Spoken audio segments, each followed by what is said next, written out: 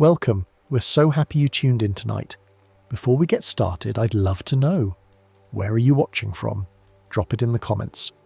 Now, let's get comfortable and drift into deep, peaceful sleep together. Coral reefs are underwater ecosystems built largely by corals over long periods of time. When you picture a coral reef, you might imagine bright colours, busy fish, and intricate structures rising from the ocean floor. But at its heart, a reef is something quieter than that initial impression suggests. It's a construction project that has been underway for thousands of years, built by creatures so small you could hold dozens of them in your palm. These structures don't appear overnight. They accumulate slowly, steadily, one tiny addition at a time, like a wall being built one grain of mortar at a time, one small stone placed carefully next to another. The reef grows in silence, in darkness, and in light, beneath waves that roll overhead without hurrying the process along. Corals themselves are animals, not plants, even though they can look plant-like when you see them swaying gently in the current or branching upward toward the light. This surprises many people at first.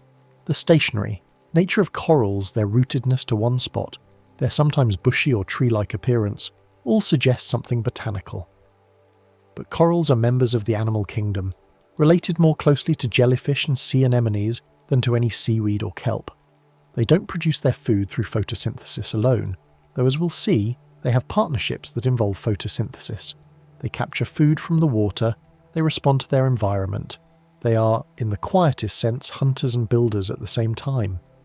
Many reef-building corals live in colonies made of many tiny individuals.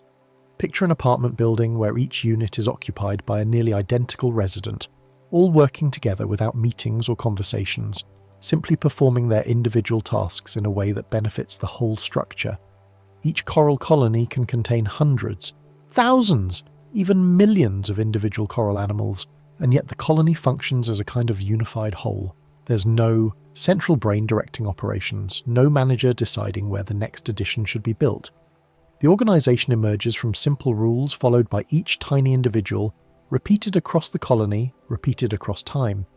Each tiny coral animal is called a polyp. This word might sound technical, but it simply refers to the individual unit of coral life. A polyp is small, often just a few millimetres across, though some species have larger polyps. If you could shrink down and observe a single polyp up close, you would see a simple body structure, a tubular form, a mouth surrounded by tentacles, and a base that connects to the skeleton below. The polyp is soft-bodied, vulnerable on its own, but it doesn't live on its own. It lives in community, surrounded by other polyps that are often genetically identical clones of one another, all budded off from parent polyps in a slow process of colony expansion. Polyps often have tentacles that help them catch tiny food from the water. These tentacles can extend outward, waving gently in the current like small fingers reaching into the passing water. The tentacles are equipped with specialized stinging cells, similar to those found in jellyfish, though typically much milder. When a piece of plankton drifts close enough, the tentacles can capture it, draw it toward the polyp's mouth, and begin the process of digestion. This feeding often happens at night, when many types of plankton are more active in the water column, and when the polyp can extend its tentacles more fully without the risk of being disturbed by fish or other daytime activity. Reef-building corals make hard skeletons, usually from calcium carbonate. This is the same material found in chalk, in limestone, in seashells. The coral polyp secretes this material at its base, building a cup-like structure called a corallite, within which the polyp sits. The skeleton is external, unlike the internal skeletons of vertebrates. The polyp lives on top of its skeleton, continually adding to it from below, lifting itself slightly higher over time. The calcium carbonate is drawn from the seawater itself, where calcium ions and carbonate ions are dissolved. The polyp facilitates a chemical reaction that brings these ions together into a solid mineral form, depositing it in precise layers that form the architecture of the reef. Over time, these skeletons accumulate and form the reef structure. When a polyp dies, its skeleton remains. New polyps can settle on top of old skeletons, adding their own layers. Colonies grow upward and outward, branching and mounding according to their species' growth pattern. The reef becomes a layered record of life and growth, with the living tissue forming only a thin veneer on the surface, and beneath it, countless layers of skeleton produced by generations of polyps that lived years, decades, centuries ago. The reef is, in this sense, mostly made of the past. The present is only the newest, thinnest layer, but it's the layer that continues the building process. Coral reefs are often found in warm, shallow, clear ocean waters. Temperature matters because corals, like many marine creatures, are sensitive to the temperature of their environment. Most reef-building corals thrive in water that stays between roughly 23 and 29 degrees Celsius, warm enough to support their metabolism and the metabolism of their algal partners, but not so hot that stress begins to set in. Shallow water matters because light is essential for many reef-building corals, due to their relationship with photosynthetic algae. Light penetrates best in the upper layers of the ocean, where the water is only a few meters to a few dozen meters deep. Clear water matters for the same reason. Sediment and particles in the water scatter and absorb light, reducing the amount that reaches the coral and its algae. In murky water, the partnership that powers reef growth becomes less efficient. Reefs can support a huge variety of life in a relatively small area. Walk through a tropical forest and you will find immense biodiversity, but the biodiversity of a coral reef, measured per square meter, can rival or even exceed that of the forest. Fish of every shape and size weave through the coral branches. Invertebrates cling to surfaces, burrow into crevices, filter water, scavenge scraps. Algae coat the rocks, seagrasses may grow nearby, sponges rise in colourful tubes and mounds. The three-dimensional structure of the reef creates niches, small and large, each one a potential home or feeding ground. The complexity of the habitat allows for complexity in the community, a principle familiar from ecosystems on land but especially concentrated in the reef environment. A calm way to picture a reef is as a slow-growing city built one small room at a time. Imagine a city where construction never stops, but also never rushes. Each building is added brick by brick with no machinery, no cranes, just the patient work of tiny builders who do the same task every day. The city grows outward and upward, its layout determined not by a master plan but by the accumulated decisions of countless small actors. Some neighbourhoods are dense and intricate, others are more open and sturdy. The city provides housing, food sources, shelter from danger. It becomes a hub for activity, attracting residents from far and wide. And yet, if you sit quietly and watch, the growth is almost imperceptible. You would need to return year after year to notice the change. Now that we've met the reef itself, we can drift closer to the coral polyps, those tiny builders working quietly together. Understanding the polyp is essential to understanding the reef, because the polyp is both the living organism and the architect of the structure. It is easy to think of the reef as a static thing, a geological feature, but in truth it is the cumulative result of biological activity. Every curve, every branch, every pore in the reef's surface was shaped by a living polyp or a colony of polyps responding to their environment. A coral polyp is a small animal related to jellyfish and sea anemones. All three belong to a group called cnidarians, a name derived from the Greek word for nettle, referring to the stinging cells these animals possess. Cnidarians have a simple body plan compared to many other animals. They lack a brain, though they have a nerve net that allows them to sense and respond to stimuli. They lack complex organs, relying instead on a single body cavity that serves as a gut. Despite this simplicity, they have been successful for hundreds of millions of years, adapting to environments from the open ocean to tidal pools to the deep sea. Polyps live inside a cup-like part of the skeleton they build. This cup, the corallite, is tailored to the polyp's body. The polyp sits within it, protected on the sides and bottom, exposed at the top where its mouth and tentacles can interact with the water. The skeleton provides support and defense, a permanent home that the polyp never leaves. As the polyp grows, it adds to the skeleton's base, raising itself slightly. The corallite grows with the polyp, maintaining the protective relationship throughout the polyp's life. Many corals grow by budding, where a polyp makes a new polyp beside it.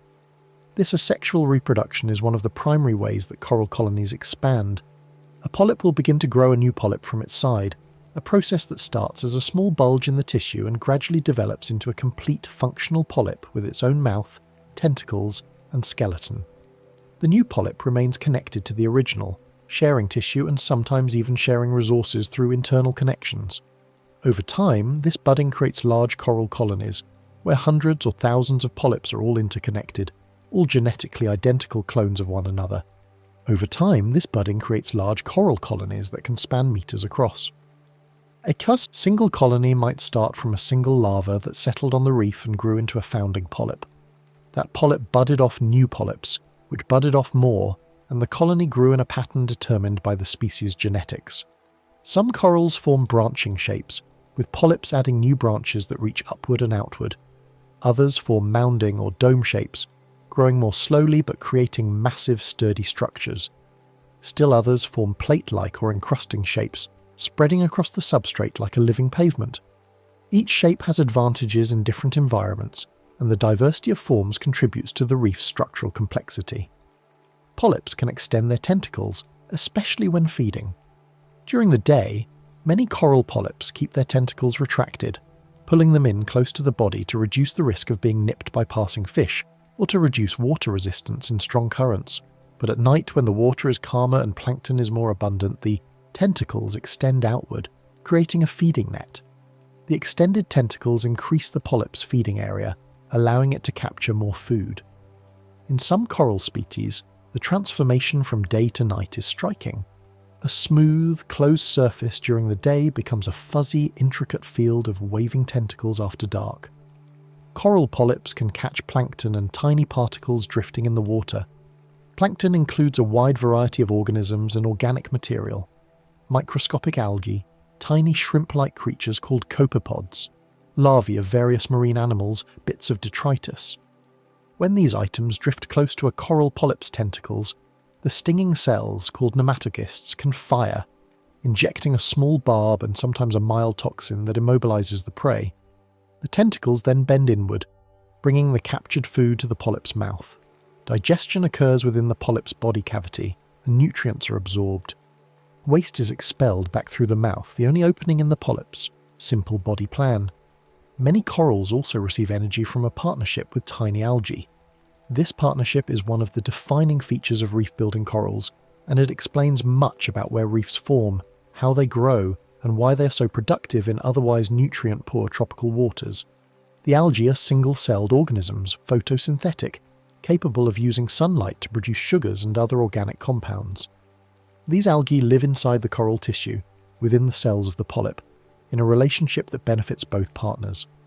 The coral provides a safe environment and access to sunlight. The algae provide the coral with a portion of the energy they produce through photosynthesis. Coral growth is usually slow, measured in centimeters per year for many species.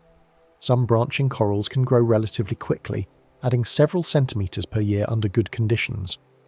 Massive mounding corals grow more slowly, sometimes only a few millimeters per year.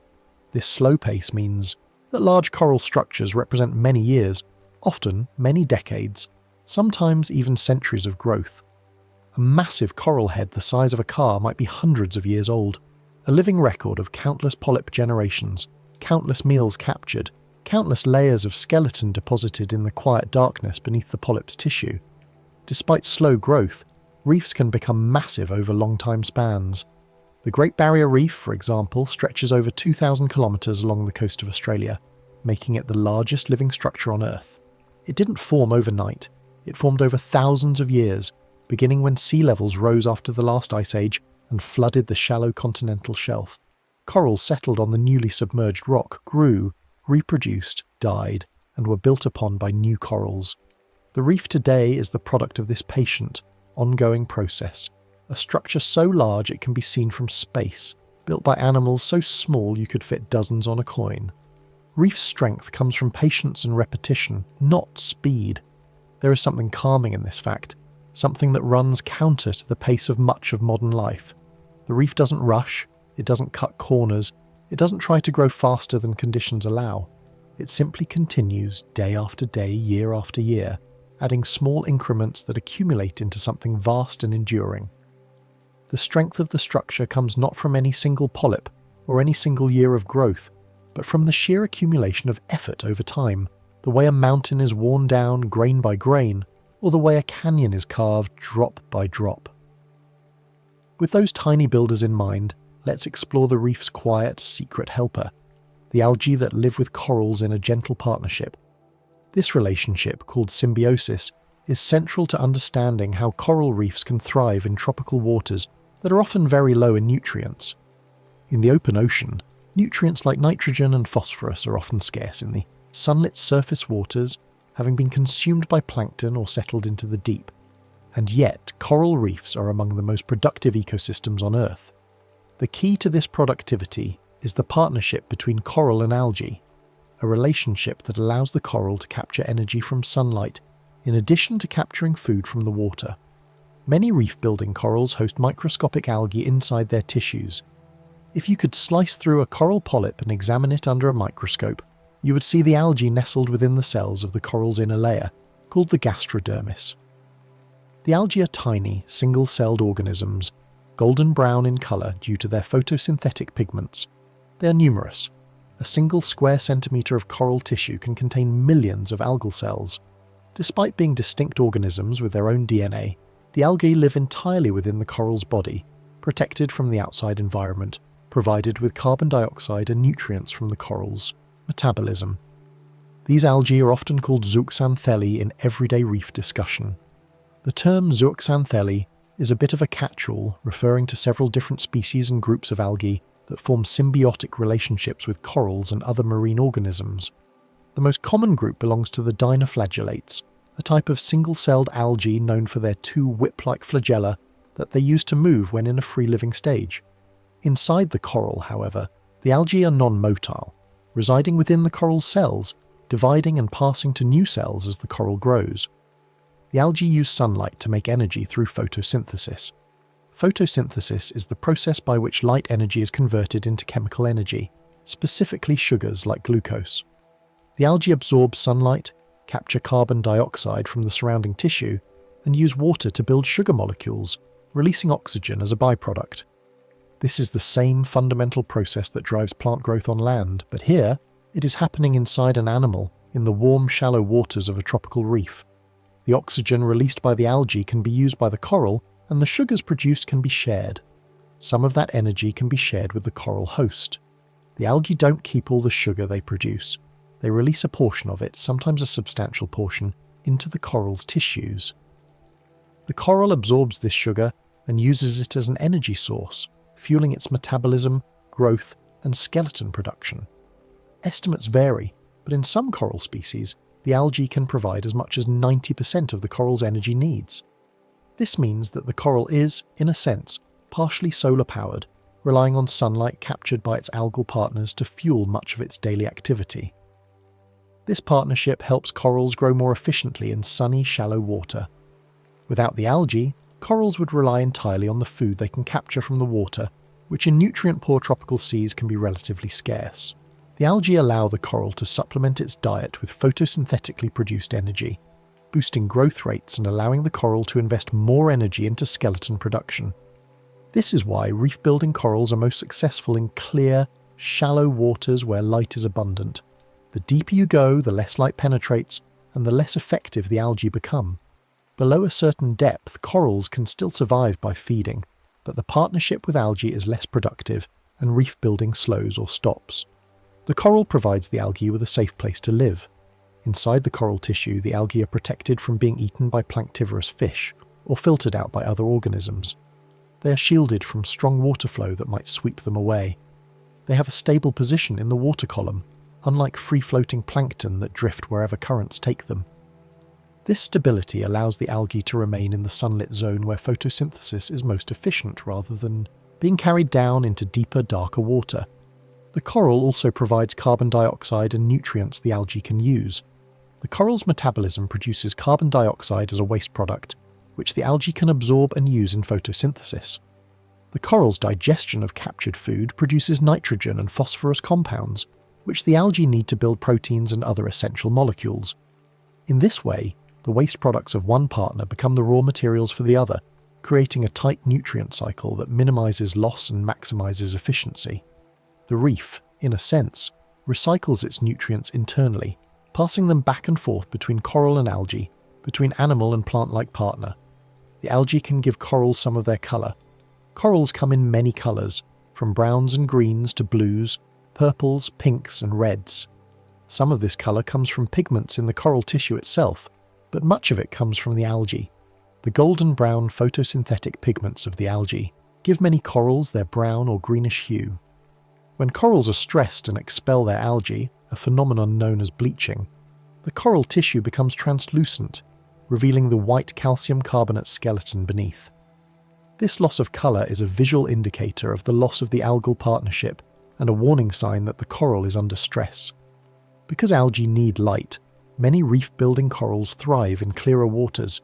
Turbidity, or cloudiness in the water, reduces light penetration.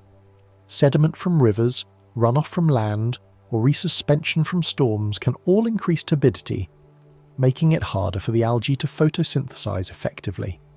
Corals in murky water may receive less energy from their algae, forcing them to rely more on feeding, which can slow growth. This is one reason why reefs near river mouths, or in areas with heavy sedimentation, may be less well developed than reefs in clear oceanic waters far from land. This relationship is like a calm teamwork loop. Shelter offered, energy shared, growth continued. The coral and algae don't negotiate. They don't communicate in any way we would recognize. The partnership is maintained by mutual benefit, by the simple fact that both organisms do better together than they would apart. The coral gains energy it couldn't easily obtain otherwise. The algae gain protection and nutrients. The reef grows because of this cooperation, layer upon layer, the result of millions of tiny partnerships playing out simultaneously across the reef's surface. Now we'll widen out to the reef environment itself, the conditions of warm water, light, and gentle currents that support reef life. Coral reefs don't form just anywhere in the ocean. They are found in specific regions where conditions are right, where the water is warm enough, clear enough, and shallow enough to support the coral-algae partnership. Understanding these environmental factors helps explain the global distribution of reefs and why they are so sensitive to changes in ocean conditions. Many coral reefs grow best in warm tropical and subtropical waters. If you were to draw the global distribution of coral reefs on a map, you would see them concentrated in a band around the equator, extending roughly 30 degrees north and south latitude. This corresponds to the warmest parts of the ocean, where surface temperatures rarely drop below 20 degrees Celsius and can reach 30 degrees or more in the summer. Temperature is critical because it affects the metabolic rates of both the coral and the algae. Warmer water within the tolerable range speeds up metabolism, allowing faster growth and more efficient energy use. Reefs are often found in shallow areas where sunlight can reach the bottom. Light intensity decreases exponentially with depth in the ocean. Even in the clearest water, only a fraction of surface light reaches depths beyond a few dozen meters. Most reef building occurs in water less than 30 meters deep, where light levels are high enough to support robust photosynthesis by the algae. Some corals can survive deeper, extending down to 50 or even 70 meters in very clear water, but these deeper corals grow more slowly and form less massive structures. The shallowest parts of the reef, just a few meters below the surface, often have the highest coral cover and the fastest growth rates, benefiting from maximum light exposure. Clear water helps sunlight travel deeper, supporting photosynthesis in reef algae. Water clarity is determined by the amount of dissolved and suspended material in the water. Sediments, plankton, dissolved organic matter, all of these scatter and absorb light. In clear oceanic water far from river inputs and with low plankton concentrations, light can penetrate deeply, supporting coral growth at greater depths. In turbid water near the coast or in areas with high runoff, light is quickly absorbed, and the productive reef zone is restricted to very shallow depths. Ocean currents can bring fresh nutrients and oxygen to reef areas. While the water around coral reefs is often low in dissolved nutrients like nitrogen and phosphorus, it is not entirely devoid of them. Currents flowing past the reef can carry plankton, organic particles, and dissolved nutrients that feed the reef community. Upwelling currents, which bring deeper, nutrient-rich water to the surface, can enhance productivity near reefs, though too much nutrient input can lead to problems like algal overgrowth. Oxygen is also important. Corals and other reef organisms need dissolved oxygen to respire, and water movement helps replenish oxygen that is consumed by the reef community. Currents also help carry away waste products from the reef. Just as a city needs a sewage system to remove waste, a reef benefits from water flow that flushes away metabolic byproducts, excess sediment, and other materials that might otherwise accumulate and harm the coral. Strong currents can bring challenges, such as increased physical stress or the risk of dislodging coral fragments, but moderate currents are generally beneficial, keeping the water fresh and well mixed. Waves can shape reef edges and influence where certain corals grow best. The reef crest, the shallowest part of the reef where waves break, is a high-energy environment. Only sturdy, wave-resistant corals can survive here, often forming low, robust shapes that can withstand the pounding surf. Below the crest, in the calmer waters of the lagoon or the fore-reef slope, more delicate branching or plate-like corals can thrive, taking advantage of the reduced wave energy to grow faster and more intricately. The physical environment shapes the coral community, and the coral community in turn shapes the physical environment, dissipating wave energy and protecting the shore. Some reefs form along coastlines, while others form around islands. Fringing reefs grow directly adjacent to the shore, forming a narrow band of coral in the shallow water near land. These are the simplest type of reef in terms of structure, and are often found around volcanic islands and along tropical coasts. As you wade from shore into the water, you move from beach to shallow reef flat to the living reef, with deeper water beyond. Barrier reefs run parallel to shore, separated by a lagoon. These reefs are farther from the coast than fringing reefs, often several kilometres offshore, with a deeper lagoon of calm water between the reef and the land. The Great Barrier Reef is the most famous example, but barrier reefs exist in many parts of the tropics. The lagoon provides a sheltered environment for different communities of marine life, including seagrass beds, patch reefs, and sandy areas. The barrier reef itself takes the brunt of the ocean's wave energy, protecting the lagoon and the coastline beyond. Atolls are ring-shaped reefs that often form around sinking volcanic islands over a long time. The formation of an atoll is a slow, geological process that can take millions of years. It begins with a volcanic island rising from the ocean floor. A fringing reef forms around the island's shore. Over time, the volcanic island begins to sink, a process driven by the cooling and subsidence of the oceanic crust. As the island sinks, the reef continues to grow upward, keeping pace with the rising relative sea level.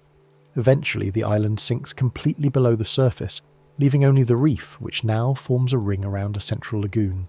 Atolls are common in the Pacific and Indian Oceans, and they provide striking visual evidence of the interplay between geological and biological processes. Reefs are shaped by both biology and geography, like a city shaped by terrain and weather. The biology determines what organisms can live there, how they grow, how they interact. The geography determines the physical template, the slope of the seafloor, the exposure to waves, the proximity to land. Together, these factors create the unique character of each reef, making no two reefs exactly alike, even as they follow similar underlying principles. With the reef's neighbourhood established, we can stroll through the residents, the fish, invertebrates, and other life that finds calm shelter in reef spaces. The coral structure itself is only part of the story. The reef is also a habitat, a three-dimensional framework that provides living space for a vast array of organisms. The complexity of the reef structure creates niches, each one a potential home, feeding ground or nursery for some species.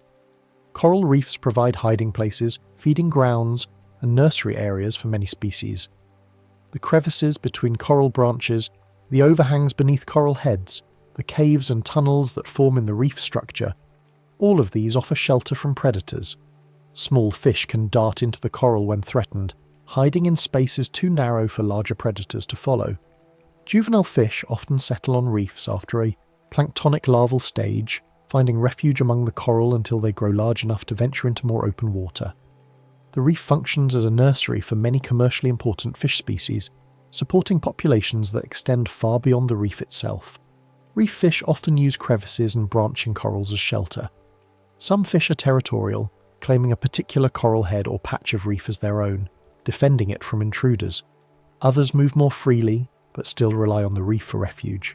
At night, many fish settle into crevices to sleep, avoiding nocturnal predators.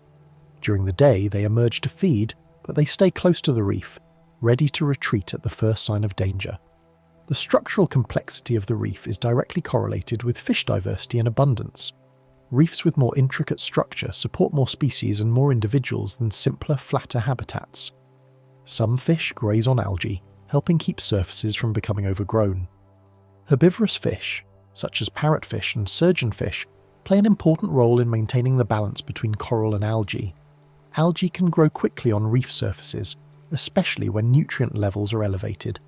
If left unchecked, algae can overgrow and smother coral, blocking light and preventing new coral larvae from settling. Herbivorous fish graze the algae down, cropping it close to the surface and preventing it from dominating the reef. This grazing is a form of ecosystem maintenance, a service provided by the fish that benefits the coral community. Sea urchins can also graze algae in some reef systems. These spiny invertebrates scrape algae from rock and coral surfaces using a specialized feeding structure called Aristotle's lantern, a complex arrangement of teeth and muscles. In some reefs, sea urchins are important herbivores, keeping algae in check. However, sea urchin populations can fluctuate dramatically. When predators are removed or when disease strikes, urchin populations can explode, sometimes grazing so intensely that they erode the reef surface itself. The balance between herbivores and algae, between grazing and growth, is delicate and can shift in response to changes in the ecosystem. Many invertebrates live on reefs, including shrimp, crabs, and sea stars. Invertebrates are animals without backbones, and they make up a large portion of reef biodiversity. Shrimp hide in coral branches and crevices, some of them forming cleaning stations where fish come to have parasites removed.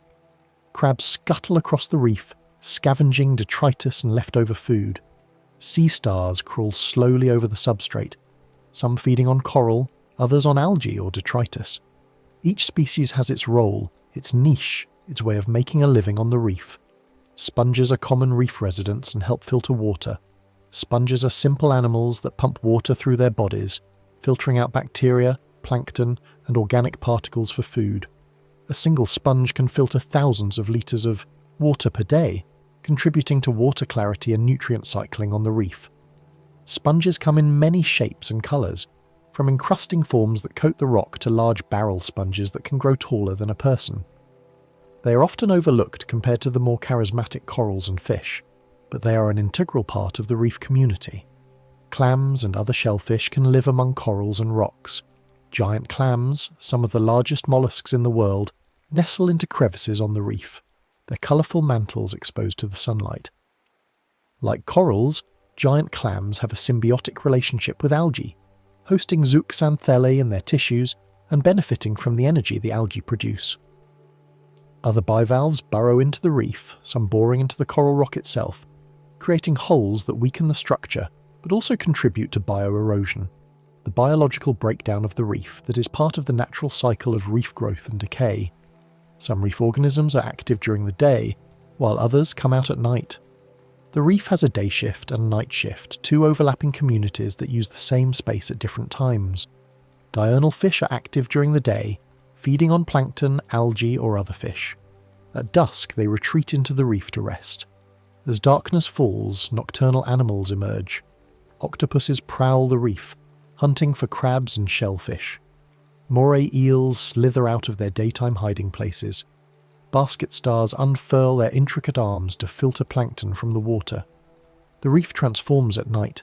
The cast of characters changes, but the underlying structure remains the same, providing a stage for both shifts. Reefs can be busy with life, but the daily rhythm often repeats gently. There is activity, yes, but it is not chaotic. Fish move in patterns, feeding at certain times, resting at others. Tides rise and fall, bringing slight changes in water depth and current. The sun rises and sets, driving the daily cycle of light and dark that structures the lives of so many reef organisms. There is a predictability to it, a rhythm that repeats day after day, year after year, a comforting constancy that is part of the reef's character. A reef community is like a quiet neighbourhood, where many species share the same safe spaces. There is competition certainly for food, for space, for mates. There is predation, the endless cycle of hunter and hunted.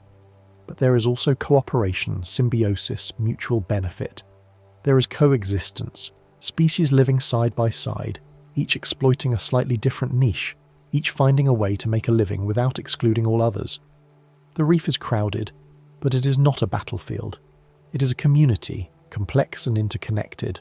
where the fortunes of one species can affect many others, where the whole is greater than the sum of its parts. Now we'll look at reef food webs, where energy moves through the system in calm loops rather than sharp stories. A food web is a map of who eats whom, a diagram of energy, flow through an ecosystem. On a coral reef, the food web is intricate with many pathways and connections. Energy enters the system primarily through photosynthesis, both by the zooxanthellae in corals and by free-living algae, and also through the capture of plankton from the water. From there, energy flows through grazers, predators, scavengers, and decomposers, cycling and recycling until it is eventually lost as heat or exported from the reef. Reef food webs often begin with sunlight captured by algae and other photosynthetic organisms. The sun is the ultimate energy source for most life on Earth, and the reef is no exception. Photosynthetic organisms convert light energy into chemical energy, building sugars and other organic molecules that serve as fuel for themselves and for the animals that eat them.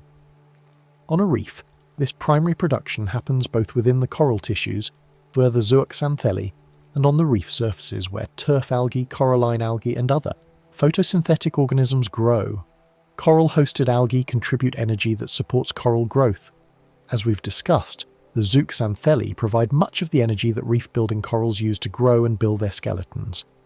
This energy doesn't just stay within the coral. When coral polyps produce mucus, some of that mucus is released into the water, where it can be consumed by other organisms. When coral tissue is damaged or grazed, that organic material enters the food web. The energy captured by the zooxanthellae ripples outward, supporting not just the coral but also the wider community. Plankton in the water also provides food for many reef animals. Plankton includes both phytoplankton, which are photosynthetic, and zooplankton, which are animals or animal larvae. Plankton drifts with the currents, and reefs, with their complex structure, can act as plankton traps, capturing drifting organisms from the water. Corals feed on plankton, as do many other reef animals. Filter feeders, like sponges, clams, and feather stars, capture plankton from the water column. Planktivorous fish, such as damselfish and fusiliers, pick individual plankton items from the water as they drift past. Small fish may feed on plankton drifting past the reef. These planktivorous fish often form schools, hovering above the reef in the current, picking off zooplankton as it flows by. The fish position themselves where the current brings a steady supply of food, reducing the energy they need to spend searching.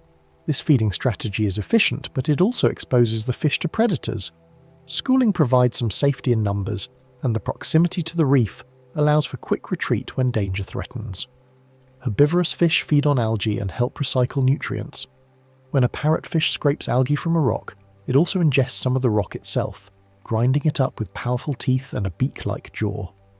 The fish digests the algae, extracting nutrients, and excretes the inorganic material as fine sand. This process contributes to the production of beach sand on tropical islands. The nutrients in the algae are absorbed by the fish, fueling its growth and metabolism, and eventually return to the reef through the fish's waste or when the fish itself is eaten or dies. Predatory fish may feed on smaller fish, balancing populations over time. Predators like groupers, snappers, and sharks occupy the upper levels of the reef food web. They help control the populations of prey fish, preventing any one species from becoming too abundant. This predation pressure can influence prey behavior, making prey fish more cautious, more likely to stay close to shelter, more vigilant. The presence of predators shapes the structure of the prey community, a phenomenon known as top-down control. Many reef creatures are scavengers that clean up leftover material. When a fish dies, its body doesn't go to waste. Scavengers like crabs, shrimp, and small fish quickly find the carcass and consume it, recycling the nutrients back into the living community. Detritus, the bits and pieces of organic material that settle on the reef, is consumed by detritivores, animals specialized for feeding on this material. Nothing is wasted on the reef. Energy and nutrients are cycled and recycled, passed from organism to organism until nearly all the value has been extracted. Decomposers like bacteria help break down organic matter into nutrients. Bacteria are microscopic, but they are present in vast numbers on the reef, coating surfaces, living in sediment, floating in the water. They break down complex organic molecules into simpler forms, releasing nutrients like nitrogen and phosphorus that can be taken up by algae and other photosynthetic organisms. This decomposition closes the nutrient loop, returning elements to forms that can be used again by primary producers, keeping the system productive even in nutrient-poor waters. This recycling helps the reef remain productive even in nutrient-poor tropical waters. The tropical oceans are often described as biological deserts, places where the surface waters are clear and blue precisely because they lack the nutrients that would support large blooms of plankton. And yet, reefs thrive in these waters. The key is efficiency. Reefs are very good at capturing and retaining nutrients, passing them from organism to organism, recycling them through the food web, minimizing loss to the surrounding ocean. The reef is a nutrient oasis in a nutrient desert, maintaining high productivity through tight internal cycling. The reef's energy system is like a slow, steady circle, sun to life to nutrients and back again. Energy flows in one direction, from the sun through photosynthesis to herbivores to predators, eventually dissipating as heat. But nutrients cycle, moving from organism to organism, from living tissue to waste to decomposition to uptake, around and around. The reef is powered by sunlight, but sustained by recycling, a closed-loop system that wastes little and uses much. With those gentle cycles in place, we can drift into coral growth itself, how reefs build their layers, slowly and steadily. The physical structure of the reef, the massive accumulations of limestone that form islands and atolls, is the product of countless coral polyps secreting calcium carbonate over long periods of time. Understanding how this process works, at the level of individual polyps and at the level of entire reef systems, helps us appreciate the scale and patience of reef building. Reef-building corals deposit calcium carbonate to create their hard skeletons. The process is called calcification, and it requires energy. The coral polyp takes calcium ions and carbonate ions from the seawater and combines them to form calcium carbonate, which is deposited as aragonite, a crystalline form of calcium carbonate, at the base of the polyp. This deposition is controlled by the coral cells and occurs at specific sites where the skeleton is being built. The exact mechanisms are still being studied, but it is clear that the process is linked to the coral's metabolism and is enhanced by the presence of zooxanthellae. The skeleton acts like a foundation that stays after the polyp moves or dies. The calcium carbonate skeleton is permanent in the sense that it doesn't dissolve or decay quickly. When a polyp dies, its skeleton remains, a hard structure that can persist for years, decades, centuries. New polyps can settle on old skeletons, or existing polyps can grow over them, incorporating them into the living reef. The reef, therefore, is a structure where the past supports the present, where the accumulated skeletons of former generations provide the foundation for the living tissue of today. New coral polyps can grow on older skeleton layers, adding height and complexity. As a coral colony grows, it leaves behind a trail of skeleton. Branching corals add new branches at their tips, leaving a skeletal trunk behind. Massive corals add layers like tree rings, expanding outward and upward. The colony grows taller, broader, heavier, all from the incremental addition of calcium carbonate by individual polyps.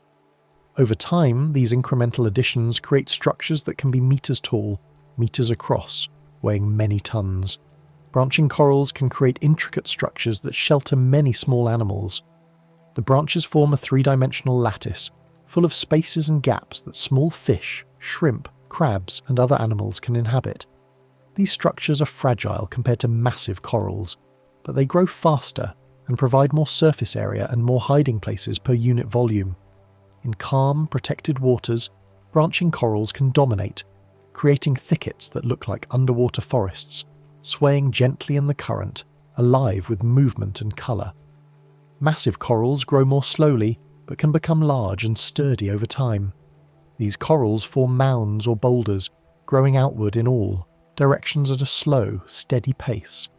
A massive coral head might grow only a few millimeters per year, but it can live for centuries, eventually becoming a structure several meters across. These corals are more resistant to storm damage than branching corals, and they often dominate in high-energy environments where waves and currents are strong.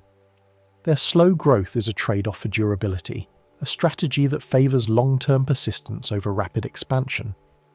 Reef growth often happens in layers, like slow stonework built by tiny hands.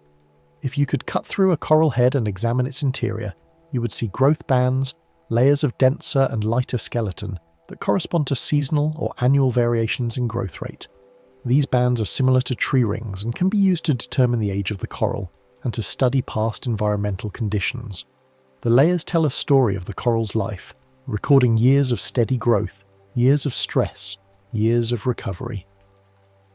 Broken coral. Pieces can sometimes become new growth sites if they settle in suitable places. Coral fragments broken off by storms or other disturbances don't necessarily die. If a fragment lands in a suitable location, where it won't be buried by sediment or swept away by currents, it can survive, attach to the substrate, and begin growing again. This process, called fragmentation, is a form of asexual reproduction that allows corals to colonize new areas and recover from damage. Some corals are more prone to fragmentation than others, and in some reef systems, fragmentation is an important means of reef expansion. Over long time spans, reefs can grow into large formations visible from above. The Great Barrier Reef, as mentioned, is visible from space. Other reefs form entire archipelagos of islands, rings of coral sand and rock enclosing lagoons.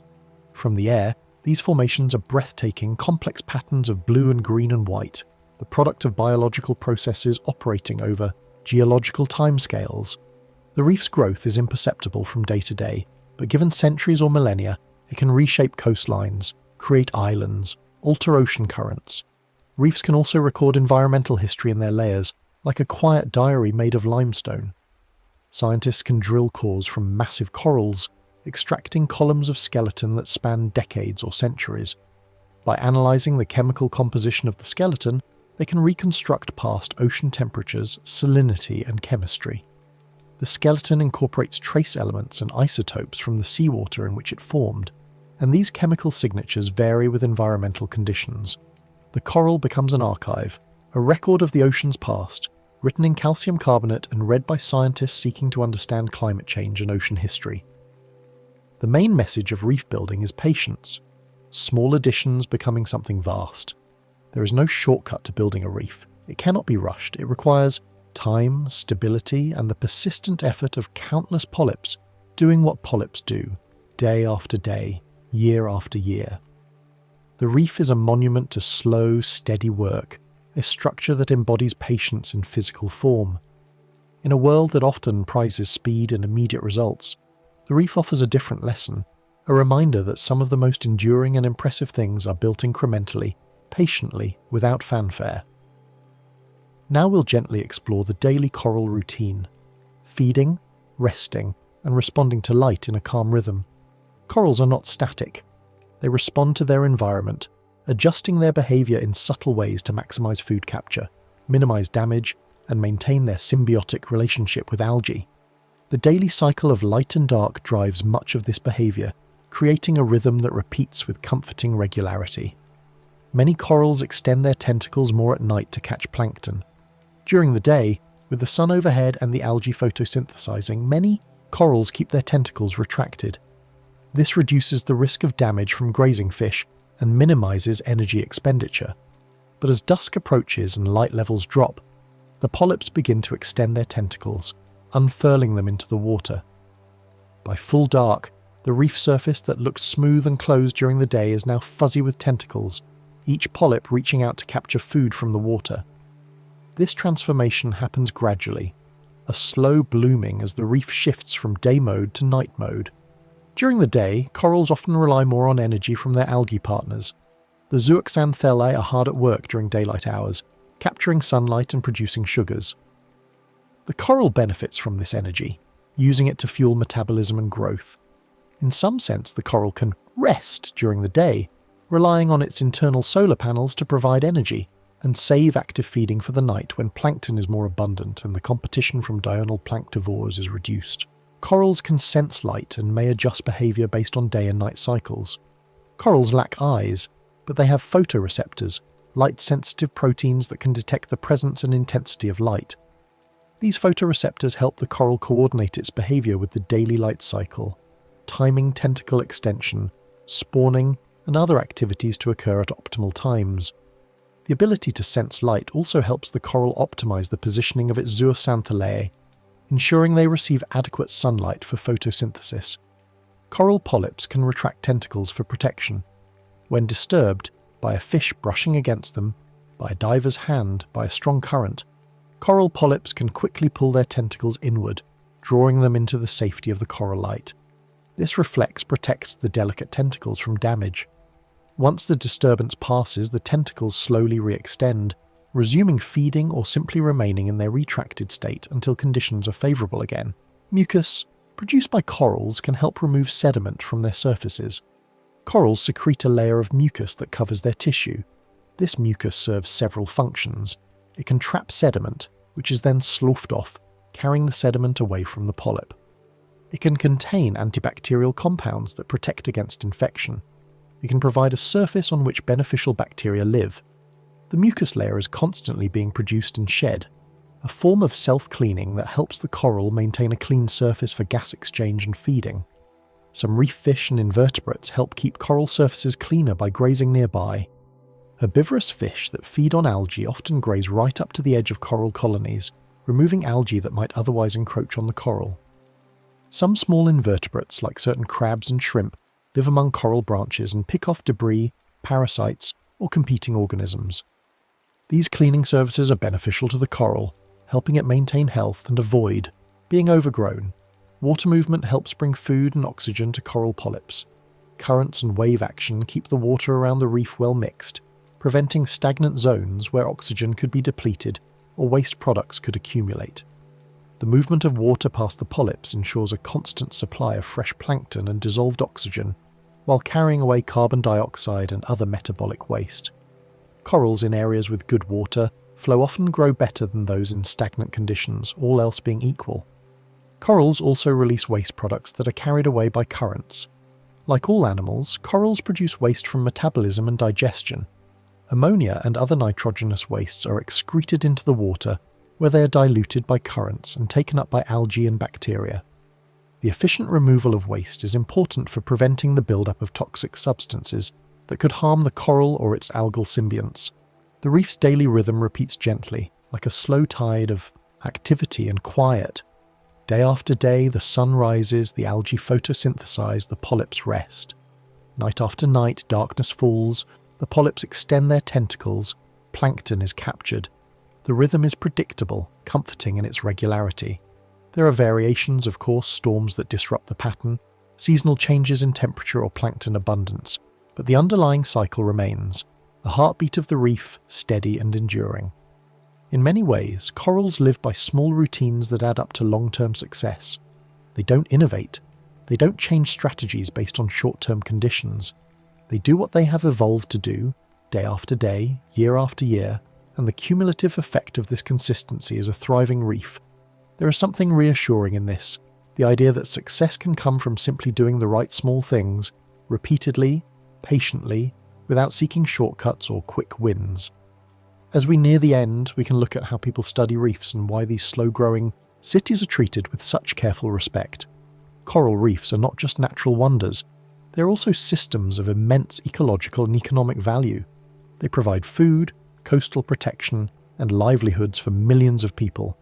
They are centres of biodiversity, home to species found nowhere else on Earth. And they are vulnerable, sensitive to changes in temperature, water quality, and other environmental factors. Understanding reefs, monitoring their health, and protecting them for the future are goals that drive much of marine science. Marine scientists study reefs using diving surveys, cameras, and underwater mapping tools. Researchers put on scuba gear and descend to the reef, swimming transects, taking notes, identifying species, measuring coral cover and fish abundance. Underwater cameras capture images and video that can be analysed later, providing a permanent record of the reef's condition. Mapping tools, including sonar and photogrammetry, create detailed three-dimensional models of reef structure, allowing scientists to track changes in reef shape and size over time. Some reefs are monitored over years to track changes in growth and species presence. Long-term monitoring programs return to the same sites year after year, documenting how the reef changes. This long-term perspective is essential for understanding reefs, which change slowly under normal conditions and can take years to recover from disturbances. By comparing data from different years, scientists can detect trends, identify stressors, and assess the effectiveness of conservation measures. scientists measure coral cover, fish populations, and water conditions to understand reef health. Coral cover, the percentage of the reef surface covered by living coral, is a common metric of reef health. Declines in coral cover can indicate stress from bleaching, disease, or physical damage.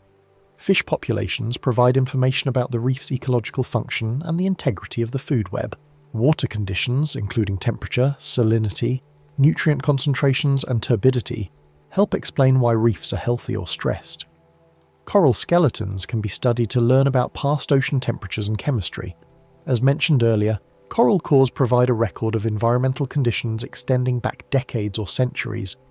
By analysing the ratios of different oxygen isotopes in the skeleton, scientists can estimate past sea surface temperatures.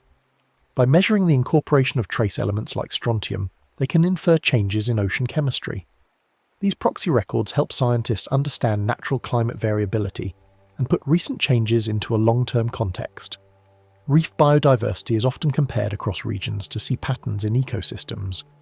Reefs in different parts of the world have different assemblages of species, shaped by geography, history, and local environmental conditions. Comparing reefs in the Caribbean to reefs in the Pacific, for example, reveals differences in species richness, dominant coral types, and ecological dynamics. These comparisons help scientists understand the factors that control biodiversity and predict how reefs might respond to future changes. Some reefs are protected areas where fishing and human impact are limited. Marine protected areas, or MPAs, are regions where human activities are restricted to conserve the ecosystem. In some MPAs, all fishing is banned. In others, only certain types of fishing are allowed. Protected reefs often have higher coral cover, more fish, and greater biodiversity than unprotected reefs, demonstrating the benefits of conservation. These areas also serve as reference sites, showing what reefs can look like in the absence of heavy human pressure. Reef restoration efforts can include growing corals in nurseries and transplanting them carefully. When reefs are damaged, either by storms, bleaching, or human activities, active restoration can help speed recovery. Coral fragments are collected and grown in underwater nurseries, structures where they can grow without being disturbed by predators or buried by sediment. Once the fragments have grown large enough, they are transplanted back onto the reef, where they can continue to grow and eventually reproduce. Restoration is labour-intensive and cannot replace the lost complexity of a mature reef, but it can help jumpstart recovery and maintain coral populations. Research on reefs often emphasises patience, because reefs change slowly. Unlike some ecosystems where change can be rapid and dramatic, reefs operate on a timescale that can frustrate researchers accustomed to quick results. A study of reef growth might require decades of data. A restoration project might not show significant success for years. But this slow pace is part of what makes reefs reefs.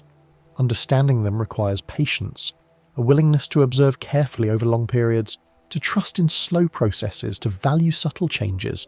Many reef questions are answered through long-term observation rather than quick experiments. While experiments have their place in reef science, much of what we know about reefs comes from simply watching, from returning to the same sites again and again, from documenting what is there and how it changes. This observational approach is well suited to systems that change slowly and where interventions might have unintended consequences. It is a humble approach, one that acknowledges that we are still learning, that reefs are complex and not fully understood. The way reefs are studied matches their nature, calm, careful, and steady over time. There is a harmony between the subject and the method, between the reef's slow growth and the patient observation of scientists who dedicate careers to understanding these systems. The work is not flashy. It involves long hours underwater, careful data entry, meticulous analysis. But it is important work that contributes to the conservation of some of the most valuable ecosystems on the planet. Now we'll bring the reef back to bedtime scale, considering slow growth, gentle teamwork, and the soothing comfort of steady patterns. Coral reefs, for all their complexity and diversity, can also be a source of calm contemplation. They embody principles that resonate with a restful mindset: patience, cooperation, incremental progress, rhythmic cycles. Thinking about reefs in this way can be a way to slow the mind, to step away from the hurried pace of daily life, and to find peace in the idea of slow, steady growth. Coral reefs are built by tiny animals doing small actions repeatedly. Each polyp is small, its contribution to the reef is small, its daily activities are simple and repetitive. But multiply that small contribution by millions of polyps, by thousands of years, and you get a structure of immense size and complexity. The reef is proof that small actions matter, that consistency over time can achieve what no single burst of effort could accomplish. Their beauty comes from accumulation, not sudden change. A reef is not built in a day. It is not the product of a single dramatic event. It is the result of countless small additions, each one insignificant on its own, but together creating something magnificent. This principle applies beyond reefs. Many worthwhile things in life are built slowly, through daily effort, through patience and persistence. The reef is a reminder of this, a physical embodiment of the power of accumulation.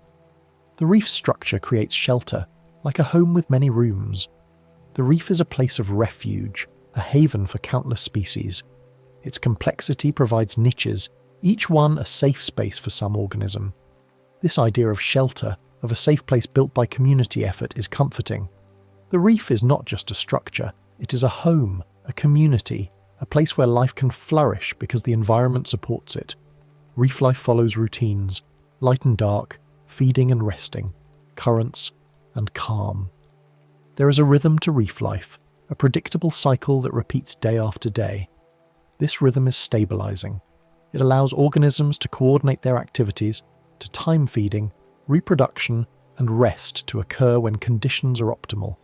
The rhythm is also soothing, a reminder that there is order in nature, that cycles repeat, that after dark comes light, after activity comes rest. The coral-algae partnership shows how cooperation can create stability. The symbiosis between coral and zooxanthellae is a relationship built on mutual benefit, where each partner contributes to the success of the other. This cooperation creates a system that is more productive, more resilient, more stable than either partner could be alone. It is a model of how working together can achieve more than working apart, a lesson that applies to human societies as much as to coral reefs. Reefs remind us that strong systems can be quiet systems. The reef does not announce its strength with noise or aggression. It sits quietly beneath the waves, enduring storms, supporting life, growing incrementally. Its strength comes from its structure, from the accumulated efforts of countless polyps, from the tight cycling of nutrients, from the cooperation between coral and algae. Strong does not have to mean loud or fast. It can mean steady, resilient, patient. Thinking about reef growth can slow the mind, like watching sand settle in clear water. There is something meditative about contemplating processes that occur on timescales far longer than our own daily experience. Imagining a coral polyp adding a thin layer of skeleton day after day, year after year, can put our own hurried activities into perspective. It can remind us that not everything needs to be rushed, that some things are worth waiting for, that patience is not passive but an active choice to trust in slow processes. Tonight, you don't have to be fast, you only have to be gentle. Just as a coral polyp doesn't rush, doesn't force growth, doesn't skip steps, you can allow yourself to rest without urgency. There is no deadline for falling asleep, no requirement to achieve anything before morning. You can simply be, like a polyp resting in its coral light, breathing slowly, existing in the quiet rhythm of night. Like a reef, rest is built in small layers, one exhale then another. Sleep doesn't come all at once.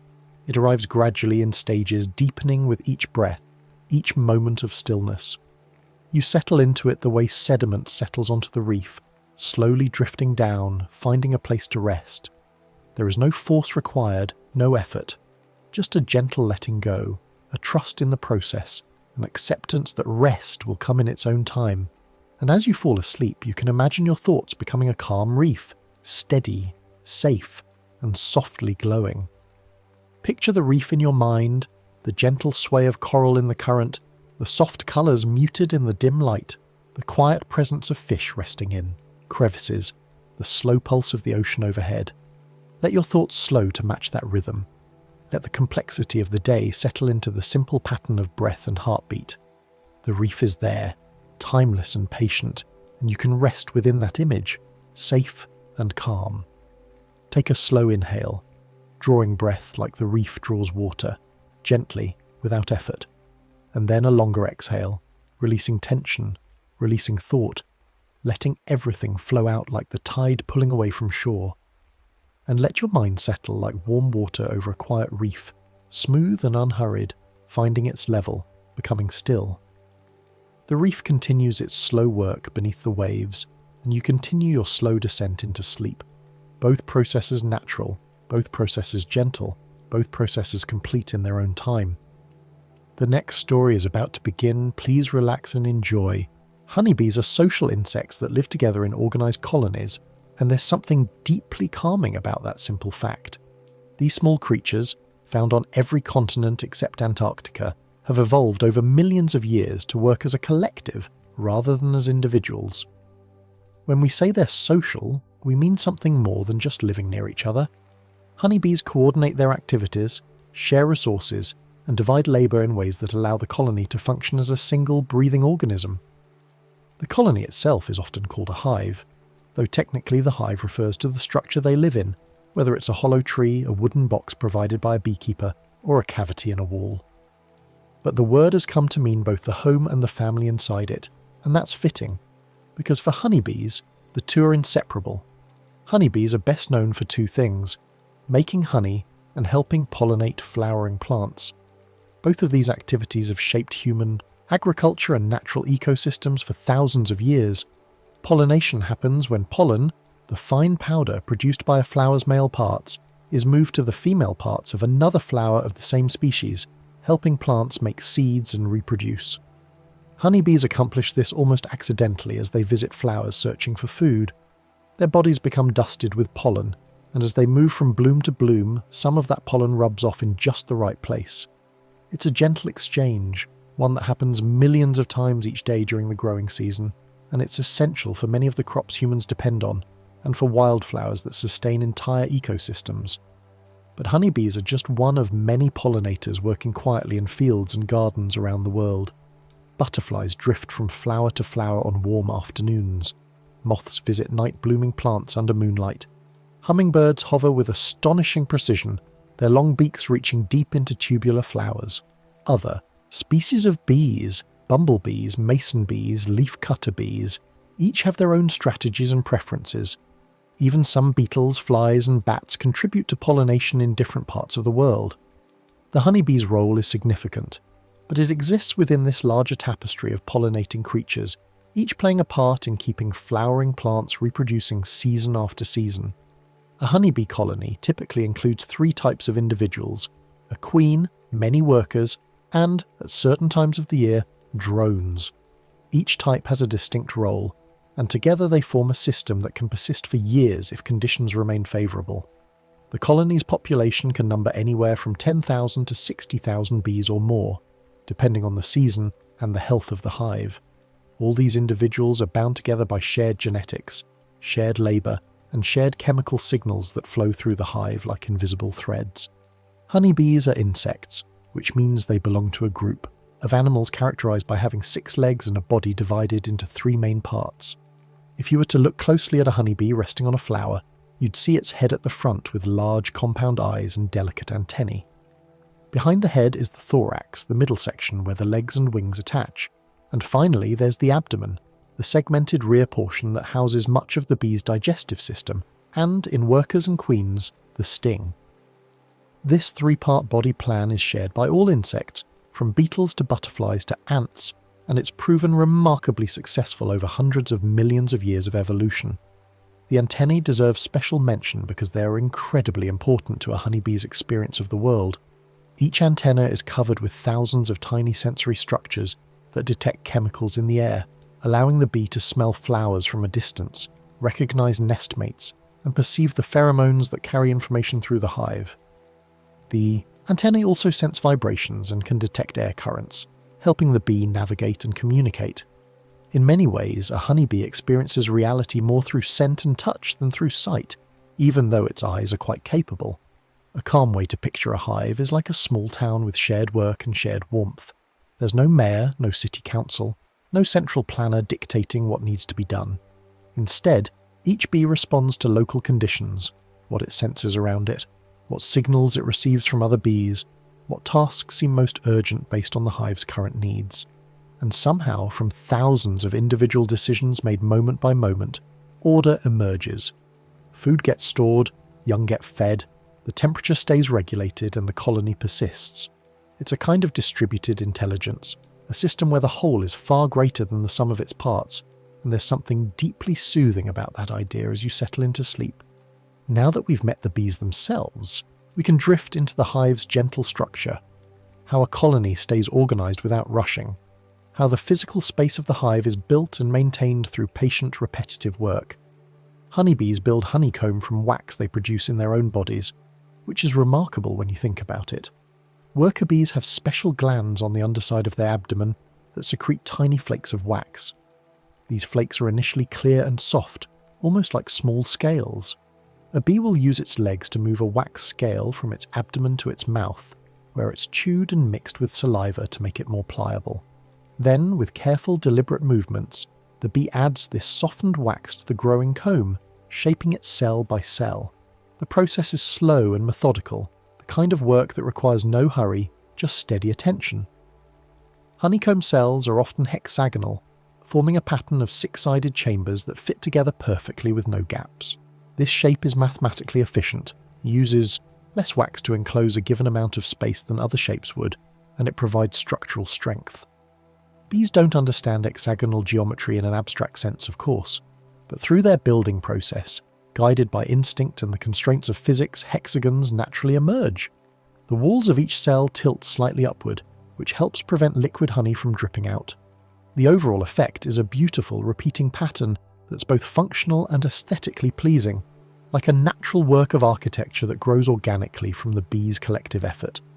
The honeycomb serves multiple purposes. It's where honey is stored after being processed from nectar. It's where pollen is packed away as a protein reserve. And it's where the next generation of bees develops, with eggs laid in individual cells that become nurseries for larvae and pupae. This multi-use approach makes the honeycomb incredibly efficient. The same basic structure, built from the same basic material, can serve as pantry, nursery, and even structural support for the hive. And because wax is produced by the bees themselves from the honey they eat, the comb is entirely renewable, a closed loop of resources that the colony manages internally. The inside of a hive is usually kept warm and steady, typically around 93 to 95 degrees Fahrenheit in the area where young bees are developing. This is warmer than most people keep their homes, and maintaining it requires constant effort, especially when the outside temperature drops. Bees have evolved several strategies for temperature regulation that don't require any technology, just cooperation and the collective heat of many small bodies working together. When it's cool outside, bees can cluster together to conserve heat. They pack tightly into a ball-shaped mass, with bees on the outside forming an insulating shell and bees on the inside staying warmer. The cluster isn't static. Bees slowly rotate positions, with colder bees from the outside gradually moving inward and warmer bees moving outward, ensuring that no individual bee gets too cold. This rotation happens continuously, a slow circulation that distributes warmth throughout the cluster. Inside the cluster, bees vibrate their flight muscles without actually flying, generating heat through muscle activity. It's the same principle as shivering in humans, but much more controlled and efficient. When it's hot, the challenge reverses. Bees can help cool the hive by fanning their wings, creating air currents that move heat out of the hive and bring cooler air in. If you've ever stood near a beehive entrance on a hot day, you might feel a faint breeze. That's the collective effort of many bees fanning in coordination. Some bees position themselves at the entrance and fan air out, while others might station themselves deeper inside to keep air circulating through the combs. It's organised ventilation, achieved without any mechanical fans or electricity, just the coordinated beating of thousands of wings. Bees may also bring water into the hive to help with cooling through evaporation. Forager bees collect water from puddles, streams, or droplets on leaves, carry it back in their honey stomachs, and distribute it throughout the hive. Worker bees spread thin films of water on the comb, and as the water evaporates, it absorbs heat from the surrounding air, cooling the hive much like sweat cools a human body. On very hot days, you might see bees making many trips to water sources, carrying back tiny amounts that collectively make a significant difference in the hive's internal climate. The hive is dark inside, nearly pitch black in the deep areas away from the entrance. Very little light penetrates through the layers of comb and the massive bee bodies, so bees rely heavily on smell and touch to navigate their home. Their antennae constantly brush against surfaces, sensing the texture of wax, the presence of other bees, and the chemical signatures that mark different areas of the hive. Smell provides a rich tapestry of information: the sweet scent of honey, the protein-rich smell of stored pollen, the distinctive odours of developing larvae, and the pheromones of the queen that permeate the colony. In this dark, fragrant world, bees move with confidence, their senses perfectly adapted to the environment they've created. A well-run hive can feel like a quiet, living building made of teamwork. Every cell of honeycomb represents hours of wax production and careful shaping. Every gram of stored honey represents multiple foraging trips, and the collective effort of many bees processing nectar. The stable temperature represents constant vigilance and the willingness of thousands of individuals to contribute their warmth or their wing beats to the common good. There's no fanfare, no celebration of achievement, just the steady hum of work continuing day after day, and that steady hum is the sound of success in the honeybee world. With the home in place, let's gently meet the three main roles in the colony: queen, workers, and drones, and understand how each contributes to the hive's continuation. The queen is the main egg layer in a honeybee colony, and in most cases, she's the only individual laying eggs. Her role is absolutely central to the colony's survival, because without a constant supply of new bees, the population would gradually decline as older workers reach the end of their natural lifespan.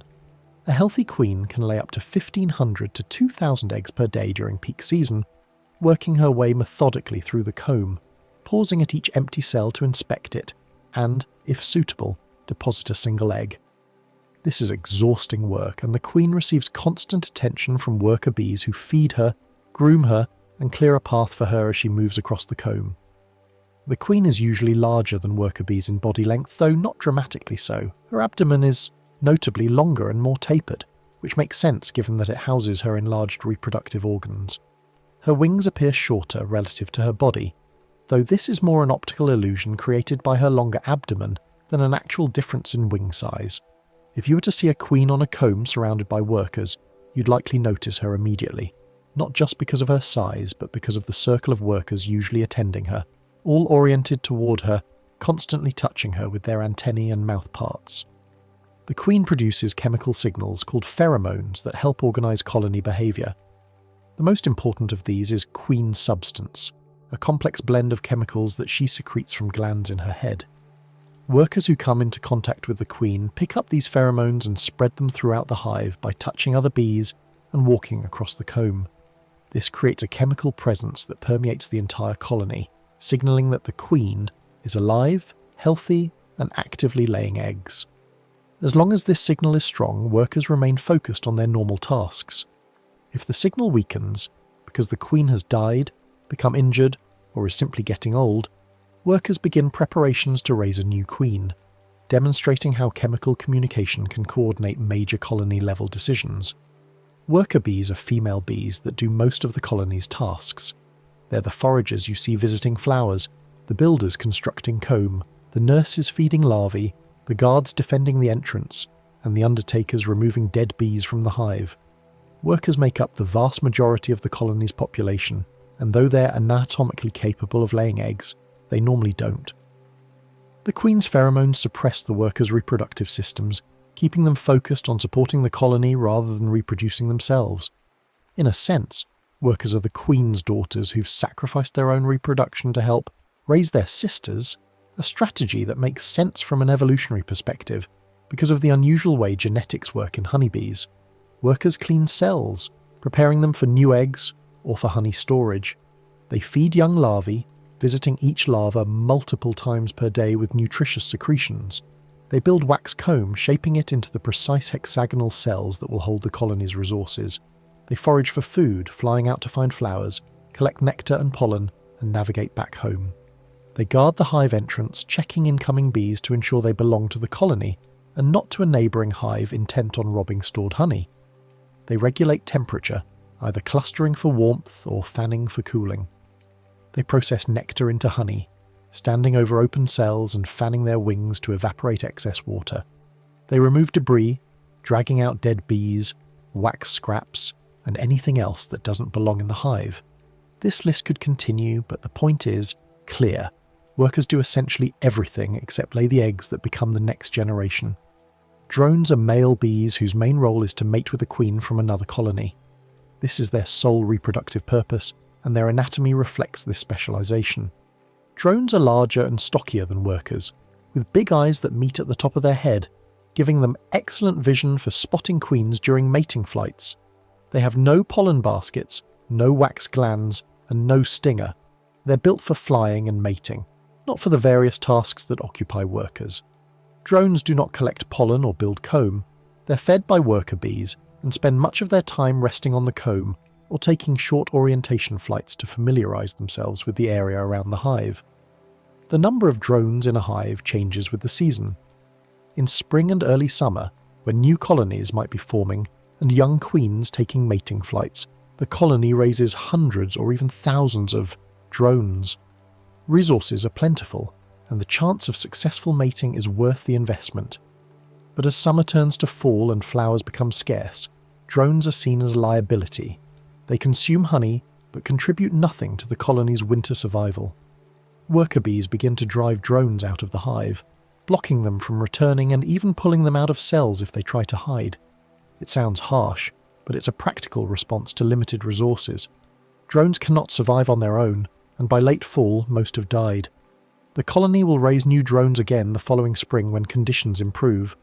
A colony's strength depends on many factors, including food supply, the health of the queen, the absence of diseases and pests, and favourable weather. A strong colony in good conditions can grow rapidly, filling box after box with comb and honey if managed by a beekeeper, or preparing to swarm if left to their own devices. A weak colony might struggle to maintain its population, falling behind in building comb or storing food, and becoming vulnerable to robbing by stronger colonies. The factors affecting colony health are interconnected. A failing queen leads to fewer young bees being raised, which leads to fewer foragers, which leads to less food collected, which weakens the remaining bees, and so on in a downward spiral. Conversely, a healthy queen, abundant flowers, and favourable weather can create a virtuous cycle of growth and prosperity. The colony works best when each role fits into the larger rhythm of the hive. Queens lay eggs, workers perform the tasks needed to support the colony, and drones await their chance to mate. No single bee understands the whole system, but each responds to the conditions around it, and from those local interactions, colony-level patterns emerge. It's a kind of bottom-up organisation, where order arises from simple rules, followed by many individuals rather than from top-down commands. And this decentralised approach has proven remarkably resilient, allowing honeybee colonies to persist for millions of years across changing climates, evolving predators, and shifting floral landscapes. Now we'll follow the gentle timeline of a worker bee's life, how jobs change with age, like a quiet routine that evolves naturally, without planning or promotion, just a gradual shift from interior work to outside foraging. Worker bees often start with tasks inside the hive when they are young, typically within the first day or two after emerging from their cells as adults.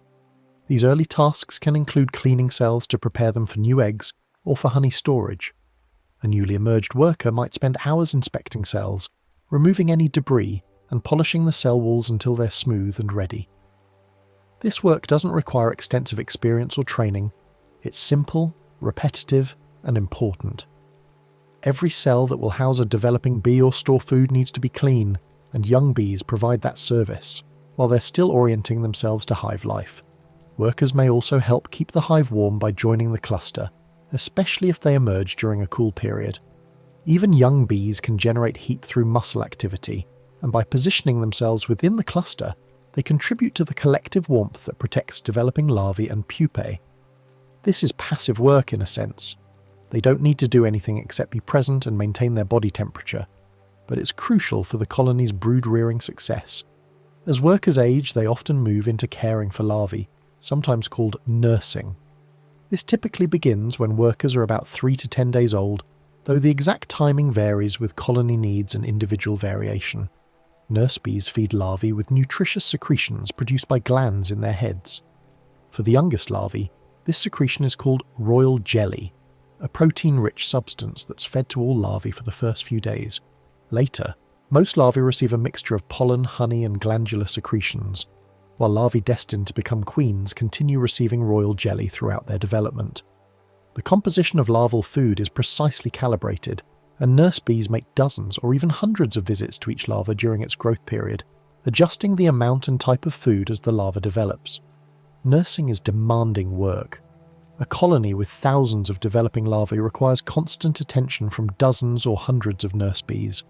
Each larva grows rapidly, increasing its weight by more than 1,000-fold in just a few days, and all that growth comes from the food provided by nurses. The nurses themselves must consume large amounts of pollen to produce the glandular secretions they feed to larvae, creating a direct link between the colony's pollen stores and its ability to raise the next generation. Later, workers may become house bees, helping build comb and store food. This transition usually happens when workers are roughly 10 to 20 days old as their wax-producing glands reach peak activity.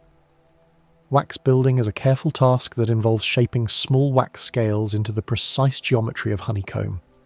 A builder bee takes a wax scale from her abdomen, chews it to make it pliable, and then adds it to the growing comb, using her mandibles and legs to press and shape it into place.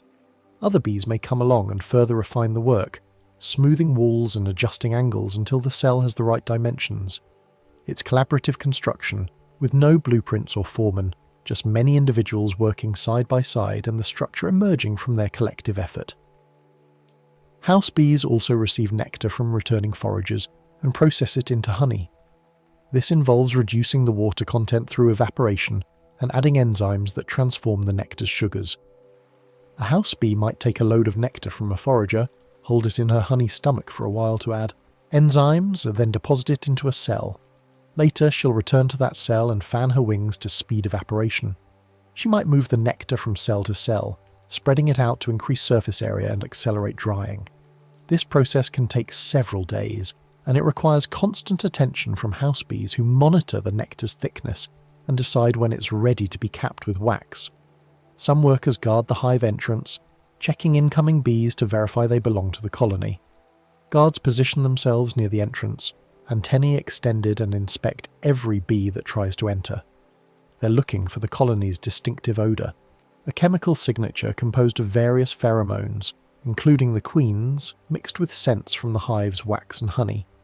Bees from the same colony share this odour, while bees from other colonies smell different. If a guard detects a foreign bee trying to enter, she'll block its path and, if necessary, grapple with it to drive it away. Guarding is most common among bees that are transitioning from house bee tasks to foraging, typically around 2 to 3 weeks old, though again, this varies with colony needs. Older workers often become foragers, leaving the hive to collect nectar, pollen, water, or resins. Foraging usually begins when workers are about 3 weeks old or older, and it continues for the rest of their lives, which might be only another week or two during busy times or several months if they emerge in late summer or fall. Foraging is the most dangerous work bees do. They face weather, predators, exhaustion, and the simple challenge of navigating to food sources that might be miles away and then finding their way home. Many foragers don't return from their flights, lost to birds, spiders, or simply wearing out their wings and falling to the ground far from the hive.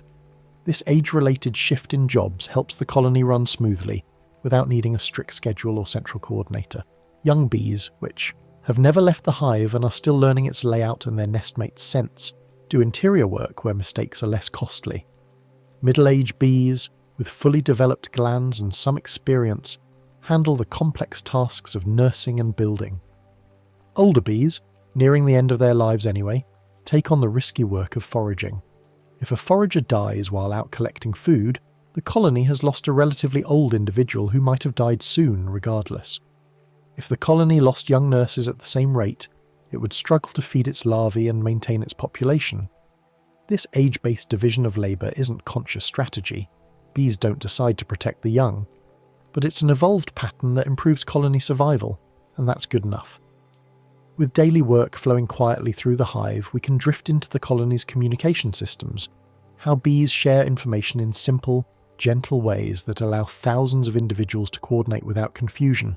Honeybees communicate using smells, movement, and contact, creating a rich exchange of information that flows constantly through the hive.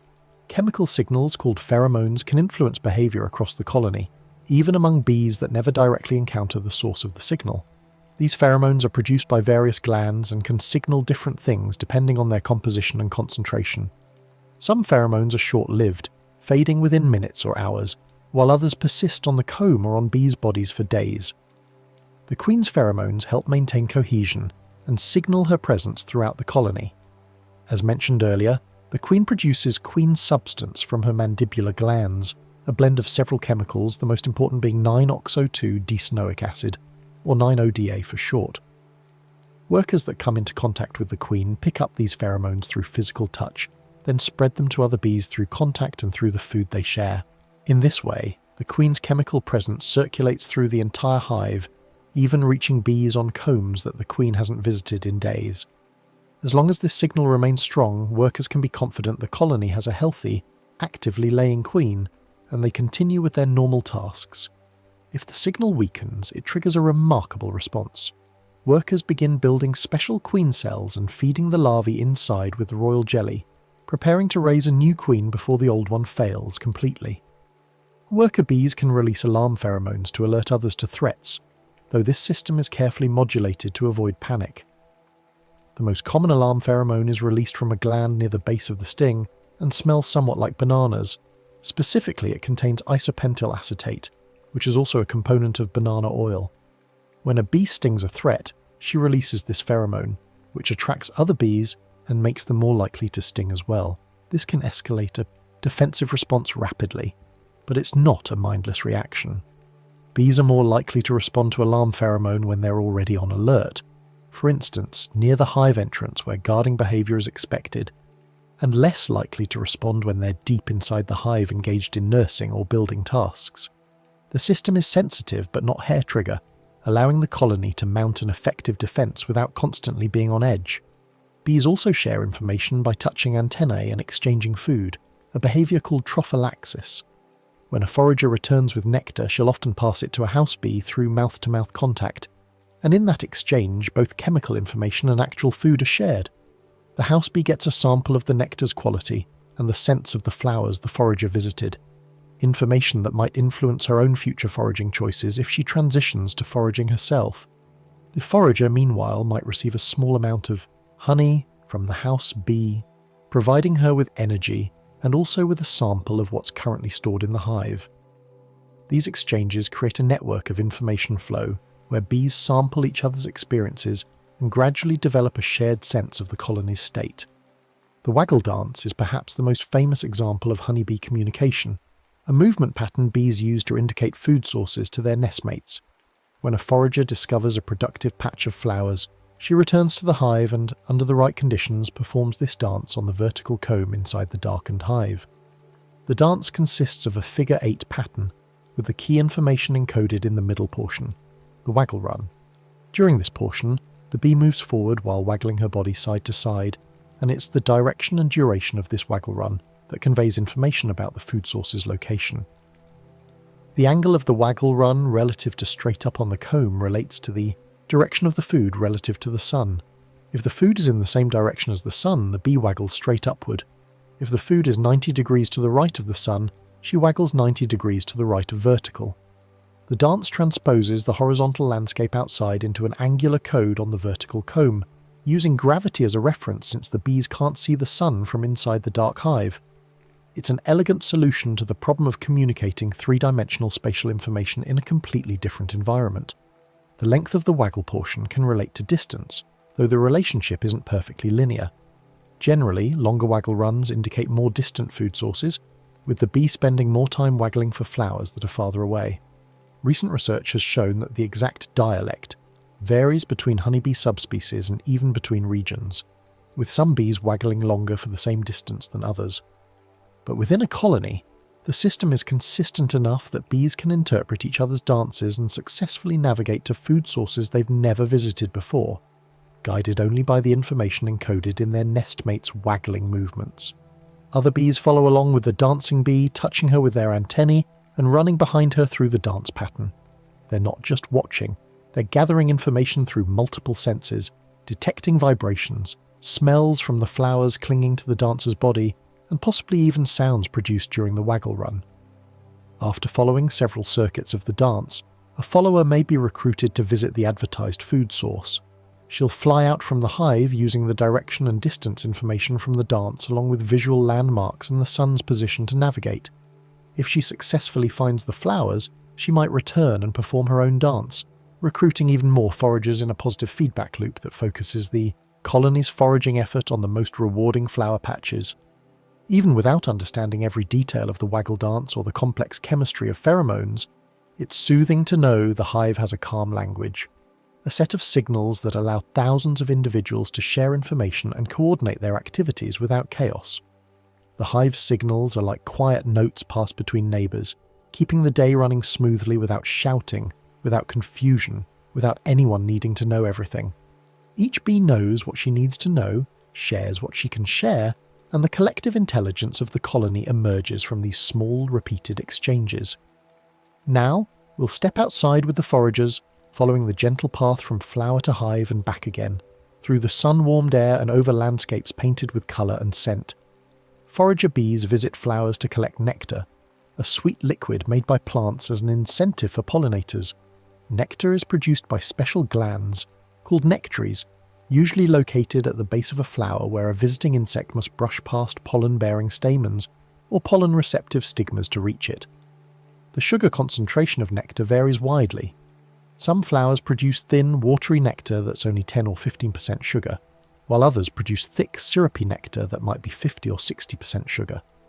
Bees show a preference for more concentrated nectar because it provides more energy for the same amount of effort, and they can sense sugar concentration using taste receptors in their mouth parts. A forager collects nectar by extending her long tongue, called a proboscis, and sucking the liquid into a special chamber in her body called the honey stomach or crop. This isn't her true digestive stomach. It's a storage tank that can be filled with nectar and later emptied back out. A bee can carry a load of nectar weighing nearly as much as her entire body, and when fully loaded she'll fly back to the hive heavy and ungainly but driven by the promise of delivering valuable resources to her colony. Nectar is carried back to the hive and eventually becomes honey through a process of transformation that involves both chemical changes and physical evaporation. But before we dive into that process, let's stay with the forager a moment longer and consider the other resources she might collect. Foragers also collect pollen, which is a key protein source for the colony. While nectar provides carbohydrates, quick energy for flight and for maintaining body temperature, pollen provides the proteins, fats, vitamins and minerals needed for growth and development. Larvae consume large amounts of pollen, processed by nurse bees, and young adult bees also eat pollen to develop their glands and build up their strength. A colony without adequate pollen can't raise healthy brood, even if it has abundant honey, so pollen collection is absolutely essential. Pollen grains stick to bees as they move among flowers, clinging to the branched hairs that cover much of a bee's body. These hairs have a feathery structure at the microscopic level, providing lots of surface area for pollen to catch on. A bee visiting flowers quickly becomes dusted with pollen, and this accidental coating is what makes pollination possible. Some of that pollen rubs off on the next flower, potentially fertilizing it. But the bee also deliberately collects pollen by grooming herself in mid-flight, or while perched on a flower. She uses her legs to brush pollen from her head, body, and legs forward and downward, gradually accumulating it into the pollen baskets on her hind legs. Pollen baskets, or corbiculum, are smooth, slightly concave areas on the outer surface of a bee's hind legs, surrounded by long, curved hairs that help hold the pollen in place. The bee moistens the pollen with a bit of nectar or honey, making it sticky, then packs it into these baskets, building up two bright pellets that can be seen easily on a returning forager.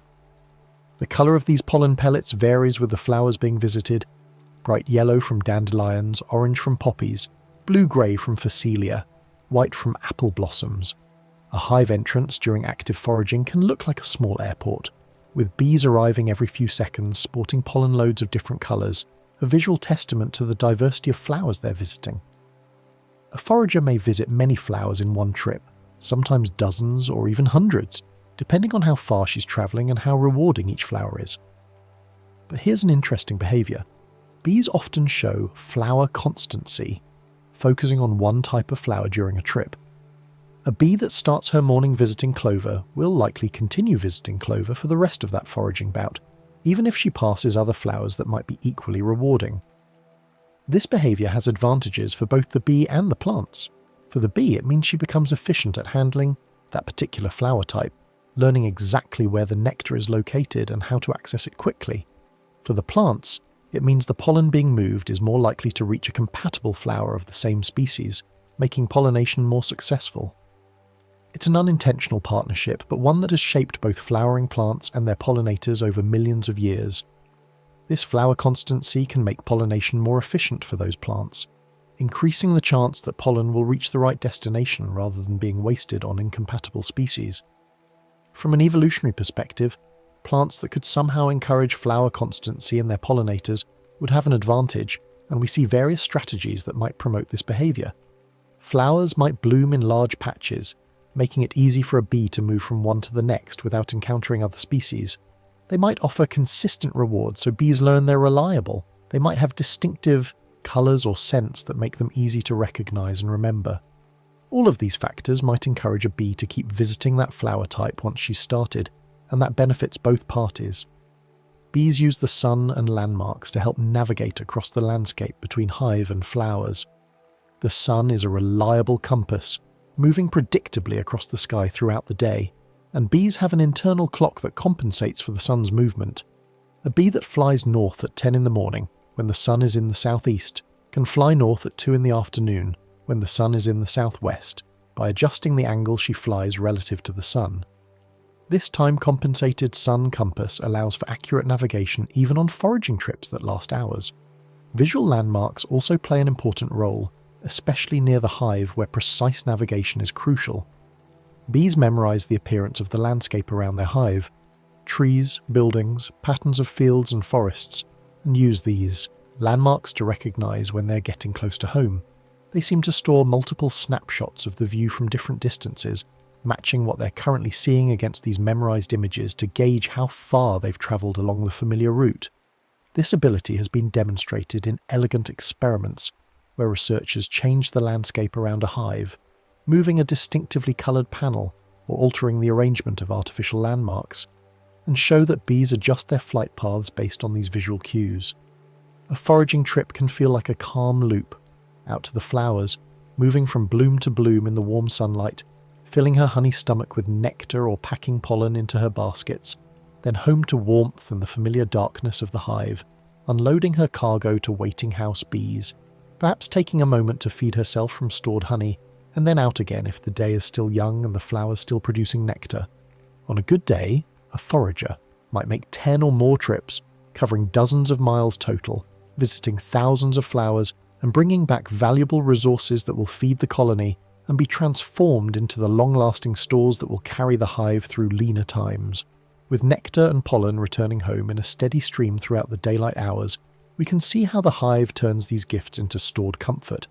Honey, pollen stores, and the waxen rooms that hold them. Honey begins as nectar but is changed through processing by worker bees, a transformation that converts a perishable liquid into a stable, long-lasting food source. The process starts as soon as nectar enters the hive. A forager doesn't deposit her nectar load directly into storage cells. Instead, she transfers it to a house bee through trophallaxis, that mouth-to-mouth food exchange we mentioned earlier. The house bee receives the nectar and begins the transformation process.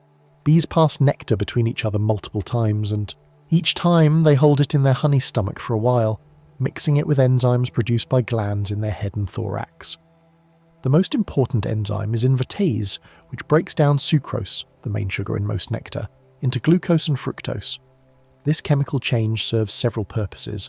First, glucose and fructose are sweeter than sucrose, making the final honey taste sweeter, even though the total sugar content might be similar. Second, glucose and fructose are simpler sugars that are easier for bees to digest and use for energy. Third, the breakdown of sucrose creates a more complex mixture of sugars that's less likely to crystallize quickly in storage. Some honeys do crystallize eventually. You've probably seen honey in a jar turn thick and grainy, but the enzyme treatment delays this and keeps the honey flowing longer. Another enzyme, glucose oxidase, produces hydrogen peroxide from glucose, giving honey mild antibacterial properties. This helps prevent fermentation and spoilage, allowing honey to be stored for months or even years without going bad. In fact, honey found in ancient Egyptian tombs thousands of years old was still chemically recognizable as honey, testament to its remarkable stability. While enzymes are being added, the nectar is also being concentrated. Fresh nectar might be 60 to 80% water, which is far too dilute to store safely. It would ferment as yeasts consume the sugars and produce alcohol and carbon dioxide. Honey, by contrast, is typically less than 20% water, often closer to 17 or 18%. Achieving this concentration requires removing most of the water, and bees accomplish this through evaporation. Bees fan their wings to help evaporate extra moisture from nectar in the comb, creating air currents that carry away water vapor. If you could see inside a hive during honey-making season, you'd find many bees stationed over cells of ripening nectar, their wings beating steadily, working in shifts to keep the air moving. The nectar might be spread across multiple cells initially to increase its surface area and speed evaporation. As it thickens, bees consolidate it, moving it from cell to cell and gradually filling fewer cells with denser liquid. When honey is thick enough, when it reaches that magic 18 to 20% water content, bees cap the cell with wax to seal it. The capping is a thin layer of wax, slightly lighter in colour than the comb itself, and it serves as a lid that keeps the honey from absorbing moisture from the air and also protects it from contamination. Capped honey can be stored almost indefinitely, providing a reserve of energy that will sustain the colony through winter when no flowers are blooming and no foraging is possible. Honey is a long-lasting energy source for the colony, but it's not the only food stored in the hive. Pollen is often stored in cells too, usually in frames near the brood nest where it's easily accessible to nurse bees who need it to produce larval food. Returning foragers scrape their pollen loads off their legs and pack them into cells, and house bees come along and pack it down more firmly, sometimes adding a bit of nectar or honey to help preserve it. This stored pollen is sometimes called bee bread, especially when it's been in the cells for a while and has undergone some fermentation. The fermentation process, driven by yeasts and bacteria naturally present on the pollen, actually makes the nutrients more available to bees, improving its nutritional value. Bee bread has a slightly tangy smell, different from fresh pollen, and it represents processed protein, ready to be consumed when needed. These stores, honey for carbohydrates, bee bread for protein, help feed larvae and support the colony during lean times. A strong colony going into winter might have 60 or 80 pounds of honey stored across its combs, enough to sustain the cluster through months of cold weather when flying is impossible. The bees will consume this honey slowly, converting it back to energy to maintain their body heat and to produce the small amounts of food needed for the winter-born larvae that will become the spring workforce. The hive's storage system is like a pantry built from careful repeating work, thousands of foraging trips, each bringing back a small amount of nectar or pollen, each load processed and stored with attention and care. There's no refrigeration, no modern preservation technology, just enzymes, evaporation and wax caps, yet the food stays good for months. The calm goal driving all this work is simple: enough food and warmth to keep the colony steady through whatever challenges the seasons bring. Now we'll drift into the next generation, how new bees grow in the comb's quiet hexagon rooms, from egg to larva to pupa to adult, in a cycle that renews the colony continuously. The queen lays eggs in individual cells of the honeycomb, moving methodically across the comb and pausing at each empty, cleaned cell to inspect it.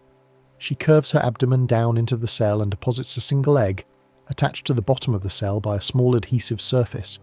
The egg is tiny, about the size of a grain of rice, pearly white and slightly curved. Each egg is placed carefully in the centre of the cell, standing upright at first, though it will tilt over in the following days. After a few days, typically 3, eggs hatch into larvae. The larva emerges from the egg's shell and immediately begins its primary job, eating and growing. At this stage, the larva is a small, white, C-shaped grub with no legs, no wings, no eyes, just a simple body with a mouth at one end and a digestive system processing food as fast as it's provided. The larva is completely dependent on nurse bees for food, and they visit it frequently, depositing small amounts of food directly into the cell. Larvae are fed by worker bees, who visit them repeatedly, throughout the day, hundreds of times during the larva's development. For the first few days, all larvae receive royal jelly, that protein-rich secretion from the nurse bee's hypopharyngeal glands. Royal jelly is a creamy, slightly acidic substance containing proteins, sugars, fats, vitamins, and various trace compounds.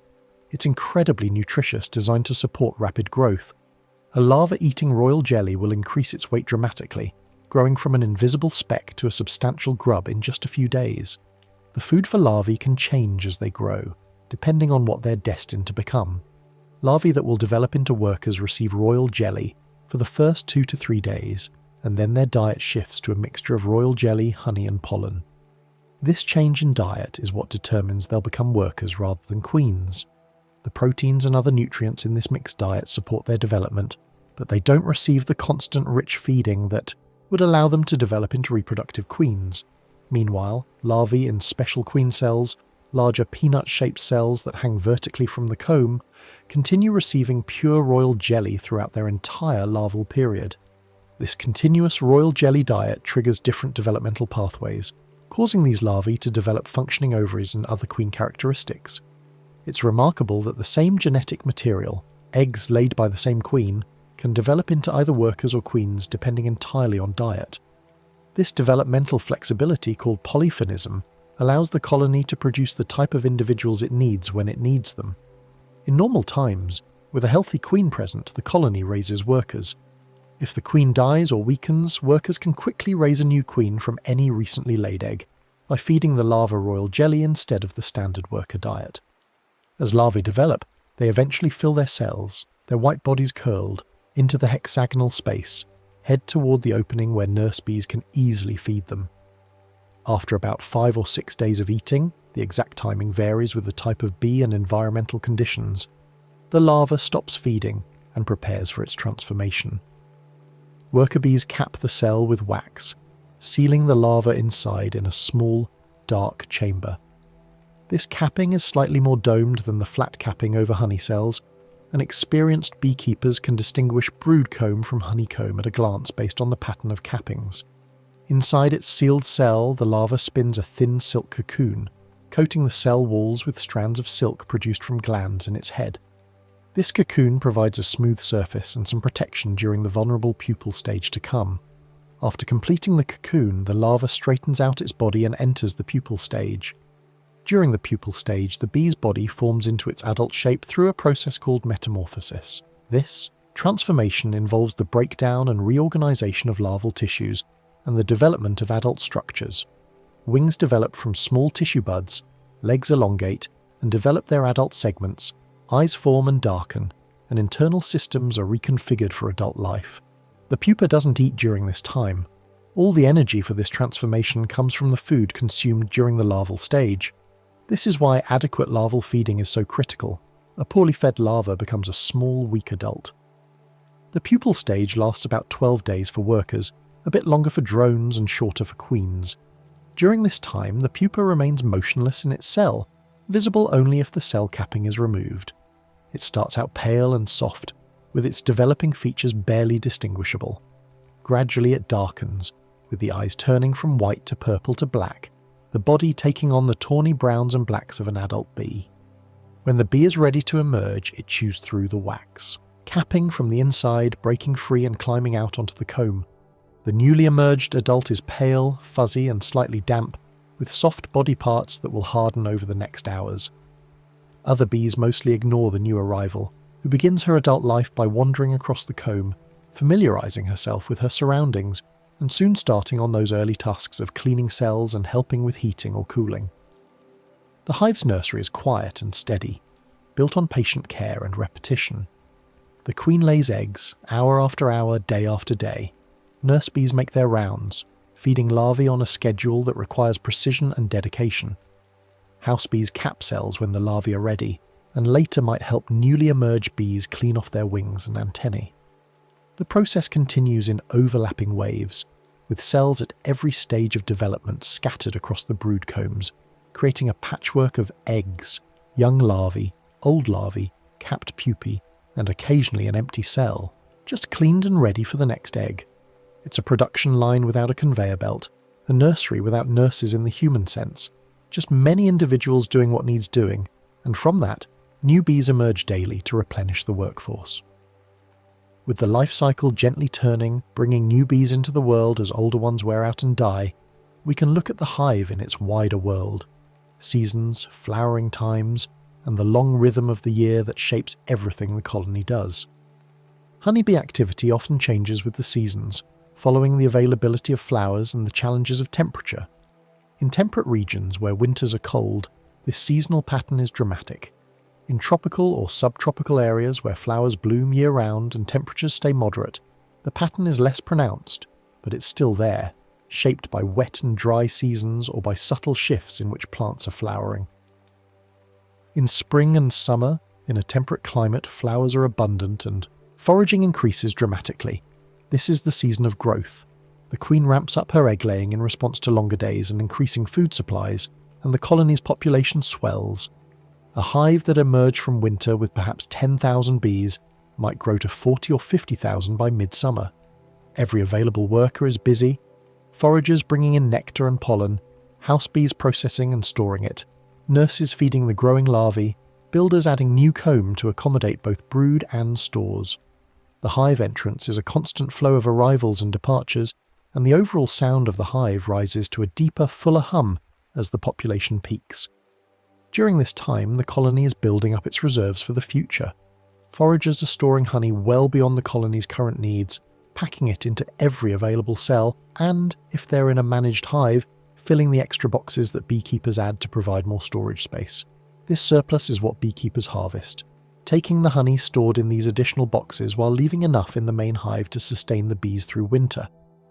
A strong colony in a good location might produce 60 or 80 pounds of surplus honey in a season, or even more in exceptional years with abundant flowers and favourable weather. In colder months, bees may stay inside more and rely on stored honey. As fall approaches and flowers become scarcer, the colony begins to contract. The queen reduces her egg-laying, and the population starts to decline as older workers die off and aren't fully replaced. Drones are expelled, as we mentioned earlier, saving resources. Foraging opportunities become limited to a few late-blooming flowers, and eventually, as frost arrives, foraging stops almost entirely. The colony enters winter in a state of semi-dormancy. They don't truly hibernate. Individual bees remain active and alert, but their activity is restricted to the space inside the hive. They form a winter cluster, a tight ball of bees packed together for warmth, with the queen somewhere near the centre. The cluster can survive temperatures well below freezing outside, maintaining a core temperature of around 50 to 60 degrees Fahrenheit in the outer shell and warmer in the centre. Bees on the outside of the cluster face the cold, while those in the middle stay comfortable. As we discussed earlier, bees rotate positions to share the burden of being on the cold exterior. The cluster slowly consumes stored honey throughout the winter. Bees on the edge of the cluster, near the honey-filled cells, eat honey and share it through the cluster via trophallaxis. They generate heat through muscle activity. Those same flight muscles used for flying in summer now used for shivering, and that heat keeps the whole cluster warm enough to survive. On very cold days, the cluster contracts into a tighter ball to reduce heat loss. On milder days, it might expand, and bees might move to different areas of the comb to access fresh honey stores. The colony's population can grow during times of plentiful food, and this growth is strategic. More bees mean more foragers, which means more food can be collected, which supports even more bees. But this only works if the flowers are actually there to visit. A colony that expands too quickly in early spring, before many flowers are blooming, might exhaust its honey stores before new nectar is available, a dangerous situation called starvation in the midst of plenty, because while the landscape looks green and alive, there might not be enough nectar-producing flowers to feed a large population. When flowers are scarce, colonies may reduce activity to conserve energy. Fewer foragers go out because there's little to find. The queen reduces egg-laying because there's no point raising more bees if there isn't enough food to feed them. The colony enters a holding pattern, conserving resources and waiting for better conditions. This ability to scale activity, up and down based on resource availability, is crucial for long-term survival. Bees are sensitive to temperature, daylight, and food availability, and these factors interact in complex ways to regulate colony activity. Temperature affects flight. Bees generally don't fly when it's below about 50 degrees Fahrenheit, and even if it's warm enough, they won't fly in heavy rain or high winds, because these conditions make navigation difficult and increase the risk of being blown off course or grounded far from home. Daylight influences the queen's egg laying and the colony's overall activity level, with longer days in spring triggering an increase in brood rearing. Food availability provides feedback. If foragers are returning with lots of nectar and pollen, the colony responds by raising more brood and expanding its workforce. If foragers are coming back empty, the colony contracts. Beekeepers sometimes help colonies with supportive care depending on region and season. They might provide supplemental feeding if the colony's honey stores are low going into winter, offering sugar syrup that bees can store in place of nectar. They might treat for pests and diseases, monitor the queen's health, and replace her if she's failing, add or remove boxes to give the colony appropriate space, or help manage swarming behaviour. Good beekeeping works with the colony's natural patterns rather than against them, supporting the bee's own instincts and abilities. The hive is a gentle example of adaptation, responding to change without panic, ramping up activity when conditions are good, and scaling back when they're not, all without stress or emergency meetings or contingency plans. Like the seasons themselves, the hive's rhythm is a return. Bloom, gather, store, rest, and then bloom again when warmth returns. There's something deeply reassuring about that predictable cycle. Knowing that the same patterns that sustained honeybee colonies for millions of years continue today in hives both wild and managed across the changing landscape. To finish this gentle journey through the honeybee's world, we'll bring the hive's steady routine back to a bedtime scale. Small, soothing lessons about calm repetition and shared warmth that we can carry with us into sleep. A honeybee colony works through many small actions repeated patiently. No bee decides the grand strategy or envisions the hive's future. Each bee responds to what's immediately around her. The smell of alarm pheromone that suggests a threat, the taste of incoming nectar that needs processing, the feel of an empty cell that could use cleaning, the hunger of a larva that needs feeding. These small local responses made by thousands of individuals create colony-level patterns that are remarkably sophisticated. The hive builds comb without an architect, stores food without a logistics manager, and raises young without a nursery administrator. It works because each bee is attentive to her immediate environment and willing to contribute what she can. No single bee does everything. The calm strength comes from teamwork. A forager who spends her days visiting flowers might never feed a larva or build a cell of comb. A nurse bee who tends larvae might never see the outside of the hive until she transitions to foraging late in life. A drone has no sting, no pollen baskets, no wax glands. He's specialised for mating and contributes nothing to the daily maintenance tasks. And yet the colony succeeds because all these different roles mesh together. The forager's nectar sustains the nurse who feeds the larva that becomes the next generation of workers. The drone, though he does no work in the hive, carries the colony's genes to other colonies, contributing to the broader genetic health of honeybee populations. Everyone has a role, and no role is wasted. The hive stays warm because many bodies cooperate in simple ways. One bee cannot heat the hive on her own, but 10,000 bees, clustering together, create a warm, stable environment that can persist through months of freezing weather. Each bee just needs to maintain her own body temperature and stay close to her neighbours. From that simple behaviour, collective warmth emerges. It's a reminder that sometimes the most impressive outcomes come from simple rules, followed by many individuals rather than from complex planning followed by a few. The honeycomb's repeating pattern reflects the colony's steady rhythm. Hexagon after hexagon, cell after cell, the comb extends through the hive in sheets of golden wax. Each cell is roughly the same size, oriented at the same slight upward angle, part of the same continuous structure. This repetition isn't boring, it's calming, it's evidence of work done patiently, of a task taken up by many workers across many days, each adding her small contribution to the growing whole. Looking at a frame of honeycomb, you're seeing the physical manifestation of cooperation, the accumulation of countless small efforts into something larger and more enduring. Foraging is a gentle cycle of leaving and returning, like a quiet breath. Out into the bright world of flowers and sun, into spaces vast and varied, then back to the dark, enclosed safety of the hive. Out again and back again. Each trip brings a small amount of nectar or pollen, never enough to feed the colony on its own, but enough to matter when multiplied by thousands of trips across hundreds of foragers throughout the day. It's the rhythm of gathering and returning home, a pattern as old as life itself, played out in miniature by creatures who navigate by the sun and remember the scent of flowers. The waggle dance shows that communication can be soft and efficient. There's no shouting, no desperate scrambling to share information, just a bee moving in a particular pattern on the comb, her movements encoding direction and distance, while other bees follow along and learn.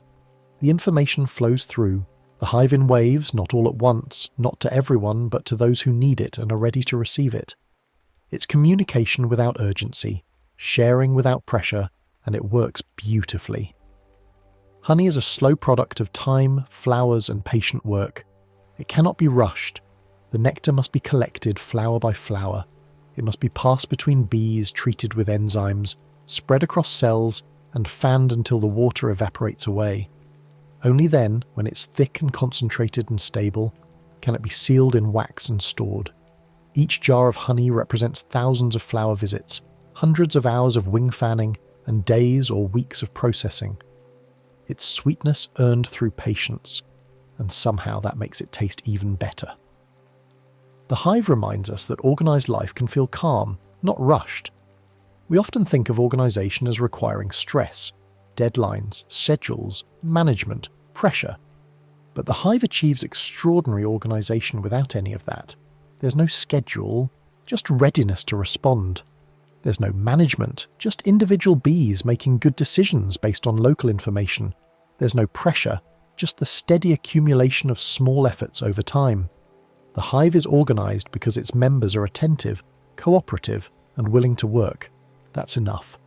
Tonight you can borrow that steadiness, one small breath, one small moment, repeated. You don't need to solve everything at once or plan out every detail of tomorrow. You just need to be here, now, settling into this moment and then the next one. Like a bee adding one cell to the comb, or making one foraging trip or feeding one larva, you can take things one step at a time, trusting that small efforts accumulate into something meaningful. And like a hive settling at night, your thoughts can quiet down and rest in warmth.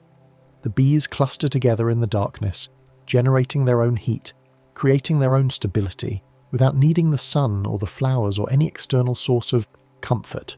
They have each other, they have their stores of honey, and they have the patterns of behaviour that have sustained their kind for countless generations. That's enough to carry them through the night and into the next day. You too have everything you need for this night. Your body knows how to rest. Your breath knows how to slow. Your mind knows how to let go of the day's concerns and drift into the gentle emptiness of sleep. You don't have to do anything except allow it to happen. Let your shoulders drop, let your jaw relax, let your breathing deepen and slow. Take a slow inhale, feeling your lungs expand, feeling air flowing in, bringing freshness and calm. And then a longer exhale, feeling tension flow out, feeling yourself sinking deeper into stillness. And imagine your mind becoming a quiet hive, warm, steady, and softly at peace. The day's tasks are done. The foragers have returned, the stores are sealed, the young are fed, the cluster has formed, everything is in its place, and night has settled over the hive with gentle certainty. There's nothing left to do tonight except rest, held in the warmth of this moment, supported by the simple knowledge that everything continues, that the patterns endure, that tomorrow will come when it comes and bring with it new flowers, new work, new, small moments of contribution and connection. But for now, there is only this, the darkness, the warmth, the quiet hum of existence continuing at its own pace, needing nothing from you except your presence, your rest, your slow drift into sleep. Breathe in the calm, breathe out the day, let yourself settle like bees in their winter cluster, finding your own warmth, your own steadiness, your own gentle rhythm that will carry you through this night and into the morning. The hive knows how to rest, and so do you. The hive knows how to endure, and so do you. The hive knows that tomorrow will take care of itself if tonight is spent in restful peace, and so you can let go now, releasing your hold on wakefulness, allowing sleep to arrive in its own time like a forager returning home, inevitable and welcome. Your breathing continues, steady and slow. Your heartbeat continues, reliable and calm. And your awareness gradually fades, becoming softer, quieter, more distant, like the sound of bees humming in a hive heard from far away, a gentle background to the great settling into rest that happens now, easily, naturally, like night falling over fields of flowers, like a hive wrapping itself in darkness, like the quiet satisfaction of work well done and warmth well shared. Rest now. The hive rests, the flowers rest, the day rests, and you can rest too, held in this moment, safe in this darkness, at peace in this quietness that deepens and deepens until there is nothing left but sleep. The next story is about to begin. Please relax and enjoy. Tides are the regular rising and falling of sea level along coasts, a rhythm that unfolds twice each day in many places around the world. If you've ever stood on a beach and watched the water creep higher up the sand, or noticed tide pools appearing as the ocean pulls back, you've witnessed this ancient pattern. Tides happen because gravity gently pulls on Earth's oceans, creating bulges of water that move around the planet as it spins. The process is slow, patient, and remarkably predictable, like a clock made of water and moonlight. There's something deeply calming about tides once you understand them. They represent forces so vast they move entire oceans, yet they do it with such regularity that people have been predicting them accurately for centuries. The moon is the strongest everyday tidal influence on Earth. Even though the sun is much larger, the moon is so much closer that its gravitational pull dominates the tidal story. When we talk about what causes tides, we're really talking about the moon's gravity reaching across space and tugging on the ocean's surface. But the sun also affects tides, even though it is much farther away. The sun's contribution is real and measurable, adding a secondary rhythm that weaves through the moon's primary pattern. Together, these two celestial bodies create a gentle gravitational dance that the oceans follow, rising and falling in response to forces that travel silently through the vacuum of space. It's important to understand that tides are not just waves. This is a common confusion, but the distinction matters. Waves are surface ripples caused by wind pushing on the water, creating motion that travels across the ocean's surface. You can watch a wave approach the shore, break, and dissipate within seconds. Tides, by contrast, are long, slow changes in water level that affect the entire body of water. A tide doesn't crash on the beach. It arrives gradually, almost imperceptibly, raising or lowering the sea level over the course of hours. If you sit on a beach and watch for just a few minutes, you might not notice the tide moving at all. But come back after an hour and the change becomes obvious. The waterline has shifted, sometimes by just a few inches, sometimes by many feet, depending on where you are. Many shorelines experience 2 high tides and 2 low tides each day. This pattern, called a semidiurnal tide, is the most common tidal rhythm on Earth. In places with this pattern, the ocean rises to a high point, then falls to a low point, then rises again to another high point, then falls again to another low point, all within roughly 25 hours. The timing of tides follows the moon's position more than the clock on the wall, which means high tide doesn't happen at the same time every day. Instead, it shifts later by about 50 minutes each day, tracking the moon as it orbits Earth. This creates a kind of lunar schedule that coastal communities learn to read, checking tide tables, rather than ordinary clocks when planning activities near the water. Tides move huge amounts of water, but they do it slowly and patiently. In some places, billions of tons of seawater shift position over the course of 6 hours, flowing into bays and estuaries, then flowing back out again. Yet despite the enormous scale of this movement, it happens smoothly and steadily. There's no sudden rush, no dramatic surge, just a gradual transformation of the shoreline. Tide patterns can feel like the ocean is breathing in and out, a slow respiration that makes the sea feel alive in a gentle way. The water rises like an inhale, reaches its peak, then retreats like an exhale, over and over, day after day, year after year. Even when tides are powerful, they usually arrive with calm predictability. Unlike storms or tsunamis, which bring chaos and uncertainty, tides follow rules. Scientists can calculate when high tide will occur months or even years in advance, down to the minute. This reliability makes tides feel safe and orderly, part of nature's dependable rhythms rather than its wild extremes. There's comfort in knowing that the ocean, despite its vastness and power, follows a schedule you can print on a chart and carry in your pocket. Now that tides feel familiar, we can drift into the moon's gentle tug and how it shapes the ocean's slow rhythm. The moon's gravity pulls more strongly on the side of Earth that faces the moon. Gravity gets weaker with distance, so the water on the near side of Earth experiences a slightly stronger pull than the solid Earth beneath it, and the solid Earth experiences a slightly stronger pull than the water on the far side. These differences in gravitational strength are called tidal forces, and though they're small compared to Earth's own gravity, they're enough to deform the ocean's surface. That stronger pull helps create a bulge of ocean water on the near side. Imagine Earth as a sphere with water coating its surface.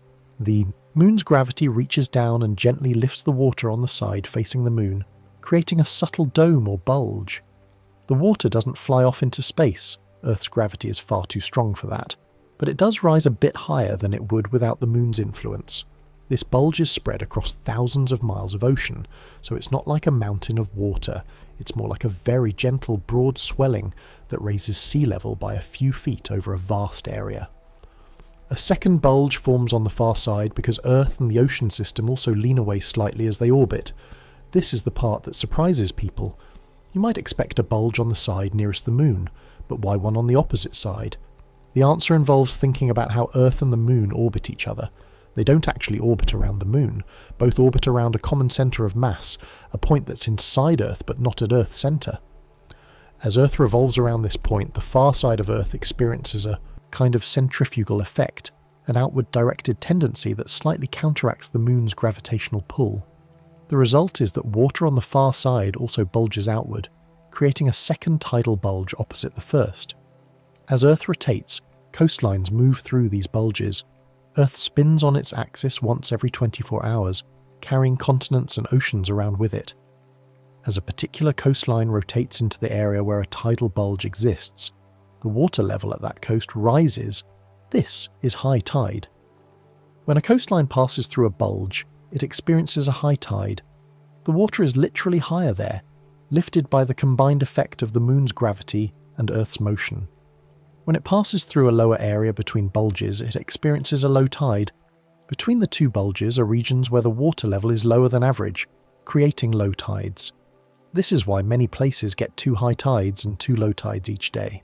As Earth completes one rotation, a given coastline passes through both bulges and both low areas, experiencing 2 cycles of rise and fall.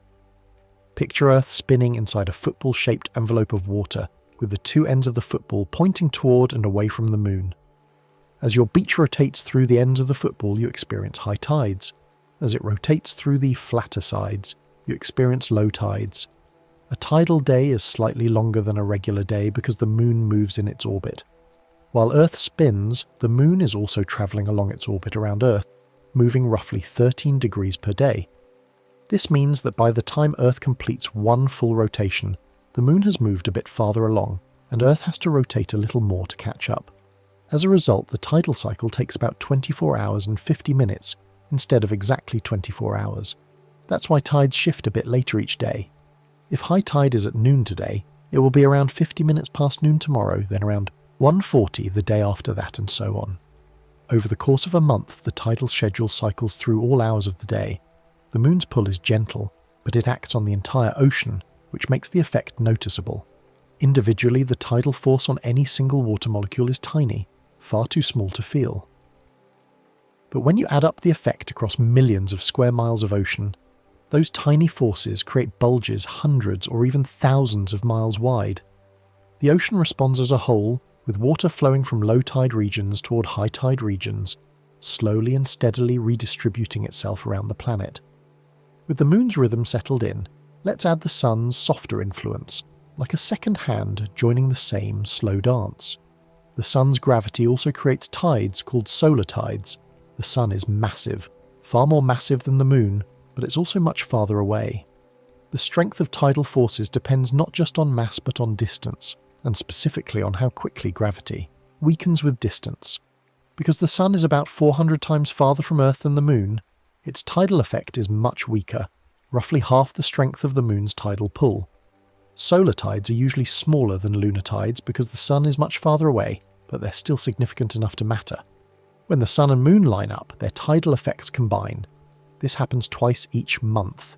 At new moon, when the moon is between Earth and the Sun, and at full moon, when Earth is between the moon and the Sun.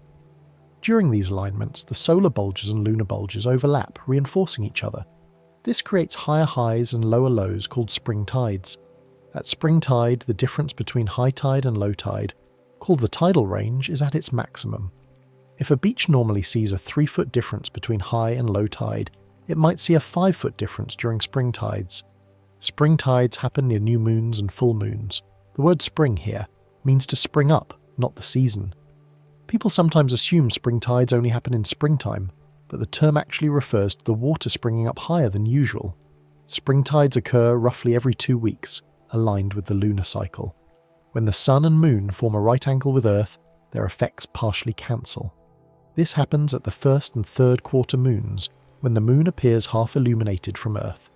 During these quarter moon phases, the Sun's tidal pull is trying to create bulges in one direction, while the Moon's pull creates bulges in a different direction. The result is that the bulges partially cancel each other out. This creates smaller tidal ranges called neap tides. During neap tides, the difference between high and low tide is at its minimum. That same beach that sees a 3-foot range on average might see only a 1-foot range during neap tides. Neap tides happen near the first and third quarter moons, also about every 2 weeks, alternating with spring tides. The Sun's contribution adds a gentle monthly pulse to the ocean's schedule. If you track the tides over a month, you'll see the range grow and shrink in a regular pattern. Larger during new and full moons, smaller during quarter moons, then larger again, then smaller again, in an endless cycle. Now that we've met the main gravity players, we can explore why tides feel different from place to place, like the same song played in different rooms. Tides are not the same height everywhere on Earth. If the ocean were simply a smooth layer of water covering a perfect sphere, and if Earth didn't rotate, tides would be relatively uniform. But Earth is complex. Continents block the flow of water, ocean basins have different shapes and depths, and Earth's rotation adds complications. All of these factors mean that tidal patterns vary dramatically from one coastline to another. The shape of coastlines can make tides bigger or smaller. A straight, open coastline facing deep ocean might experience moderate tides that closely match the theoretical predictions. But a coastline with complex geography, bays, inlets, peninsulas, islands, can see tides that are amplified or dampened by the local shape of the land. The depth of the water also affects how tides move. Tidal bulges travel across the ocean as extremely long waves, with wavelengths measured in hundreds or thousands of miles. When these tidal waves encounter shallow water, they slow down and grow taller, just like wind-driven waves do when they approach a beach. Narrow bays can amplify tides by funneling water inward. Imagine a bay shaped like a funnel, wide at the ocean entrance and narrow at the inland end. As the tidal bulge pushes water into the wide mouth of the bay, that water has to flow toward the narrow end. Because the same volume of water is being squeezed into a smaller area, the water level rises higher. This is why some of the world's largest tidal ranges occur in funnel-shaped bays.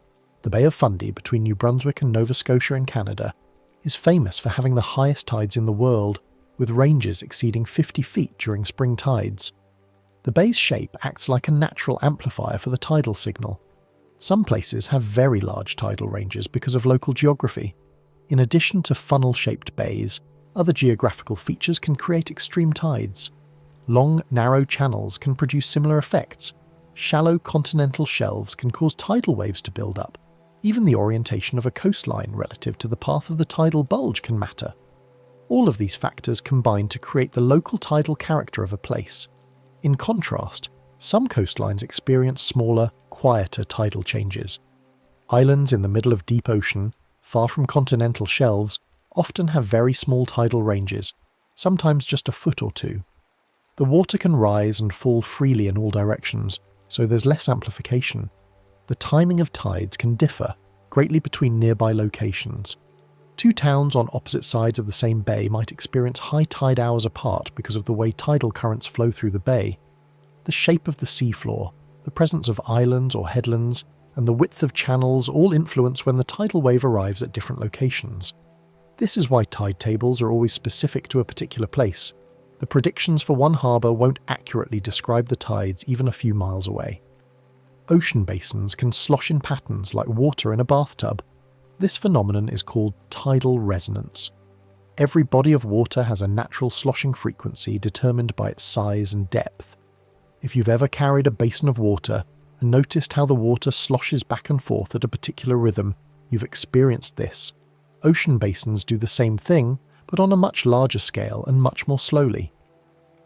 If the tidal forcing from the moon and sun happens to match the natural sloshing frequency of a basin, resonance occurs and the tides are amplified dramatically. These patterns are influenced by the size of the basin and Earth's rotation. Earth's rotation adds another complication through something called the Coriolis effect, which causes moving water to curve to the right in the northern hemisphere and to the left in the southern hemisphere. This creates rotating tidal patterns in some ocean basins, where the tidal bulge moves around the basin in a circular fashion rather than simply sloshing back and forth. Local tide behaviour is a blend of celestial pools and earthly shapes. The moon and sun provide the forcing, the fundamental rhythm that drives the tides. But the actual height and timing of tides at any particular beach depends on how that forcing interacts with the specific geography of that location. It's like how a musical note sounds different when played on different instruments. The fundamental frequency is the same, but the character of the sound changes based on the shape and material of the instrument. With those local differences in mind, let's drift into the calm tools humans use to predict tides, because predictability is part of what makes tides soothing. Tide tables are schedules that predict high and low tides for specific places. These tables list the times and heights of high and low tides for each day of the year, allowing people to plan activities around the tide.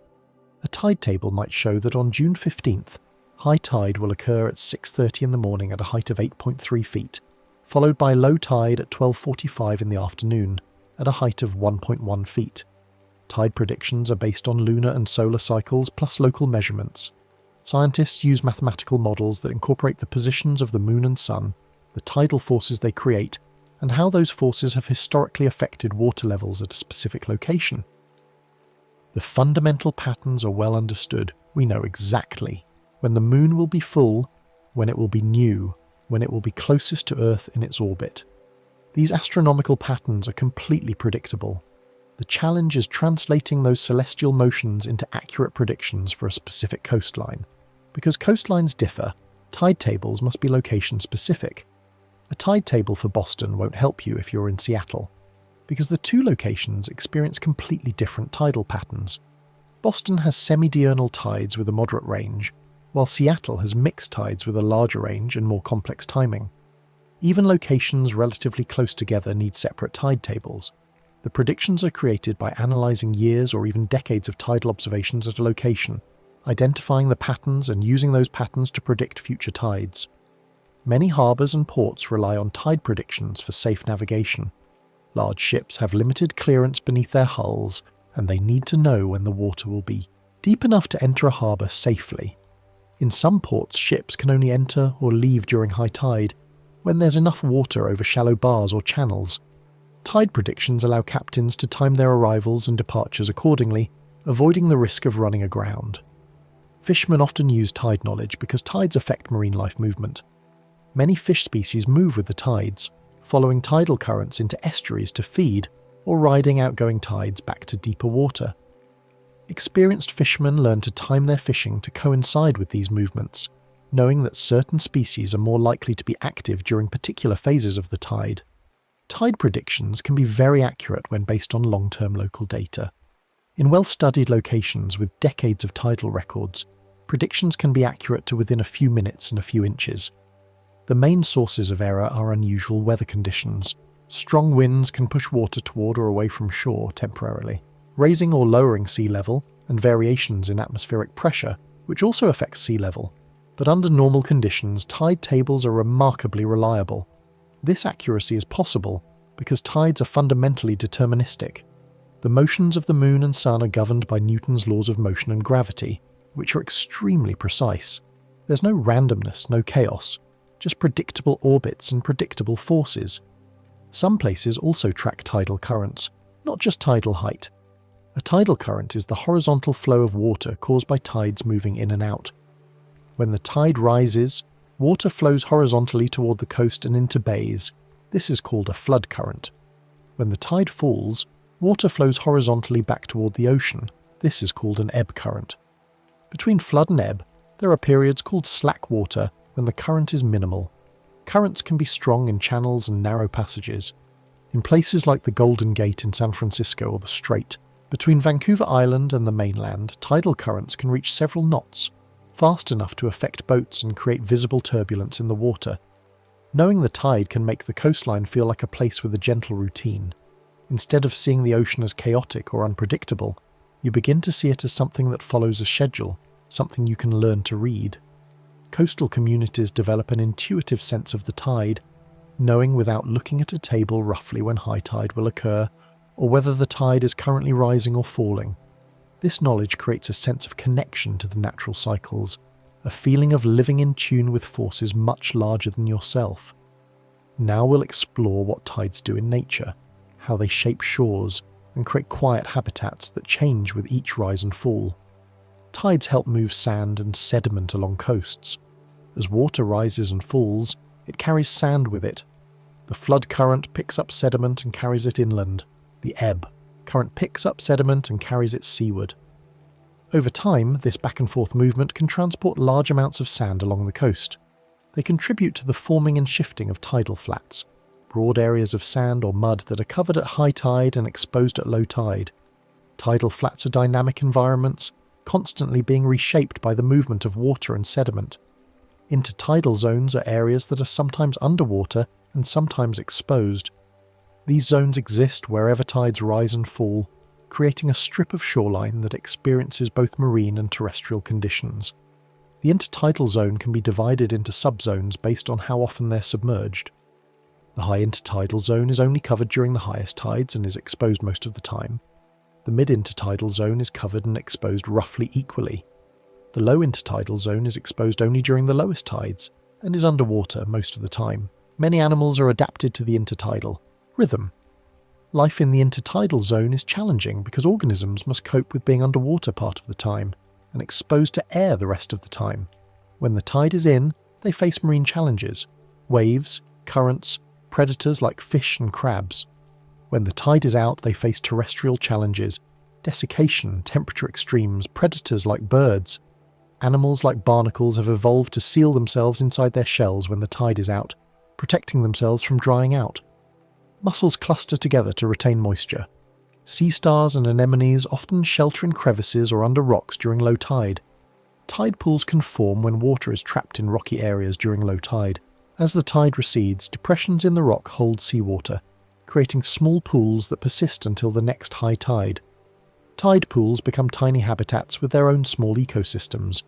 A single tide pool might contain algae, sea anemones, small fish, sea urchins, crabs, and various mollusks, all coexisting in a space no larger than a bathtub. These pools are accessible to humans during low tide, offering a window into the underwater world without the need for diving equipment. Children and adults alike are drawn to tide pools, peering into the clear water to watch hermit crabs scuttle across the bottom or sea anemones wave their tentacles. Some shorebirds feed in intertidal zones when the tide exposes food. Species like sandpipers, plovers, and curlews use their long bills to probe the sand and mud for worms, clams, and other invertebrates that live buried in the sediment. These prey items are only accessible during low tide when the sediment is exposed. As a result, shorebirds often feed in sync with the tides, gathering on mudflats at low tide to feast, then resting or moving elsewhere during high tide. Many plants in coastal marshes are adapted to regular saltwater flooding. Salt marshes exist in the upper reaches of the intertidal zone, areas that are flooded during high tides but exposed during low tides. The plants that live here, like cordgrass and pickleweed, can tolerate salt water and can survive being submerged for hours at a time. These marshes are incredibly productive ecosystems, serving as nurseries for fish and shellfish, and as feeding grounds for birds. Over long periods, tides can help shape estuaries where rivers meet the sea. An estuary is a partially enclosed body of water where fresh water from a river mixes with salt water from the ocean. Tides push salt water upstream into estuaries during flood tides and allow fresh water to push downstream during ebb tides. This creates a complex mixing zone where salinity varies with the tide, creating unique habitats. The shoreline is always gently being redrawn, like a soft sketch that changes daily. If you visit the same beach every day, you'll notice subtle changes. A sandbar that appeared overnight, a patch of seaweed deposited by the high tide, the exposure of rocks that were submerged yesterday. These changes are the visible signature of the tides at work, endlessly reshaping the boundary between land and sea. As the coast quietly shifts, we can float deeper into the idea of tidal currents, moving water that feels like the ocean's slow, steady circulation. Tidal currents happen because water flows toward high tide areas and away during low tide. Water seeks its own level, so when a tidal bulge creates higher sea level in one area, water flows horizontally toward that area from surrounding regions where sea level is lower. In bays, tidal currents bring water in on the rising tide and carry it out on the falling tide. If you watch the surface of the water in a bay or estuary during the tidal cycle, you might see the current change direction. For several hours, the current flows inward as the tide rises. Then, around high tide, the current slows and stops. This is slack water. Then the current reverses and flows outward as the tide falls in narrow channels. These currents can become especially strong.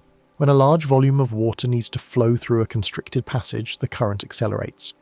It's similar to how a river flows faster through a narrow gorge than across a wide plain. Some regions experience tidal races, where currents move quickly through tight spaces. In places like the Gulf of Corryvreckan between Scottish islands or the Saltstraumen Strait in Norway, tidal currents can reach 10 knots or more, creating whirlpools and standing waves. These tidal races are dramatic and powerful, a reminder that the gentle rise and fall of tides is connected to significant movement of water. Currents help mix nutrients in coastal waters.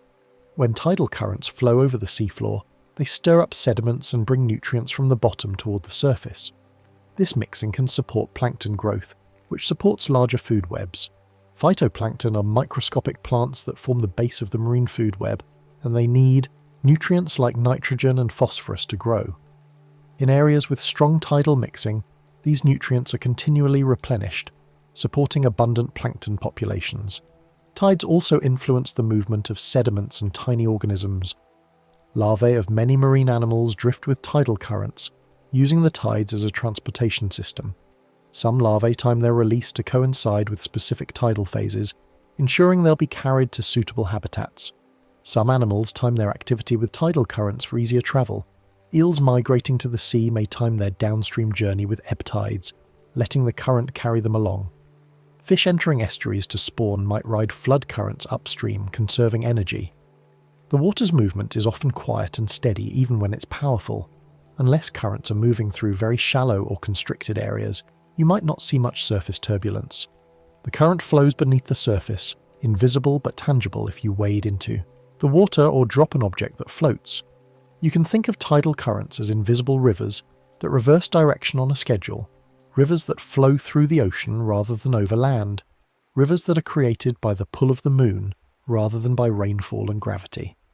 Now we'll step back and look at the even longer view, how tides connect to the moon's orbit and the slow changes happening over millions of years. The moon is slowly moving away from Earth over time. Currently, the moon recedes from Earth at a rate of about 3.8 centimeters per year, roughly the rate at which your fingernails grow. This happens because tidal interactions transfer energy in subtle ways. The process involves something called tidal friction. As Earth rotates beneath the tidal bulges, friction between the moving water and the seafloor gradually slows Earth's rotation. That rotational energy doesn't disappear. It's transferred to the moon, increasing the moon's orbital energy and causing it to spiral very slowly outward. Earth's rotation is also slowing very gradually because of tidal friction. The length of a day is increasing by about 2 milliseconds per century. That means days become slightly longer over extremely long periods. 100 million years from now, a day will be about half an hour longer than it is today. In the distant past, tides and day length were different than today. When the moon first formed, roughly 4.5 billion years ago, it was much closer to Earth, perhaps only 15,000 miles away compared to the current distance of about 240,000 miles. At that distance, the moon's gravitational pull was enormously stronger, and tides were correspondingly enormous, perhaps hundreds of feet high. Earth's rotation was also faster. A day might have been only 5 or 6 hours long. Ancient tidal patterns can sometimes be studied through layered sediments. In certain tidal environments, sediments are deposited in daily layers, with each layer representing a single tide. By counting these layers in ancient rocks, geologists can estimate how many tides occurred per day in the distant past, which tells them about the length of the day and the distance to the moon at that time. Tidal friction gently turns motion into heat in the oceans and Earth's crust. As water sloshes back and forth with the tides, friction generates heat, warming the water and the rocks beneath. The amount of heat generated is tiny compared to other heat sources, but over billions of years it adds up to a significant amount of energy dissipation. These changes are slow and not noticeable in daily life. You won't feel days getting longer or see the moon visibly receding. These are processes that unfold over geological time, imperceptible to human senses but real and measurable through careful scientific observation. The tide's rhythm connects nightly shorelines to deep time history. When you watch the tide come in this evening, you're witnessing the same process that has shaped Earth's rotation and the moon's orbit for billions of years. The gentle rise and fall of water on the beach is connected to the gradual evolution of the Earth-Moon system, a reminder that even the quietest processes can have profound effects if given enough time. It can feel comforting that the ocean keeps time in a steady way, even across ages. In a world of change and uncertainty, tides represent constancy. They've been rising and falling since before there were animals to witness them, and they'll continue rising and falling long after we're gone. There's a kind of peace in that perspective, a sense of being part of something much larger and older than individual human concerns. With deep time softly in the background, we can return to the present shoreline and the bedtime feeling, tides as a steady companion, not a force to fear. Many coastal communities plan activities around the tide. In places where tides are, significant daily life naturally synchronizes with the tidal cycle. Fishing boats depart and return with the tide. Markets selling fresh seafood might open around the times when fishing boats come in, which depends on the tide. Beach access might be easier at low tide when there's more exposed sand. Some beaches are wider at low tide and narrower at high tide. If you want to walk along a particular beach, you might check the tide table first to ensure there will be enough dry sand. In some locations, entire beaches disappear at high tide, with waves reaching all the way to the base of cliffs or seawalls. Tide timing can shape when people explore tide pools safely. Tide pooling is safest during low tide, especially during very low spring tides, when the maximum area of intertidal zone is exposed. During these times, tide pools that are usually submerged become accessible, revealing creatures that are otherwise hidden underwater. Timing your visit to coincide with a low tide can make the difference between seeing a few common animals and discovering a rich community of unusual species. Surfers sometimes pay attention to tides because tide height affects waves in certain spots. Waves break differently, depending on how much water is over a reef or sandbar. At high tide, a particular surf break might produce small, mushy waves. At low tide, the same break might produce larger, hollower waves that are better for surfing. Experienced surfers learn the tidal characteristics of their favourite spots, knowing which tides produce the best conditions. Sailors often consider tides for docking and passing shallow areas. A sailboat with a deep keel might be unable to enter a harbour at low tide but can do so easily at high tide. Sailors also use tidal currents to their advantage, timing their passages through channels to coincide with favourable currents that will push them in the direction they want to go. Some fish move closer to shore on certain tides. Many species follow the tide in and out, feeding in shallow waters during high tide and retreating to deeper water during low tide. Anglers who understand these patterns can position themselves accordingly, fishing in different locations at different tidal stages to target specific species. Crabs and other intertidal animals may hide or forage depending on water level. When the tide is in, crabs can move freely, searching for food and avoiding predators. When the tide is out, many crabs burrow into the sand or hide under rocks to avoid desiccation and terrestrial predators like gulls. Kelp forests can be influenced by currents that tides help create. Kelp is a large seaweed that grows in underwater forests in cool, nutrient-rich coastal waters. Tidal currents bring nutrients to the kelp and remove waste products, helping the kelp thrive. The back and forth flow of tidal currents also helps distribute kelp spores, allowing the forest to spread. In estuaries, tides mix saltwater and freshwater in a gentle back and forth. The incoming tide pushes a wedge of salt water upstream, while the outgoing tide allows fresh water to push the salt water back downstream. This creates a zone where salinity gradually changes from fresh to salt, and this zone moves up and down the estuary with the tide. Different organisms thrive at different salinity levels, so the estuary supports a diverse array of species. The tide schedule becomes part of the quiet routine of life near the sea. People who live near the coast often develop an intuitive awareness of the tide, glancing at the water and knowing without thinking whether it's rising or falling, whether it's near high or low. This awareness becomes woven into daily life, as natural as knowing whether it's morning or afternoon. To finish, we'll let the ocean's breathing return to your own breathing. Slow, steady, and safe. Tides remind us that big movements can still be slow and predictable. The ocean is vast, containing more water than all the lakes and rivers on Earth combined, yet it rises and falls with a regularity that can be charted on a calendar. The forces that move it, gravity from the moon and sun, are immense, yet they act gently, creating bulges rather than catastrophes. The moon's pull is gentle, yet it shapes the sea with steady patience. Every molecule of ocean water feels that pull, and together they respond, flowing into the pattern the moon creates. There's no struggle, no resistance, just a natural response to a natural force. The sun adds a softer rhythm that comes and goes through the month. While the moon provides the primary beat, the sun adds harmonics, creating variation in the pattern. Sometimes the two align and reinforce each other. Sometimes they work at cross purposes and partially cancel each other out. The result is a rhythm that has texture and variation, not just monotonous repetition. Spring tides and neap tides are like louder and quieter verses of the same song. The melody is always the same, the rise and fall of water, but the amplitude changes, keeping the pattern interesting without making it unpredictable.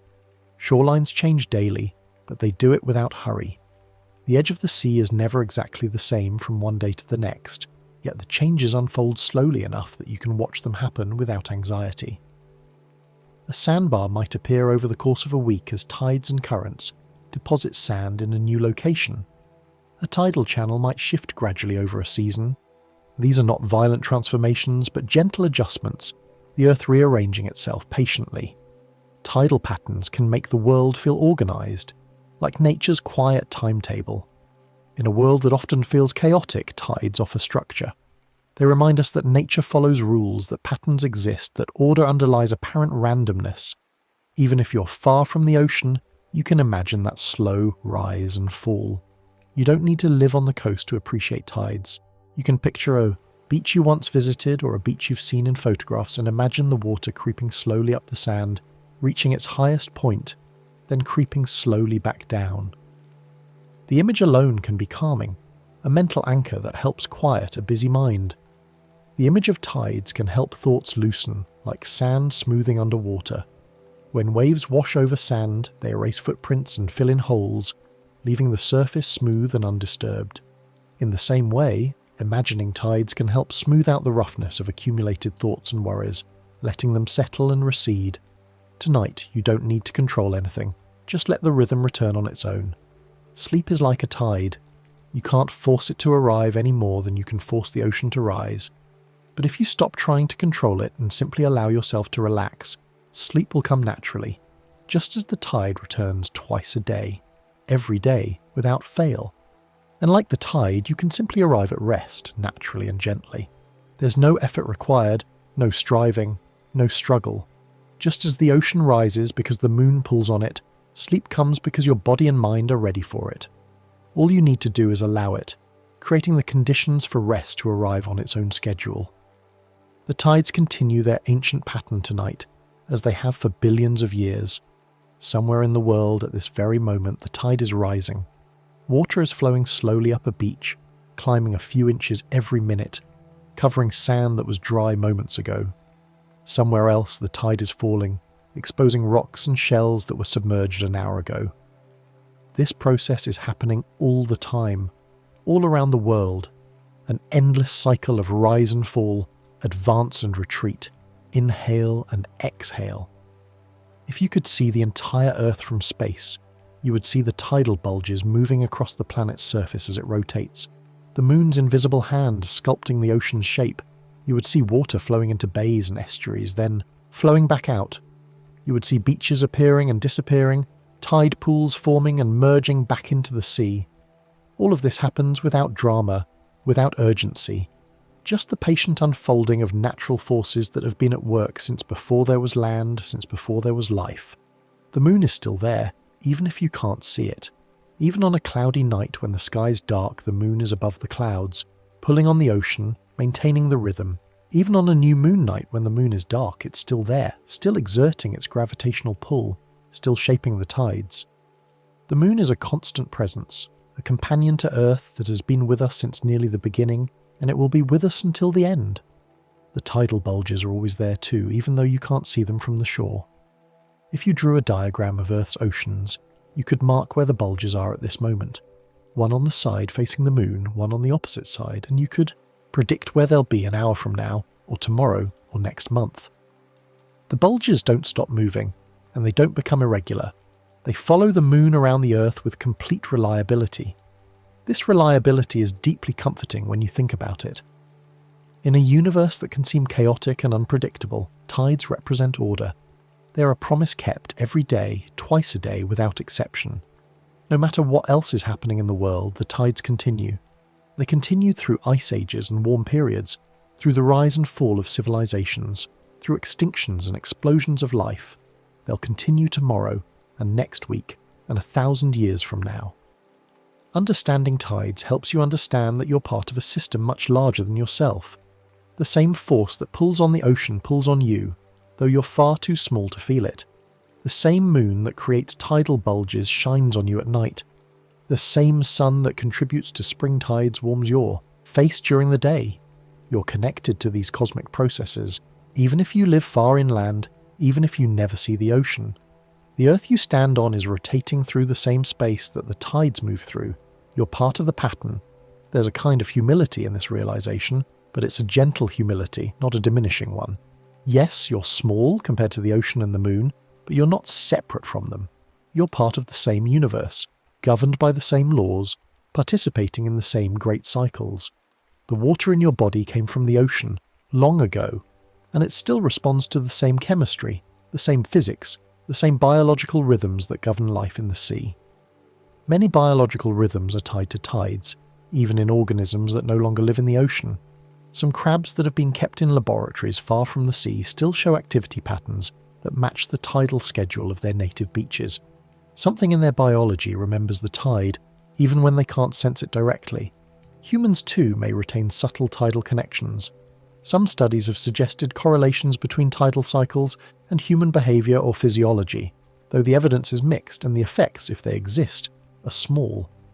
But it's pleasant to imagine that we still carry some faint memory of our oceanic origins, some echo of the tides in our biology. Even if we don't have biological tidal rhythms, we can certainly have psychological ones. The image of tides is powerful because it matches patterns we recognise in our own lives. Energy rises and falls, moods come and go, motivation ebbs and flows. Just as the tide is predictable but not constant, human experience includes natural cycles. Trying to fight these cycles is often counterproductive. Accepting them, working with them, can bring a sense of ease. The coastline changes with the tide, but it's still the same coastline. The essence of the place remains even as the details shift. Similarly, you change from day to day, from year to year, but there's a continuity beneath the changes. You're still you, even as circumstances rise and fall around you. The tide doesn't erase the beach, it just temporarily covers it. When the tide falls, the beach is still there, unchanged in its fundamental nature. This is a useful metaphor for difficult periods. When challenges rise like a high tide, it can feel like they're covering everything, leaving no room to breathe. But high tide doesn't last. It reaches its peak and then begins to fall. The beach it covered will be revealed again. The pressures that feel overwhelming right now will recede, given time. You just have to wait, to endure, to remember that the tide always turns. And during low tide, when everything is exposed and there's plenty of space, that doesn't last either. The tide will return. But that's okay, because the cycle is normal, expected, part of the natural pattern. There's no permanent low tide and there's no permanent high tide. There's only the cycle, the rhythm, the patient oscillation between states. Sleep is a kind of low tide for consciousness. As you fall asleep, the waters of active thinking recede, exposing the quiet beach of rest. Thoughts that were swimming through your mind settle down. Worries that were floating on the surface sink to the bottom. The busy activity of wakefulness drains away, leaving calm emptiness. This process can't be forced, but it can be allowed. You can create the conditions for it. You can lie still, breathe slowly, relax your muscles and quiet your mind. And then, just as the tide follows the moon, sleep will follow your relaxation. Not immediately, perhaps, but inevitably. The moon doesn't have to try to pull the ocean. It just does, because that's what gravity does. Your body doesn't have to try to sleep. It just will, because that's what bodies do when they're relaxed and safe. Safety is important. Tides feel safe because they're predictable. You can trust that the tide will behave as expected. In the same way, sleep requires trust. You have to trust that it's safe to let go, to release control, to allow consciousness to fade. Your body will keep breathing, your heart will keep beating, all the automatic processes will continue. You don't need to supervise them. You can let go. The ocean lets go too, in a way. It doesn't hold on to the water. When the tide rises, water flows in. When the tide falls, water flows out. The ocean doesn't try to keep the water at high tide forever. It allows the pattern to unfold, releasing and accepting water according to the tidal rhythm. You can do the same with thoughts and worries. Let them flow in, let them flow out. Don't try to hold on to pleasant thoughts or push away unpleasant ones. Just let them move through, like water moving with the tide. Imagine standing on a beach right now, at this quiet moment. The sun has set, and the sky is darkening. The ocean is calm, just gentle waves lapping at the sand. You can hear the soft, rhythmic sound of water meeting shore. The tide is falling, slowly pulling back, leaving darker, wetter sand in its wake. Small shells and bits of seaweed mark the high tide line, showing where the water reached earlier. As you stand there, you can feel the day ending just as the tide is turning. The activity and energy of the day are ebbing away, flowing back out to sea. Your thoughts are following the same pattern, receding like the water, leaving your mind quiet and clear. There's no rush. The tide takes hours to go out fully, and that's fine. You have all the time you need. The air is cool but not cold. There's a light breeze carrying the smell of salt and seaweed, clean and fresh. The sand under your feet is still slightly warm from the day's sun, though it's cooling now. You can feel the transition from day to night, from activity to rest, from wakefulness to sleep. It's all happening naturally, without any effort from you. The moon is rising. Somewhere, though you might not be able to see it yet. But it's there, pulling gently on the ocean, creating the tide that's now retreating from the shore. That same gentle pull is acting on you, drawing you towards sleep. Not demanding, not forcing, just a quiet invitation to rest. You notice a tide pool nearby, left behind by the receding water. It's calm, sheltered from the waves, reflecting the darkening sky. The water in the pool is perfectly still, like a mirror. Nothing disturbs it. This is what your mind can become. A still pool, reflecting the sky, calm and undisturbed. Thoughts may drift across the surface occasionally, like a small cloud moving across the reflection, but they don't create ripples. The stillness remains.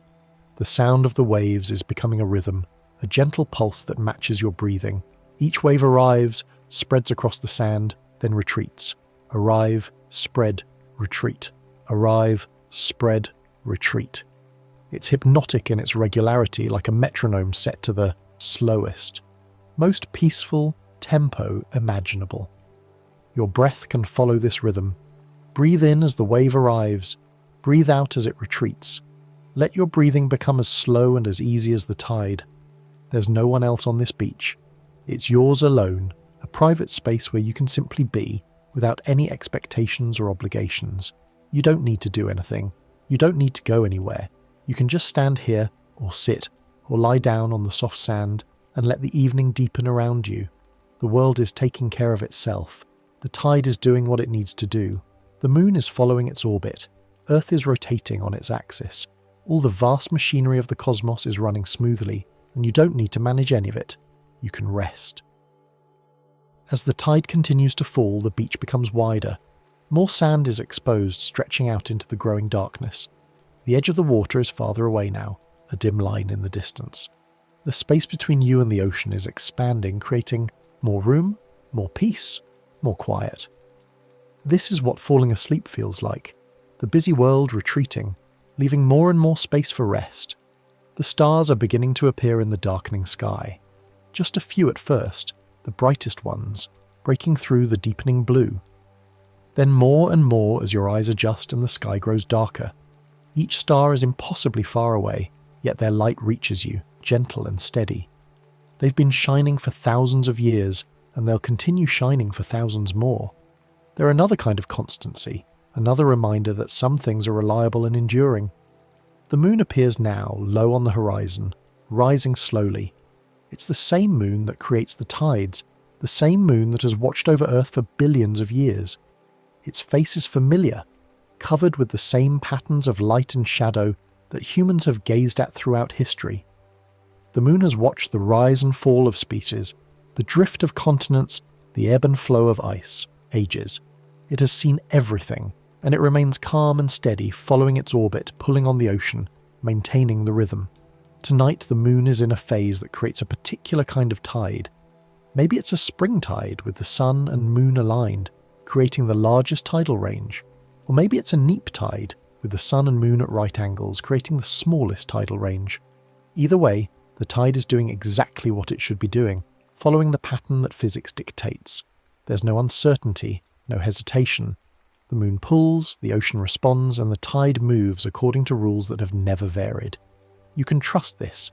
You can trust that the tide will keep following its pattern tonight, tomorrow, next week, next month. You can trust that the moon will keep orbiting, that gravity will keep working, that the natural order will persist. And in the same way, you can trust that sleep will come, that rest will arrive, that your body knows how to transition from wakefulness to sleep just as surely as the ocean knows how to respond to the moon. The waves are getting quieter now, or maybe you're just becoming less aware of them as your attention turns inward. The external world is fading, becoming less important, less demanding. The beach, the ocean, the sky. They're all still there, but they're receding into the background, like the tide receding from the shore.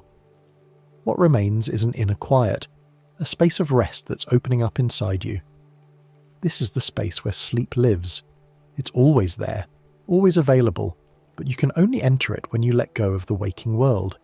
You have to release your grip on thoughts and concerns, allowing them to flow away like water flowing out with the tide. Some of them might return later, like the tide returning, but for now you can let them go. They'll be fine without your attention.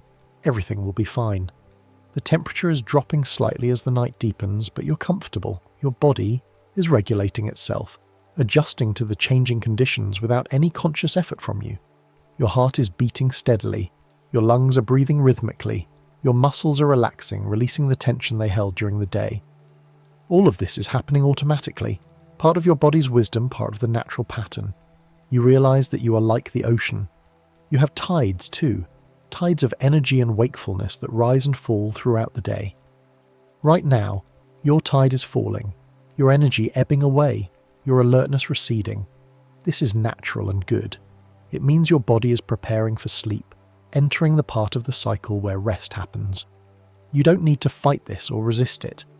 You can welcome it, the way a beach welcomes the receding tide, knowing that space and rest are being created. The moon continues its slow arc across the sky.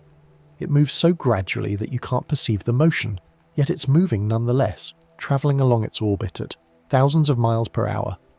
The motion is smooth and silent, undisturbed by anything.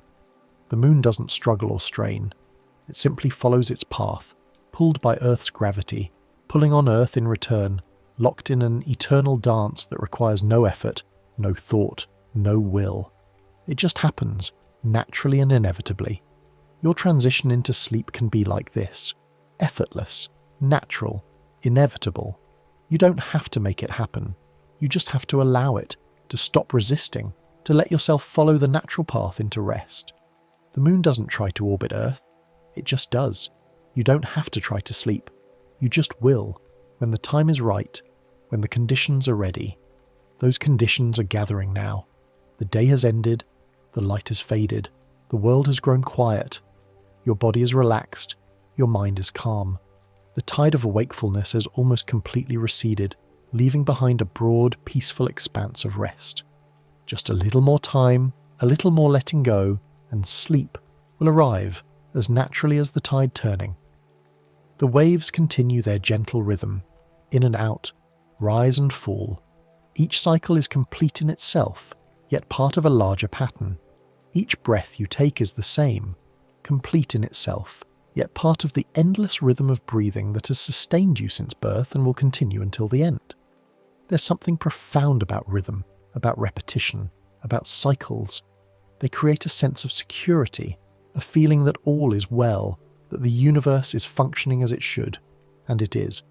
Despite all the complexity and uncertainty in the world, the fundamental patterns persist. The Earth rotates, the Moon orbits, the Sun rises and sets, the tides ebb and flow. These are constants you can count on, anchors in a changing world. Tonight they continue as they always have, and they'll continue tomorrow, and the next day, and long after. You're part of this great continuity, this ancient pattern. You belong here, in this moment, on this planet, under this sky, watched over by this moon. Let that belonging settle into your bones. Let the knowledge that you are part of the pattern bring you peace. You don't have to earn your place or justify your existence. You simply are, just as the ocean simply is, just as the tide simply is. You're a natural part of the world, and the world knows how to take care of you. It knows how to bring you rest, how to restore your energy, how to prepare you for tomorrow. All you have to do is let it. Let go. Let the tide of sleep carry you gently out from the shore of wakefulness into the deeper waters of rest. The journey is safe. The ocean knows the way. You can trust the process, the way you trust the tide to follow its pattern. Close your eyes if you haven't already. Feel the gentle support beneath you, like floating on calm water. Feel your body becoming heavier, sinking into relaxation, releasing into rest. The moon pulls gently, and the tide responds. Your body calls gently for sleep, and you can respond. No resistance, no effort, just a simple allowing. The pattern is complete. The day has ended. The tide has turned, and sleep is here, arriving naturally and gently, just as it should, just as it always does. Welcome it. Let it carry you, and rest. The next story is about to begin. Please relax and enjoy. Bioluminescence is light produced by living organisms. It's one of those phenomena that sounds almost magical when you first hear about it. Living things that glow, but it's actually grounded in straightforward chemistry and biology. When we talk about bioluminescence, we're talking about organisms that create their own light through chemical reactions happening inside their bodies. This is different from things that simply reflect light, like a mirror or a white surface. The organism itself is the source of the glow, generating photons through biological processes that have evolved over millions of years. What makes this particularly interesting is that bioluminescent light comes from within. Many bioluminescent organisms produce their glow through a chemical reaction that takes place inside their cells or in specialized organs designed specifically for making light. The reaction typically involves a light-producing molecule called luciferin. The name comes from the Latin word for light-bearing, which gives you a sense of how central this molecule is to the whole process. Luciferin isn't just one specific chemical, it's actually a term that covers several different molecules that serve similar purposes in different organisms. Each type of luciferin has its own particular structure, but they all share the ability to produce light when they undergo the right kind of chemical reaction. Along with luciferin, these reactions usually involve an enzyme called luciferase. Enzymes are biological catalysts, which means they help chemical reactions happen more quickly or efficiently without being consumed in the process. Luciferase takes luciferin and helps it react in a way that releases energy in the form of light rather than heat. This partnership between luciferin and luciferase is fundamental to most bioluminescence we observe in nature. The enzyme essentially guides the reaction, making sure that when luciferin breaks down or combines with other molecules, the energy gets released as visible light. Oxygen plays an important role in many of these light-producing reactions as well. In the most common pathway, luciferin combines with oxygen in a reaction facilitated by luciferase, and this combination releases energy. Some of that energy comes out as light, The exact details vary depending on the organism and the specific type of luciferin involved, but oxygen is frequently a key ingredient in the mix. Without it, many organisms simply wouldn't be able to glow. One of the most fascinating aspects of bioluminescent light is that it's often called cold light. This term refers to the fact that bioluminescence produces very little heat compared to the light it generates. When you think about traditional light sources like incandescent bulbs, a huge amount of the energy they use gets converted into heat rather than visible light. That's why those bulbs get so hot to the touch. Bioluminescence, on the other hand, is remarkably efficient. The chemical reactions that produce the glow convert most of their energy directly into light, with minimal heat as a byproduct. This efficiency is part of what makes bioluminescence so special from both a biological and a practical standpoint. The glow itself can take different forms. Some bioluminescent organisms produce a steady, continuous glow that stays relatively constant over time. Others flash or pulse, creating rhythmic patterns of light and darkness. These pulses can be quick, like the rapid blinking of certain fireflies, or slow and gentle, like the soft undulations of light you might see in some jellyfish. The pattern depends on how the organism controls the chemical reaction, whether it can start and stop it quickly, or whether the glow builds and fades more gradually. What's particularly remarkable is that bioluminescence appears in many different groups of life, spread across the tree of life in ways that suggest it evolved independently multiple times. It's not limited to one family or one branch of organisms. You find bioluminescence in bacteria, in fungi, in various types of plankton, in jellyfish and other nodarians, in certain squid and fish, in some beetles like fireflies, and even in a few worms and other creatures. This wide distribution tells us that the ability to produce light has been useful enough that evolution arrived at it over and over again through different pathways. You can think of bioluminescence as nature's version of quiet lanterns, small lights created through simple chemistry but deployed in sophisticated ways. There's something calming about that image. Organisms carrying their own gentle illumination through dark environments, using basic molecular tools to create something as ethereal as light. It's a reminder that even the most enchanting natural phenomena often come down to chemistry and biology, working in elegant, efficient ways. The evolution of bioluminescence is itself a fascinating story, one that involves countless small steps and adaptations across vast stretches of time. When we consider how something as specific as light production could evolve, we have to think about the incremental advantages that even dim or inefficient glowing might provide. Perhaps the earliest forms of bioluminescence were accidental, waste products of certain metabolic reactions that happened to emit a few photons. If those photons provided even a slight advantage, maybe startling a predator just enough to create a moment's hesitation, then organisms with that trait might survive slightly better than those without it. Over generations, natural selection would favour improvements to this system. Mutations that made the light brighter, or that allowed better control over when the light appeared, or that changed the colour of the light to something more useful in a particular environment. These would spread through populations. Eventually, what started as a barely noticeable glow could become a sophisticated, signalling system or an effective form of camouflage. The fact that bioluminescence evolved independently in so many different lineages tells us something important about the nature of evolution itself.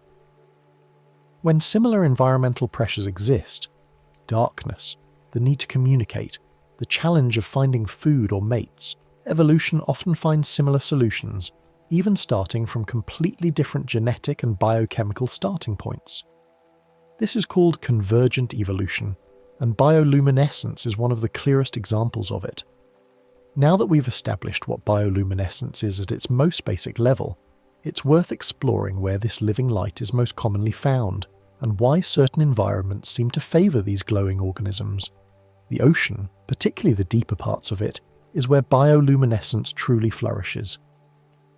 The prevalence of light-producing organisms in marine environments isn't random. It's deeply connected to the physics of light and water and to the challenges of living in a place where sunlight becomes increasingly scarce. Bioluminescence is extremely common in the ocean, especially as you descend into deeper waters. Near the surface, where sunlight penetrates easily, bioluminescence exists but isn't as essential. As you go deeper though, sunlight fades quickly. Water absorbs and scatters light, and different wavelengths of light penetrate to different depths. Red light, with its longer wavelength, gets absorbed first, disappearing within just a few meters of the surface. Orange and yellow follow, then green. Blue light, with its shorter wavelength, can penetrate the deepest, but even that eventually fades as you descend. In the open ocean, many animals live in what's known as the twilight zone, a region that typically starts around 200 meters down and extends to about 1,000 meters. In this zone, there's still some faint light filtering down from above, but it's dim and almost entirely blue. The environment has a perpetual twilight quality, not dark enough to be completely black, but nowhere near bright enough for the kind of vision we're used to. In this strange half-lit world, small points of light stand out dramatically. A tiny bioluminescent flash can be visible from a considerable distance, making it useful for communication, for finding mates, or for startling potential predators. The twilight zone is home to an enormous biomass of organisms, many of them bioluminescent. Schools of small fish, clouds of krill and other crustaceans, jellyfish drifting on currents, all of these move through the dim blue light, many of them carrying their own light-producing capabilities. During the day, many of these organisms remain at depth, but as night falls, they often migrate upward toward more food-rich surface waters. This daily vertical migration is one of the largest movements of biomass on the planet, and bioluminescence plays a role in it, helping organisms communicate and navigate during their journeys. Deeper still, below the twilight zone, the ocean becomes almost completely dark. This is the midnight zone and below, where sunlight essentially doesn't reach at all. Here, bioluminescence becomes even more prevalent. Estimates suggest that a significant majority of organisms living in the deep ocean have some capacity for bioluminescence. In this perpetual darkness, light becomes a valuable tool. It can serve as a form of communication between members of the same species, helping them find each other in the vast emptiness. It can act as a lure, attracting prey toward a predator. It can serve as camouflage through counter-illumination, which we'll explore more later. The point is that in an environment without sunlight, the ability to produce your own light becomes remarkably useful.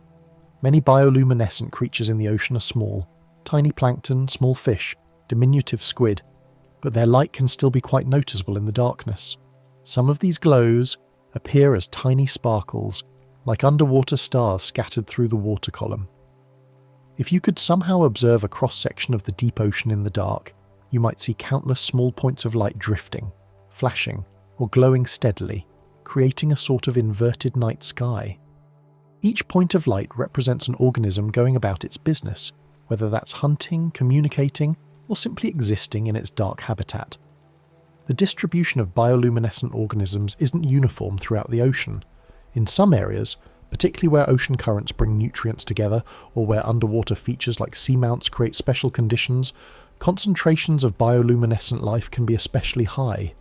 These areas become hotspots of glowing activity, with more frequent flashes and glows as organisms interact, hunt, and communicate. Other organisms produce light that appears as soft glowing patches or lines along their bodies.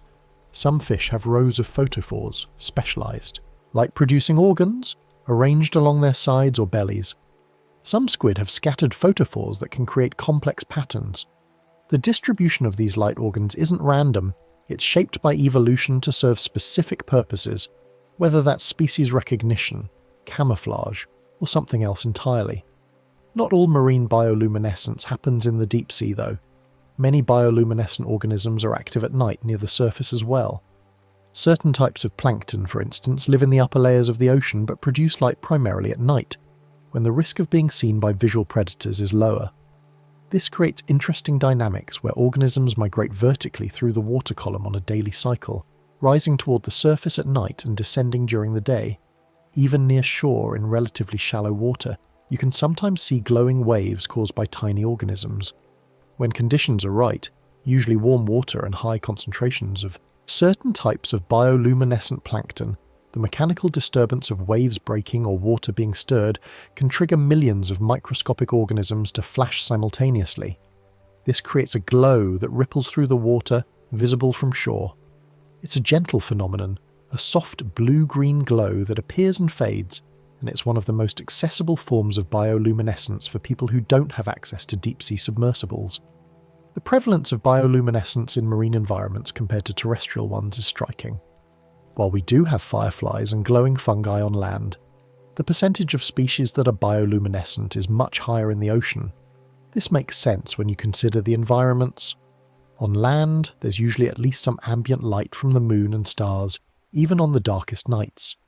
In many terrestrial environments, there are also places to hide, under leaves, in burrows, behind rocks.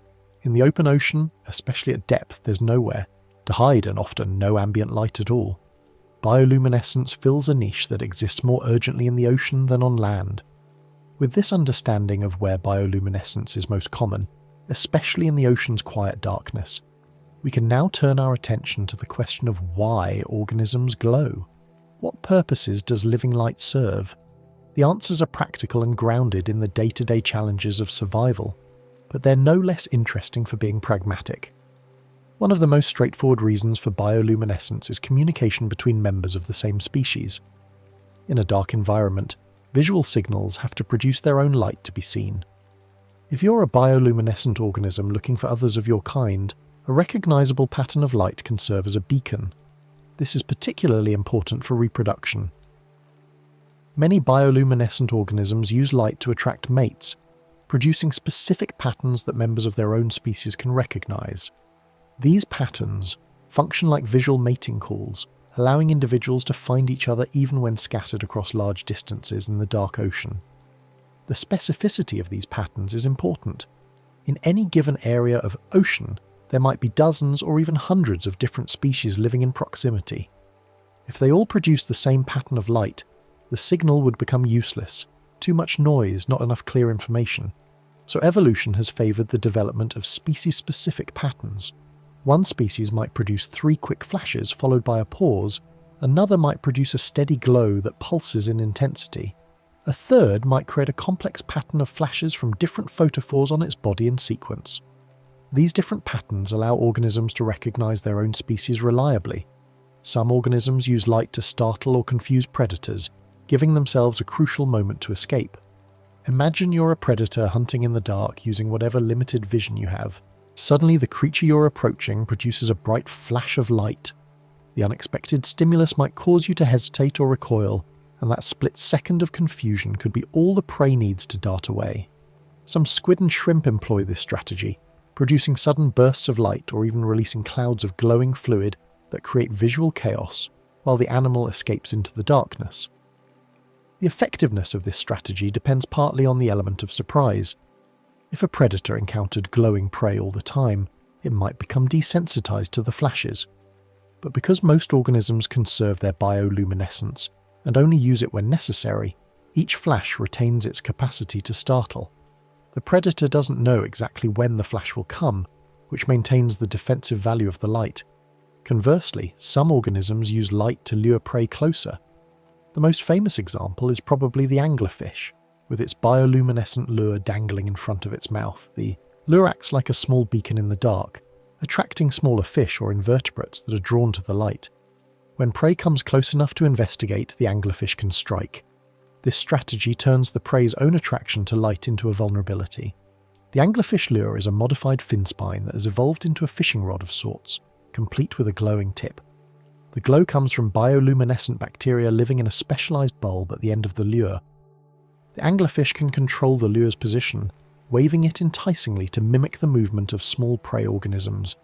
In the absolute darkness of the deep sea, this small glowing object might be the only visible thing for meters in any direction, making it incredibly attractive to potential prey that are accustomed to following light signals.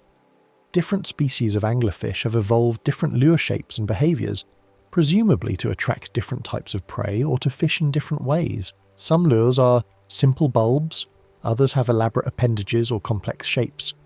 The diversity of lures reflects the diversity of deep-sea environments and the different ecological niches these fish occupy. Then there's the fascinating phenomenon of counter-illumination, which is a form of camouflage that uses light in a counterintuitive way. If you're a fish or squid living in the twilight zone, there's a faint blue glow coming from above due to the filtered sunlight. If you're seen from below against this faint background, you appear as a dark silhouette. Predators hunting from below can use this silhouette to locate prey. Counter-illumination solves this problem by producing light on the underside of the body that matches the intensity and colour of the faint light from above. This effectively erases the silhouette, making the organism much harder to detect from below. It's camouflage through matching the ambient light, rather than through matching the surrounding visual texture. The precision required for effective counter-illumination is remarkable. The organism needs to produce light that matches not just the colour of the downwelling light, but also its intensity, and that intensity changes depending on depth, time of day, and weather conditions at the surface. Many organisms that use counter-illumination have sophisticated control systems that allow them to adjust their ventral light output continuously. Some have light-sensing organs on their backs that measure the downwelling light, and neural circuits that adjust the ventral photophores to match. This creates a sort of active camouflage system, constantly updating to maintain invisibility. It's energetically expensive. The organism has to produce light continuously while in the twilight zone. But the survival advantage of being invisible to predators below is apparently worth the cost. Some bioluminescent displays may serve as warnings to predators. Certain organisms that are toxic, unpalatable, or difficult to eat produce light that could signal their unsuitability as prey. This is similar to how some brightly coloured land animals use their appearance to advertise that they're not worth eating. The bioluminescence becomes a warning sign in an environment where colour as we usually think of it isn't visible. This type of warning coloration, called aposematism, is common on land but less well documented in the deep sea, partly because it's harder to study. However, there's evidence that some glowing organisms are indeed avoided by predators that have learned to associate certain light patterns with bad experiences. Some bioluminescent jellyfish, for instance, have stinging cells that make them unpleasant to eat, and their glow may help predators learn to avoid them. Other uses of bioluminescence involve creating confusion through multiple moving points of light. Some organisms can release glowing material into the water, creating a cloud of light that obscures their actual position. While the predator is distracted by or focused on this glowing cloud, the organism can escape. It's a decoy strategy that uses light as misdirection. Certain deep-sea squid are particularly adept at this. They can eject glowing mucus or ink from specialized glands, creating a luminous cloud roughly the same size and shape as the squid itself. The cloud hangs in the water, glowing, while the squid jets away in a different direction. A predator, seeing this glowing blob, might attack it, only to discover it's inedible mucus rather than squid. In some cases, bioluminescence may help organisms illuminate their immediate surroundings slightly, though this use is more debated. The light levels produced by most bioluminescent organisms are quite faint, and wouldn't provide much in the way of useful illumination for seeing objects. However, for organisms with extremely sensitive eyes adapted to near-total darkness, even a faint glow might provide some useful information about the environment. Some deep-sea fish have photophores near their eyes, positioned in ways that could potentially illuminate objects directly in front of the fish. Whether this actually helps them see better is uncertain. The light levels are very low, but it's a hypothesis that researchers continue to investigate. It's also possible that these near-eye photophores serve some other function, like signalling or species recognition, rather than illumination. What's striking about all these uses is how subtle they tend to be. Bioluminescence in nature is rarely about creating massive amounts of light or illuminating large areas. It's more about precise, targeted use of small amounts of light for specific purposes. The light serves as a whisper rather than a shout, a gentle signal in the darkness that conveys information efficiently and economically. Each flash, each glow, each pattern represents energy spent for a purpose, and evolution has shaped these displays to be as effective as possible with minimal waste. The energy economy of bioluminescence is worth considering in more detail. Producing light requires resources. The organism has to synthesize luciferin, which involves metabolic pathways that consume energy and raw materials. It has to produce and maintain luciferase enzymes. It has to build and maintain specialized light organs if it has them. All of this represents an investment that has to pay off in survival or reproductive benefits. For organisms living in food-poor environments like the deep sea, every calorie matters. They can't afford to waste energy on unnecessary displays. This is why bioluminescence in the deep sea tends to be brief and purposeful. An organism might flash for a fraction of a second to startle a predator, or glow for a few seconds while searching for a mate, but it won't maintain a continuous bright glow unless that serves a specific function like counter-illumination. The efficiency of the light-producing reaction helps with this energy economy.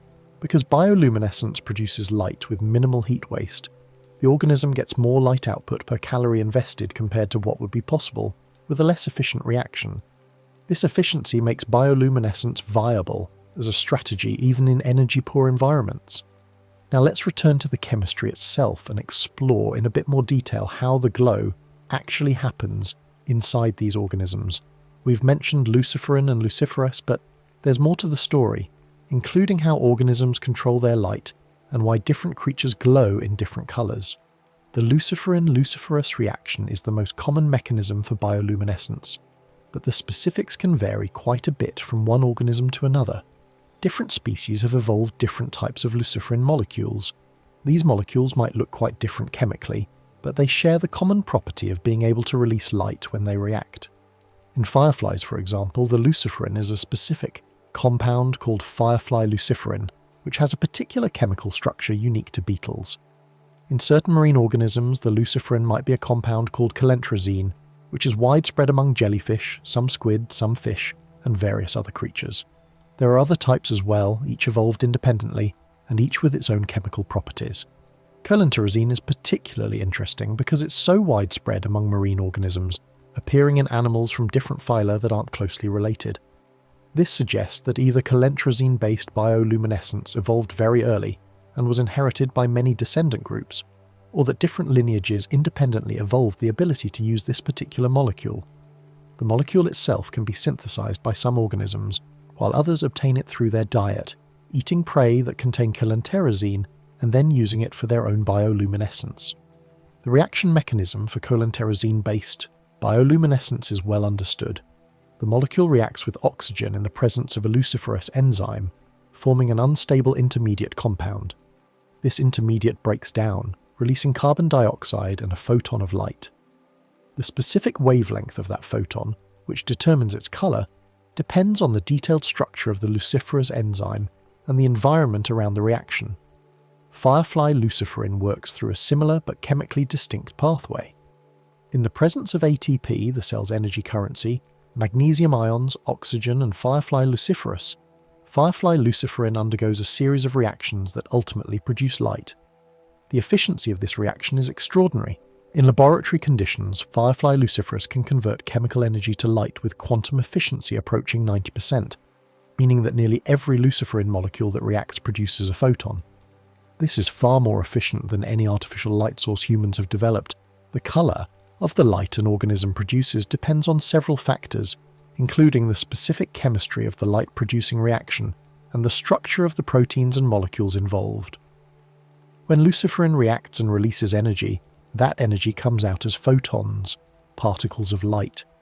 The wavelength of those photons, which determines what colour we perceive, depends on the amount of energy in each photon.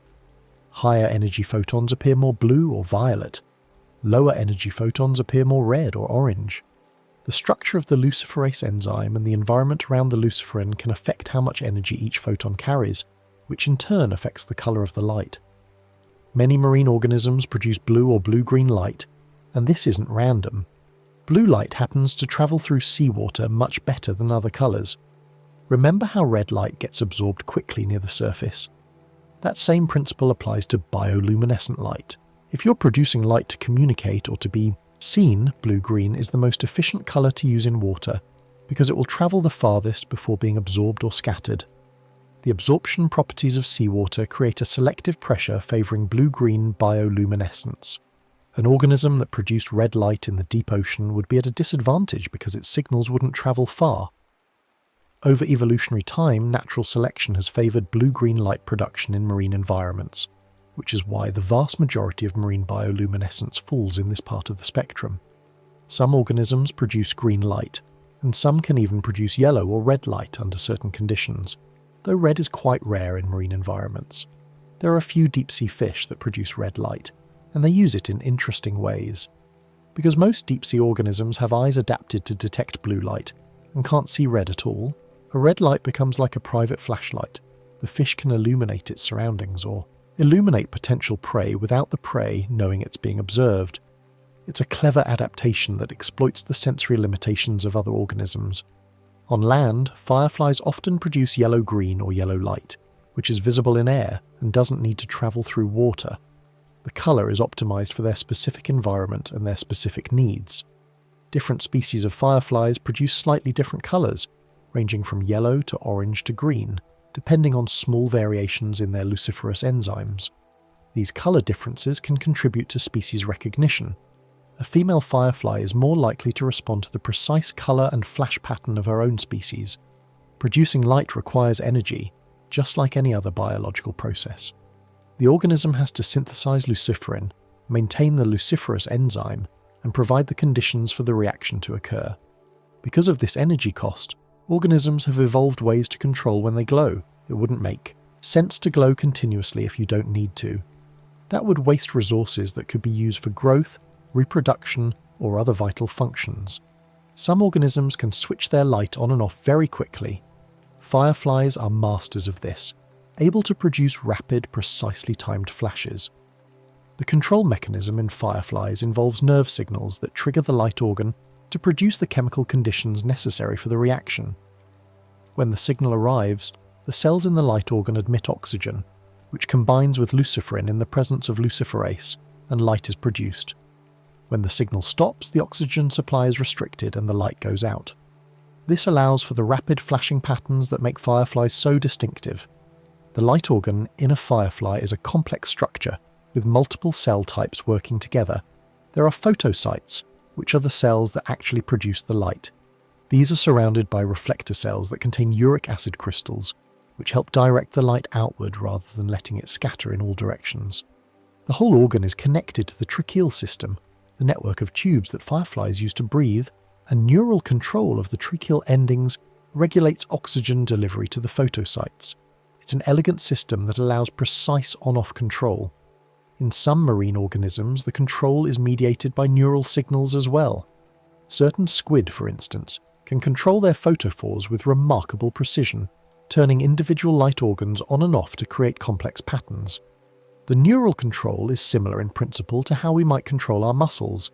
A nerve impulse triggers a change in the organ that leads to light production. Some squid have dozens or even hundreds of individual photophores scattered across their bodies, each one potentially under independent neural control. This allows them to create complex moving patterns of light, like animated displays. The purpose of these elaborate patterns isn't always clear, but they likely serve in communication, perhaps helping squid recognize each other or coordinate behavior in groups. In other organisms, the glow may be more constant or slow changing. Some jellyfish, for example, produce a glow that pulses slowly, fading in and out over seconds rather than flashing rapidly. The control mechanism here might be less about nerve signals and more about the gradual accumulation and depletion of the chemicals needed for the reaction, or about slower changes in the chemical environment inside the light-producing cells. In jellyfish that produce light in response to physical disturbance, the trigger is often mechanical. Specialized cells detect pressure or vibration, and this mechanical stimulus initiates a cascade of events that leads to light production. The system is self-limiting. After producing a flash, the cells need time to reset before they can flash again. This creates the characteristic pulsing pattern you see when you disturb bioluminescent jellyfish. This ability to control light is like having a tiny dimmer switch or on-off switch built into the organism's biology. It allows for sophisticated use of light as a tool, enabling organisms to send signals, create patterns, or save energy when light isn't needed. The precision of this control is a testament to how evolution can fine-tune even something as seemingly simple as a chemical reaction to serve complex purposes. The cellular machinery that enables this control is itself fascinating. Inside a photocyte or other light-producing cell, there are mechanisms to store luciferin and luciferase separately until needed, prevent premature reactions, trigger the reaction on demand, and then clear away the products so the cell can produce light again. All of this happens at a microscopic scale, coordinated by the cell's internal systems. Some organisms store luciferin and luciferase in separate cellular compartments, only allowing them to mix when light production is needed. Others keep them together but control the availability of oxygen or other cofactors that are necessary for the reaction. The specific mechanism varies, but the principle is the same: maintain tight control over when and how the light-producing reaction occurs. With the chemistry explained in a bit more depth, it's nice to shift focus to some familiar examples of bioluminescence that many of us have encountered, or at least heard about. Fireflies are perhaps the most widely recognised bioluminescent organisms, particularly in regions where they're common during warm months. Their soft blinking lights on summer evenings have a nostalgic, almost magical quality, and they provide a perfect example of bioluminescence used for communication. Fireflies are actually beetles, members of the family Lampyridae. Despite their name, they're not flies at all. During their adult stage, many species produce light from a specialised organ located in their abdomen. The organ consists of layers of cells that contain luciferin, luciferase, and the other components needed for the light-producing reaction. The outer layers of the organ allow the light to shine through clearly, while the inner layers may contain reflective materials that help direct the light outward rather than letting it dissipate into the body. For most firefly species, the primary purpose of the glow is communication related to mating. Male fireflies typically fly around producing flashes in species-specific patterns. Female fireflies, often waiting on vegetation or on the ground, observe these patterns. When a female sees a pattern that matches her species, she may respond with her own flash. This back-and-forth exchange of light signals allows males and females to find each other in the dark. The pattern is key. The timing between flashes, the duration of each flash, and the number of flashes in a sequence all contribute to species recognition. The specificity of these patterns is remarkable. In one study of fireflies in the Great Smoky Mountains, researchers documented multiple species active in the same areas on the same nights, each with its own distinct flash pattern. One species might flash once every several seconds while flying in a straight line. Another might fly in a J-shaped pattern, flashing at the bottom of each J. A third might produce pairs of flashes separated by a characteristic interval. These differences allow each species to maintain reproductive isolation even while sharing the same habitat. Different firefly species have evolved distinctly different flash patterns. Some produce single flashes spaced several seconds apart. Others produce rapid bursts of multiple flashes. Some fly in J-shaped patterns while flashing, creating a visual signature in the air. This diversity of patterns allows multiple species of fireflies to coexist in the same area without confusion, because each species has its own recognizable signal. The evolution of these diverse patterns is an example of what's called character displacement. When related species live in the same area, natural selection favors individuals whose signals are most distinct from other species, reducing the chances of mistaken identity and wasted mating effort. Over time, this leads to increasingly divergent signal patterns, allowing even closely related species to coexist without confusion. In some remarkable cases, fireflies can synchronize their flashes in groups. This behavior has been observed in several species, most famously in certain fireflies in Southeast Asia, and in the species Photinus carolinus in the eastern United States. During peak mating season, thousands of male fireflies may gather in an area and begin flashing in unison, creating waves of light that sweep through the landscape. The synchronization appears to involve each firefly adjusting its flash timing slightly, in response to the flashes it sees around it, leading to spontaneous coordination across the group. The exact advantage of this behavior is still debated, but it may help individual fireflies stand out, or it may make the group display more noticeable to females. The synchronization of fireflies is a beautiful example of emergence, a complex pattern arising from simple individual rules. Each firefly is essentially following a rule like, when I see a flash, advance my own flash cycle slightly. And when thousands of fireflies follow this rule simultaneously, the result is spontaneous synchronization. It's similar to how audiences sometimes spontaneously synchronize their clapping at concerts, or how certain heart cells synchronize their firing patterns. The efficiency of firefly light is remarkable. Fireflies can convert a very high percentage of the energy in their light-producing reaction directly into light, with very little wasted as heat. This efficiency is one of the things that makes bioluminescence so fascinating from a technological perspective. If we could create artificial lights that were as efficient as firefly lanterns, we could save enormous amounts of energy. Scientists have studied firefly luciferase extensively, trying to understand what makes it so efficient. The enzyme structure appears to position the reactants in exactly the right configuration to favour light production over heat production. Researchers have even created artificial versions of firefly luciferase, with modifications that change the colour of the light produced, or that make the enzyme more stable at different temperatures. These engineered luciferases are used in research applications around the world. Fireflies don't begin their lives as glowing adults. They start as eggs, which hatch into larvae.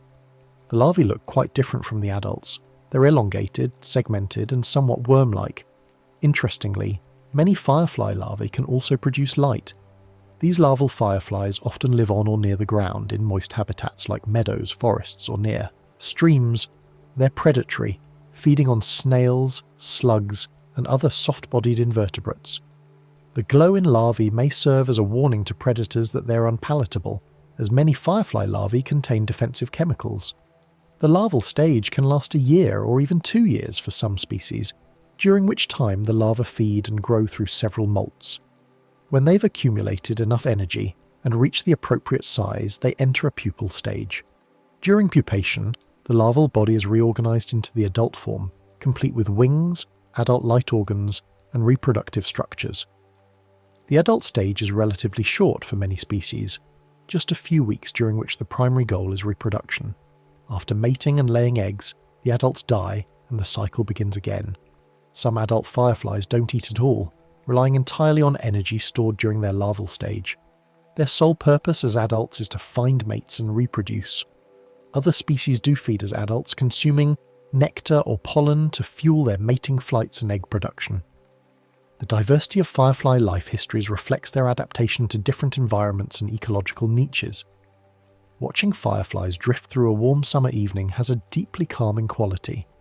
Their lights appear and disappear in gentle rhythms, creating patterns against the darkening sky and landscape. It's easy to stand and watch them without any particular goal, just observing the quiet conversation of a light happening around you, the slow pace, the soft glow, the peaceful setting. It all combines to create an experience that feels restorative. It's a reminder that nature often communicates in gentle ways, and that even when it produces something as eye-catching as light, it can do so softly without harshness or glare. There's something meditative about watching fireflies. Your eyes naturally follow individual lights as they appear, trace their paths through the air and then watch them blink out. Then, another catches your attention, and another, creating a gentle exercise in focused yet relaxed attention. It's not unlike meditation practices that involve watching candles or other gentle visual stimuli. The experience slows down your thoughts and brings you into the present moment. In many cultures, fireflies have symbolic significance, often representing transience, beauty, or the presence of spirits or souls. In Japan, firefly viewing is a traditional summer activity, and certain rivers and parks are famous for their firefly displays. The insects are celebrated in poetry, art, and literature, often evoking themes of summer, love, and the fleeting nature of beauty. Now let's drift back toward the water and explore another context where bioluminescence creates beautiful displays, glowing waves and bioluminescent bays, where the simple disturbance of water can trigger millions of tiny organisms to flash, creating what looks like liquid light. Some of the most enchanting, bioluminescent displays occur when ocean waves appear to glow, sparkling with blue-green light as they roll and break. This phenomenon is caused by microscopic organisms called dinoflagellates, which are a type of plankton. Dinoflagellates are single-celled organisms that drift in the water, and while there are many species of dinoflagellates, several are capable of producing light when mechanically disturbed. The dinoflagellates responsible for glowing waves often belong to species like Noctiluca scintillans or Lingulodynium polyedrum. These organisms are quite small, typically less than a millimetre in diameter, but when present in high concentrations their collective glow can be spectacular. During the day you might not notice them at all, or you might see the water take on a slightly reddish or brownish tint if their population is particularly dense. At night though, when the water is disturbed, they flash. Noctiluca scintillans is particularly interesting. Its name means nightlight and sparkling, which is wonderfully descriptive. Unlike some other bioluminescent dinoflagellates, Noctiluca is relatively large for a single-celled organism. Visible to the naked eye if you look closely at disturbed water during a bloom, the cell is roughly spherical with a trailing tentacle that it uses to capture food particles. Inside the cell are scintillons, tiny organelles that produce the flash when stimulated. The flash itself is a defense mechanism, or at least that's the leading hypothesis. When a dinoflagellate is jostled or disturbed, by a wave, by a swimming fish, by a passing boat, or even by your hand moving through the water, it produces a brief flash of light. This flash may serve to startle small predators that are trying to eat the dinoflagellate, giving it a momentary advantage. Alternatively, or additionally, the flash might attract the attention of larger predators that could eat whatever disturbed the dinoflagellate, essentially calling in help. This burglar alarm hypothesis suggests that the dinoflagellate uses light to draw attention to its attacker. Research on this burglar alarm hypothesis has shown that copepods, small crustaceans that eat dinoflagellates, do sometimes get eaten by larger predators when they trigger bioluminescent flashes. Fish hunting in the dark can see the flashes and home in on them, catching the copepods rather than the dinoflagellates. This provides evidence that the flashing does indeed help the dinoflagellates survive, though probably not every time. Regardless of the evolutionary reason, the effect is beautiful. When waves roll towards shore during a bioluminescent bloom, each breaking wave illuminates from within, outlining the curl and splash with blue-green light. Walking along the beach during such an event, every footstep in the wet sand can trigger tiny sparkles. If you wade into the water and move your hand through it, trails of light follow your movements. Swimming or kayaking through bioluminescent water creates an otherworldly experience, where every stroke leaves glowing swirls behind. The glow produced by dinoflagellates appears blue because that wavelength travels well through water, and because it's the colour produced by their particular light-generating chemistry. The specific molecules and structures involved create photons in the blue-green range of the spectrum. The light is relatively bright for a single-celled organism, but still quite faint overall. It's most visible in very dark conditions, away from artificial lights. The duration of each flash is very brief, typically lasting only a fraction of a second. The scintillons inside the dinoflagellate cell respond to mechanical disturbance by rapidly releasing their light-producing chemicals, creating a quick flash, and then the cell needs time to reset before it can flash again. This means that if you stir the water continuously, the flashing will gradually dim as more and more cells enter their refractory period. These bioluminescent events are most common in warm waters where nutrient conditions support large populations of dinoflagellates. They can be somewhat seasonal, often peaking in late summer or early fall in temperate regions. Certain bays and coastal areas have become famous for their reliable bioluminescent displays. Bioluminescent bays in places like Puerto Rico, Jamaica, and other tropical locations have high concentrations of dinoflagellates year-round, and attract visitors who want to experience the glowing water. In these bays, the water is typically calm and sheltered, which helps maintain the dinoflagellate population. On a dark night, paddling through these bays in a kayak can make you feel like you're moving through liquid starlight. Mosquito Bay in Vieques, Puerto Rico, is often cited as the brightest bioluminescent bay in the world.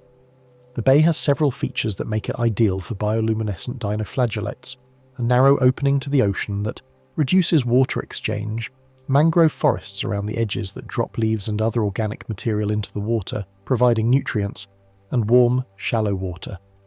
The dinoflagellate species here is Pyridinium bahamense, which produces a particularly bright blue flash. The conditions that lead to bioluminescent blooms are specific. The water temperature needs to be within a certain range, nutrients need to be available in the right concentrations, and the water generally needs to be relatively calm to allow the dinoflagellates to concentrate. Sometimes blooms appear unexpectedly, other times they're predictable based on seasonal patterns. Local knowledge often helps. People who live near bioluminescent areas usually have a sense of when conditions are most likely to produce displays. Red tides, which are blooms of certain dinoflagellate species that can be toxic to marine life and humans, are related to bioluminescent blooms but distinct. Some red tide species do produce bioluminescence, which can create the unusual and somewhat eerie sight of toxic, glowing red-brown water at night. However, not all bioluminescent blooms are harmful, and not all harmful blooms are bioluminescent. The two phenomena can overlap but aren't the same thing. It's one of the calmest kinds of light show in nature. Unlike fireworks or lightning, which are sudden and dramatic, bioluminescent water responds to gentle motion with gentle light. The faster and more turbulent the water movement, the more light is produced, but even vigorous splashing creates a soft glow rather than anything harsh or glaring.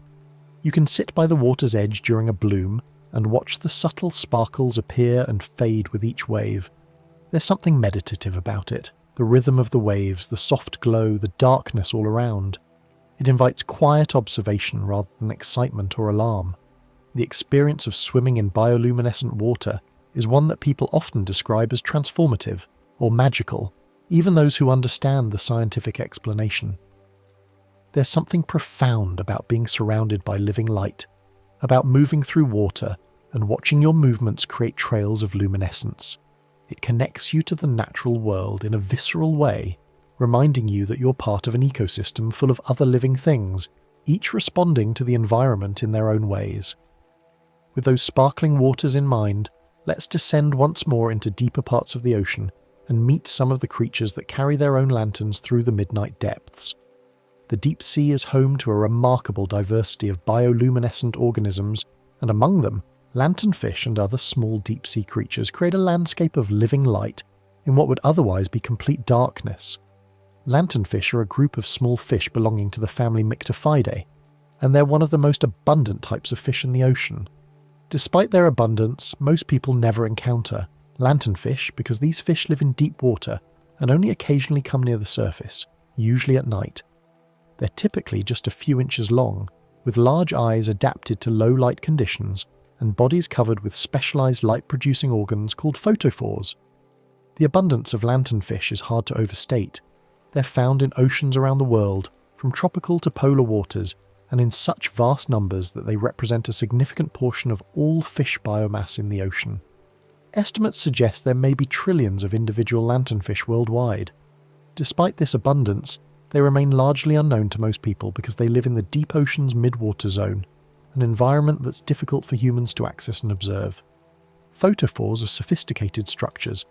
Each photophore is essentially a tiny biological lamp, containing light-producing cells, often backed by reflective tissue to direct the light outward and sometimes fronted by a lens-like structure that focuses or filters the light. In lanternfish, photophores are arranged in specific patterns along the sides and underside of the body. These patterns vary between species, functioning as a kind of identification system. In the dim environment of the deep sea, these light patterns allow fish to recognize members of their own species. The anatomy of a photophore reveals nature's ingenuity. At the core are the photocytes, cells that produce light through bioluminescent reactions. Behind these are layers of cells containing crystals or other reflective materials arranged to form a mirror-like backing that directs light outward. In front might be a layer of tissue that acts as a lens, focusing the light into a beam or diffusing it in a particular pattern. Some photophores even have coloured filters that modify the light's wavelength, though this is less common since most organisms produce blue-green light anyway. One of the main purposes of the photophores on the underside of lanternfish is counter-illumination. During the day or in the twilight zone where some faint light penetrates from above, a lanternfish needs to avoid being seen as a dark silhouette against the lighter background above. By activating its ventral photophores and adjusting their brightness to match the faint downwelling light, the fish can effectively disappear when viewed from below. This is a form of active camouflage. The fish continually adjusts its light output to match the changing conditions of ambient light as it moves through the water column. The challenge of counter-illumination is dynamic. As the lanternfish swims up and down in the water column during its daily vertical migration, the ambient light level changes dramatically. Near the surface at dusk there might be considerable light from above. At depth during the day there's almost none. The fish needs to adjust its photophore output constantly to maintain the match. This requires sensory systems to detect the ambient light level and neural systems to modulate the photophores accordingly, a sophisticated feedback system operating continuously. Lanternfish aren't the only deep-sea organisms that produce light. The deep sea is absolutely full of bioluminescent creatures, representing an enormous range of body types and evolutionary lineages. Some deep-sea squid produce light through photophores, while others have symbiotic bacteria that glow. Certain deep-sea squid can release glowing mucus or ink into the water when threatened, creating a luminous cloud that confuses predators while the squid escapes into the darkness. This is similar to the way some shallow water squid and octopuses release ink, but with the added element of light. The vampire squid, despite its ominous name, is actually a gentle creature that feeds on marine snow, detritus falling through the water column. When threatened, it can eject a cloud of glowing mucus from the tips of its arms. This luminous cloud can persist for several minutes, creating a confusing display while the squid jets away. The vampire squid can also turn itself inside out, pulling its webbed arms up over its body in a defensive posture that exposes spiny projections. The combination of glowing mucus and this alien appearance is enough to deter most predators. Jellyfish are another major group of bioluminescent organisms in the deep sea. Many deep-sea jellyfish produce soft pulses or rings of light that travel along their bells or tentacles. The light can be mesmerizing to watch, gentle waves of blue or green luminescence flowing across translucent tissue. Some jellyfish seem to produce light more or less continuously at a low level, while others flash in response to disturbance. The purposes vary, but generally the light may serve to startle predators or perhaps to attract prey. A taller jellyfish, sometimes called the alarm jellyfish, has a particularly striking defense mechanism. When attacked, it produces a pinwheel, pattern of light flashes that rotate around its bell. This burglar alarm display is thought to attract larger predators that might attack whatever is disturbing the jellyfish, similar to the dinoflagellate strategy. The flashing pattern is distinct and dramatic enough that researchers can often tell when an Atala jellyfish has been disturbed in deep-sea video footage, even if the jellyfish itself isn't visible. Deep-sea shrimp provide yet another example. Some species can produce clouds of glowing fluid from glands near their mouths, creating a luminous smoke screen. When a predator approaches, the shrimp expels this glowing material and then swims away into the darkness, while the predator is distracted by the bright cloud. It's an elegant escape strategy that takes advantage of the predator's visual system. One particularly well-studied example is the deep-sea shrimp Acanthophora purpurea, which produces a blue glowing secretion from glands near its mouth. When threatened, the shrimp can eject this luminous material while simultaneously jetting backward. The combination of sudden bright light and rapid movement in the opposite direction is often enough to allow escape. Studies have shown that the glowing cloud can persist for several seconds, giving the shrimp time to put distance between itself and the predator. Even among fish beyond the lanternfish family, bioluminescence is common in the deep sea. Anglerfish, dragonfishes, hatchetfish, and many others have light-producing organs. The anglerfish's lure is perhaps the most famous, a modified dorsal fin spine that extends forward over the mouth, tipped with a glowing bulb of tissue. The light attracts prey fish, or invertebrates that approach to investigate, and when they come close enough, the anglerfish's enormous mouth snaps them up.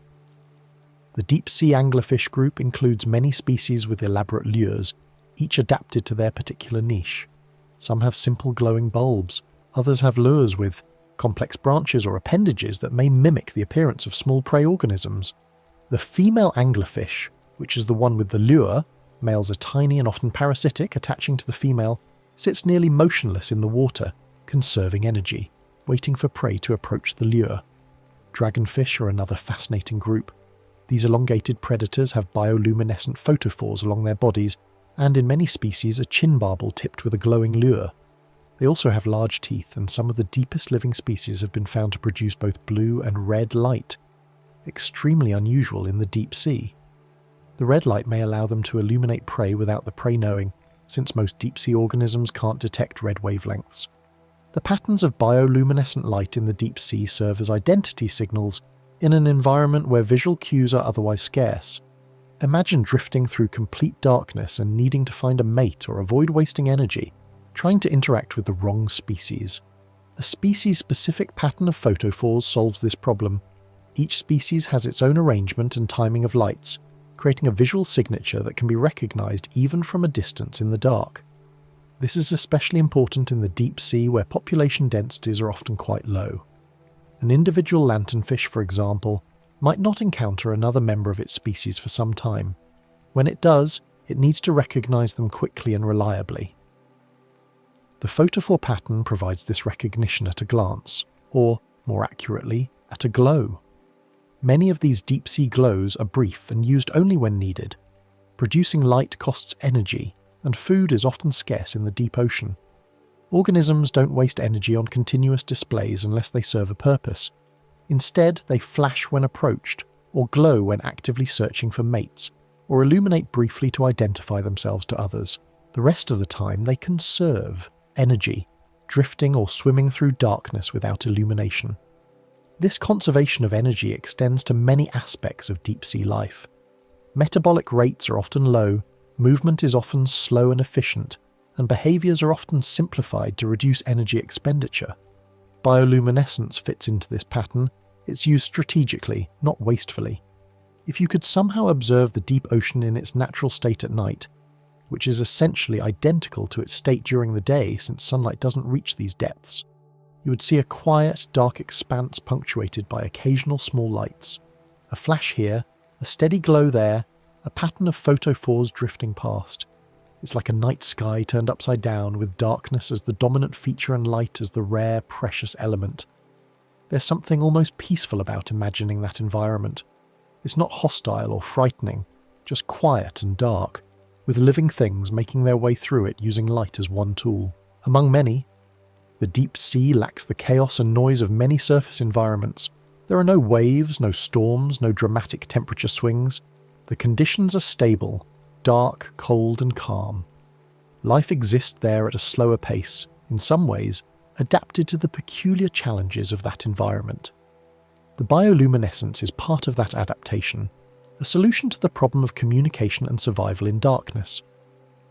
Now we can explore one of the more fascinating partnerships in the natural world, when bioluminescence arises not from the organism itself, but from symbiotic bacteria living inside it.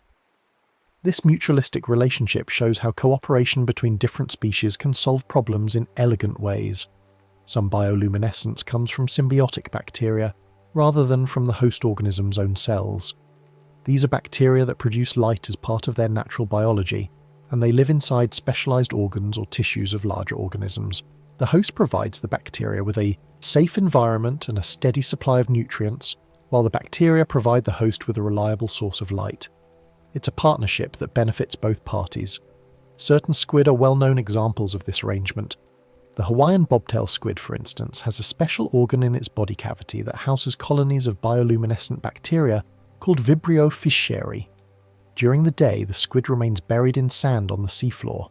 At night, it emerges to hunt for small shrimp and other prey in the shallow waters. As it swims, the bacterial light organ on its underside produces a glow that matches the moonlight or starlight filtering down from above. This counter-illumination helps the squid avoid casting a shadow that predators hunting from below could detect. The Hawaiian bobtail squid has been extensively studied as a model system for understanding symbiosis. The specificity of the relationship is remarkable. The squid only associates with Vibrio fischeri, not with other bacterial species that might be present in the water. The squid has special structures on its body that selectively attract and filter bacteria, allowing only V. fischeri to colonize the light organ. The squid has remarkable control over the light produced by its bacterial partners. Although the bacteria themselves are always glowing to some extent, the squid has developed structures around the light organ that allow it to control how much of that light is visible externally. Think of it like adjustable shutters or filters around a lamp. By covering or exposing the light organ, or by filtering the light in various ways, the squid can modulate the brightness and even the pattern of light it displays. This gives the squid the benefits of bioluminescence without having to control the actual chemical reactions. The bacteria handle that part continuously. The light organ in the bobtail squid contains specialized tissues that act like shutters, lenses and reflectors. There's a layer of tissue that can expand or contract to cover more or less of the light organ. There are reflective cells that direct light downward. There are even structures that may help the squid measure ambient light levels, so it can adjust its counter-illumination to match. This relationship is so specific that the squid actually acquires its bacterial symbionts from the environment each generation. When young squid hatch, they don't have any bacteria in their light organs yet. Special structures on the squid's body attract the right species of bacteria from the surrounding seawater. The bacteria colonize the light organ, and the squid then modifies its tissues to support and maintain the bacterial colony. It's a fascinating example of how tightly coordinated these partnerships can be, involving specific recognition signals and specialized anatomical structures. The process of colonization involves chemical signals released by the juvenile squid that specifically attract Vibrio fischeri. The bacteria enter through pores and navigate into the light organ's crypts, where they settle and begin multiplying. As the bacterial colony establishes itself, the squid's light organ undergoes developmental changes. Certain temporary structures regress while the permanent light organ matures. This coordinated development requires communication between the squid and its bacterial partners. Symbiosis, in general terms, refers to close and often long-term relationships between different species. The relationship can take various forms: mutualism, where both benefit; commensalism, where one benefits and the other is unaffected; or parasitism, where one benefits at the expense of the other. The bacterial bioluminescence relationships we're discussing are mutualistic. The bacteria get a protected home with plenty of food, conditions that allow them to grow and reproduce. The host gets a steady, controllable source of light without having to synthesize luciferin and luciferase itself. In the case of the bacteria, their light production isn't necessarily something that evolved specifically for the symbiosis. Many of these bioluminescent bacteria can live freely in the ocean as well, producing light outside of any host. The reasons bacteria produce light when living freely aren't entirely clear, but hypotheses include using light as a signal to attract larger organisms that might consume them, thereby gaining transport to new areas, or using light as a way to create opportunities for colonization of hosts. Regardless of the evolutionary origin, the bacteria's ability to produce light has become integrated into mutualistic relationships with various hosts. One hypothesis is that bioluminescent bacteria produce light as a way of indicating when their population density is high enough for effective colonization. The light production is controlled by quorum sensing, a process where bacteria detect the density of their own population through chemical signals. When enough bacteria are present, they collectively decide to produce light. This might serve as a signal to potential hosts that a substantial bacterial colony is available for colonization. The host organism, in turn, has evolved structures and behaviors that maximize the usefulness of the bacterial light. Beyond just having a chamber where bacteria can live, many hosts have reflective layers behind the bacterial colony to direct light outward, lenses or filters to shape the light, and shutters or other mechanisms to control when the light is visible. These aren't simple containers. They're sophisticated organs that have evolved specifically to work with bioluminescent symbionts. Other animals besides squid use bacterial bioluminescence. Some fish, particularly certain types of deep-sea fish, have bacterial light organs as well. Flashlight fish, for example, have organs under their eyes that contain bioluminescent bacteria. The fish can cover and uncover these organs using dark flaps of tissue, creating a blinking effect. This may confuse predators or help the fish communicate with others of its kind. Flashlight fish are particularly interesting because they use their bacterial light organs in multiple ways. They can flash the lights rapidly to confuse predators. They can use steady light to illuminate the area around them while feeding on plankton. They can use the lights to communicate with each other, possibly coordinating group movements. The versatility of the system shows how a simple symbiotic partnership can be adapted to serve multiple functions. Ponyfish, or slipmouth fish, have bacterial light organs in their esophagus. Light from the bacteria shines down through the fish's body and out through its translucent belly. This creates counter-illumination that helps hide the fish from predators below. The fish can control the light by adjusting the position of internal structures that either block or allow light to pass through. There's something comforting about the idea of symbiotic bioluminescence. It's a reminder that not everything in nature is competition and conflict. Sometimes different organisms find ways to work together, each providing something the other needs, creating a relationship that's more effective than what either could achieve alone. In the darkness of the ocean, a tiny bacterium and a larger animal coordinate to produce light, and both are better off for it. The glow that comes from this partnership is steady and reliable. As long as the bacteria are healthy and fed, they produce light. The host doesn't have to worry about synthesizing chemicals or triggering reactions. It just has to maintain the bacteria and control how their light is used. It's a division of labor at a biological level, quiet cooperation between vastly different forms of life, working together in the dark. This division of labour extends to the metabolic level as well. The bacteria handle all the complex biochemistry of producing luciferin, luciferase, and the other molecules needed for bioluminescence. The host provides the raw materials, nutrients from its own feeding, but doesn't have to express the genes or build the molecular machinery for bioluminescence itself. It's an outsourcing arrangement that benefits both parties. The stability of these symbiotic relationships over evolutionary time is impressive.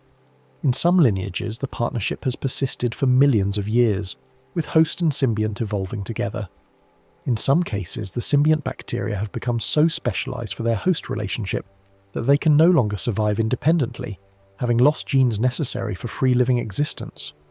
This represents a deep integration of the two organisms, where neither can fully function without the other.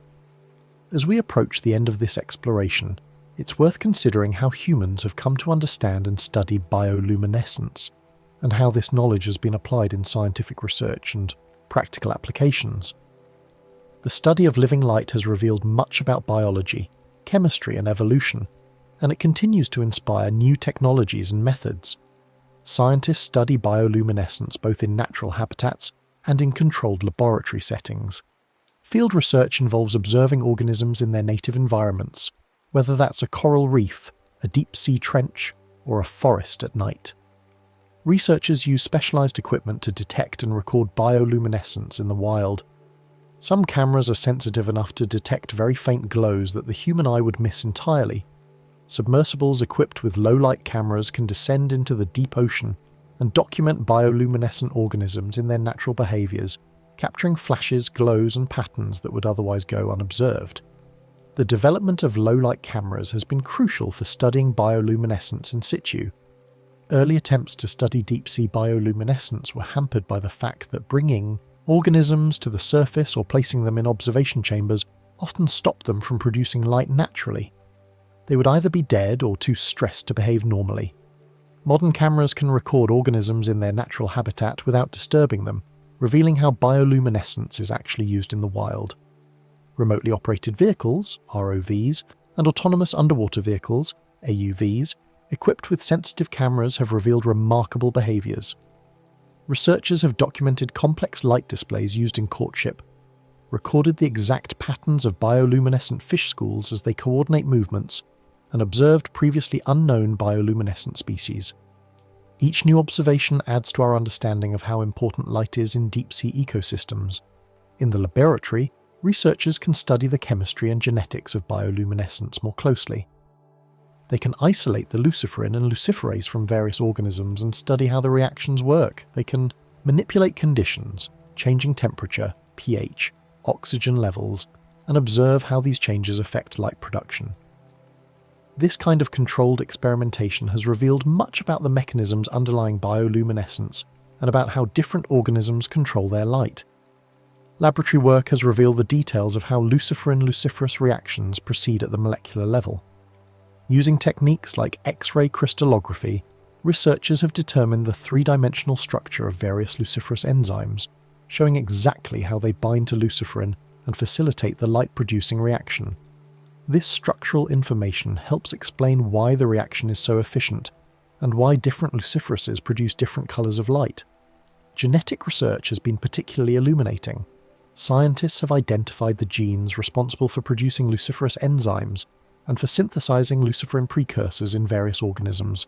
This genetic information has shown that bioluminescence evolved independently multiple times, as the genes involved in bioluminescence in different groups of organisms aren't closely related.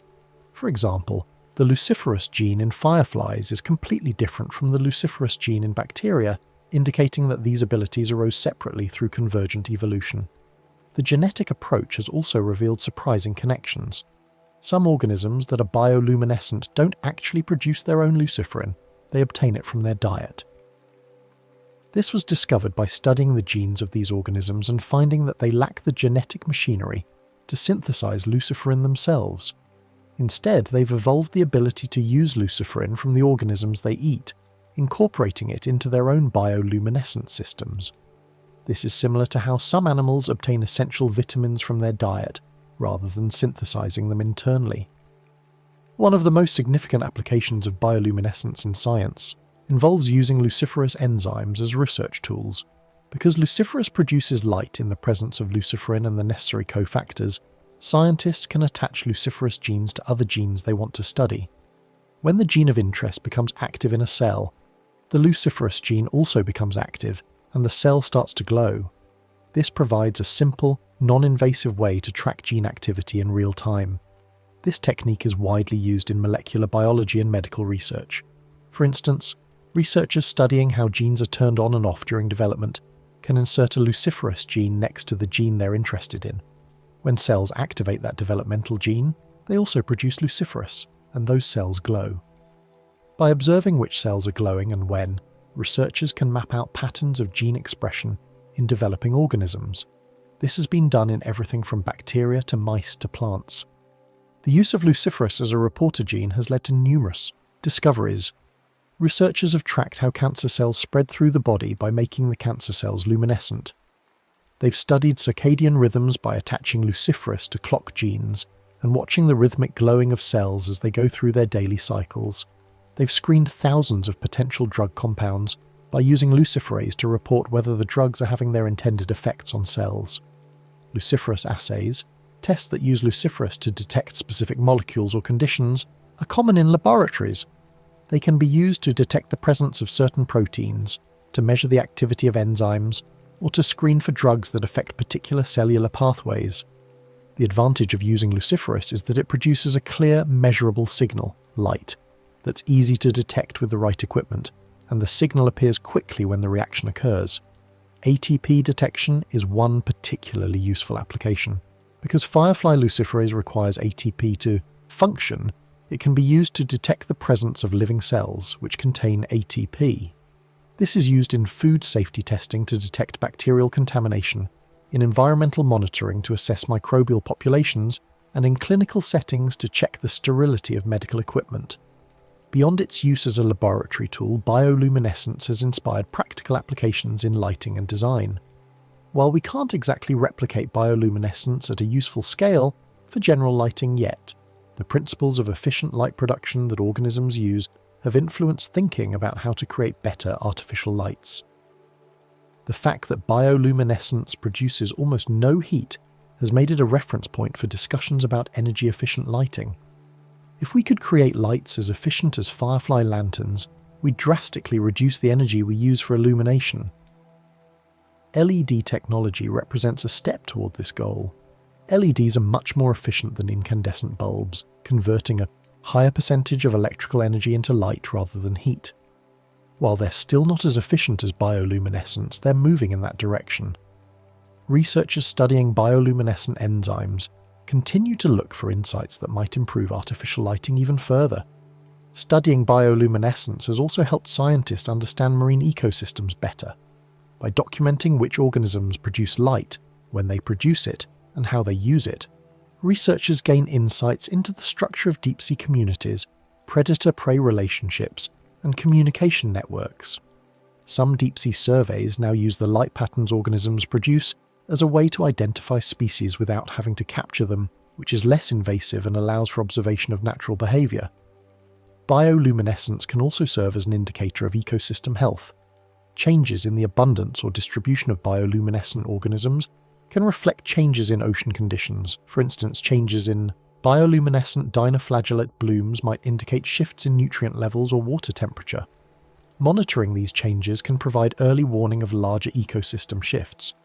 The aesthetic and inspirational aspects of bioluminescence shouldn't be overlooked either.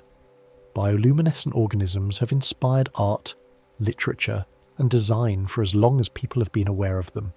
Glowing fungi in forests, fireflies on summer nights, glowing waves on beaches, these experiences have a way of sticking in memory and sparking curiosity. For many scientists, an early encounter with bioluminescence was part of what drew them to study biology in the first place. Artists have incorporated bioluminescence into their work in various ways. Some create installations using actual bioluminescent organisms. Others use artificial lights to mimic bioluminescent effects. The ethereal quality of bioluminescent light, soft, coloured, appearing and disappearing, lends itself well to artistic interpretation. It suggests themes of mystery, nature's hidden beauty, and the connection between life and light.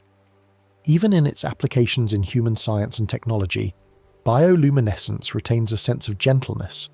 It's not a harsh tool or a loud process. The glow from a luciferase assay in a laboratory is soft and visible only in the dark or with sensitive instruments. The information it provides comes through quietly, a subtle signal indicating that something has occurred at the molecular level.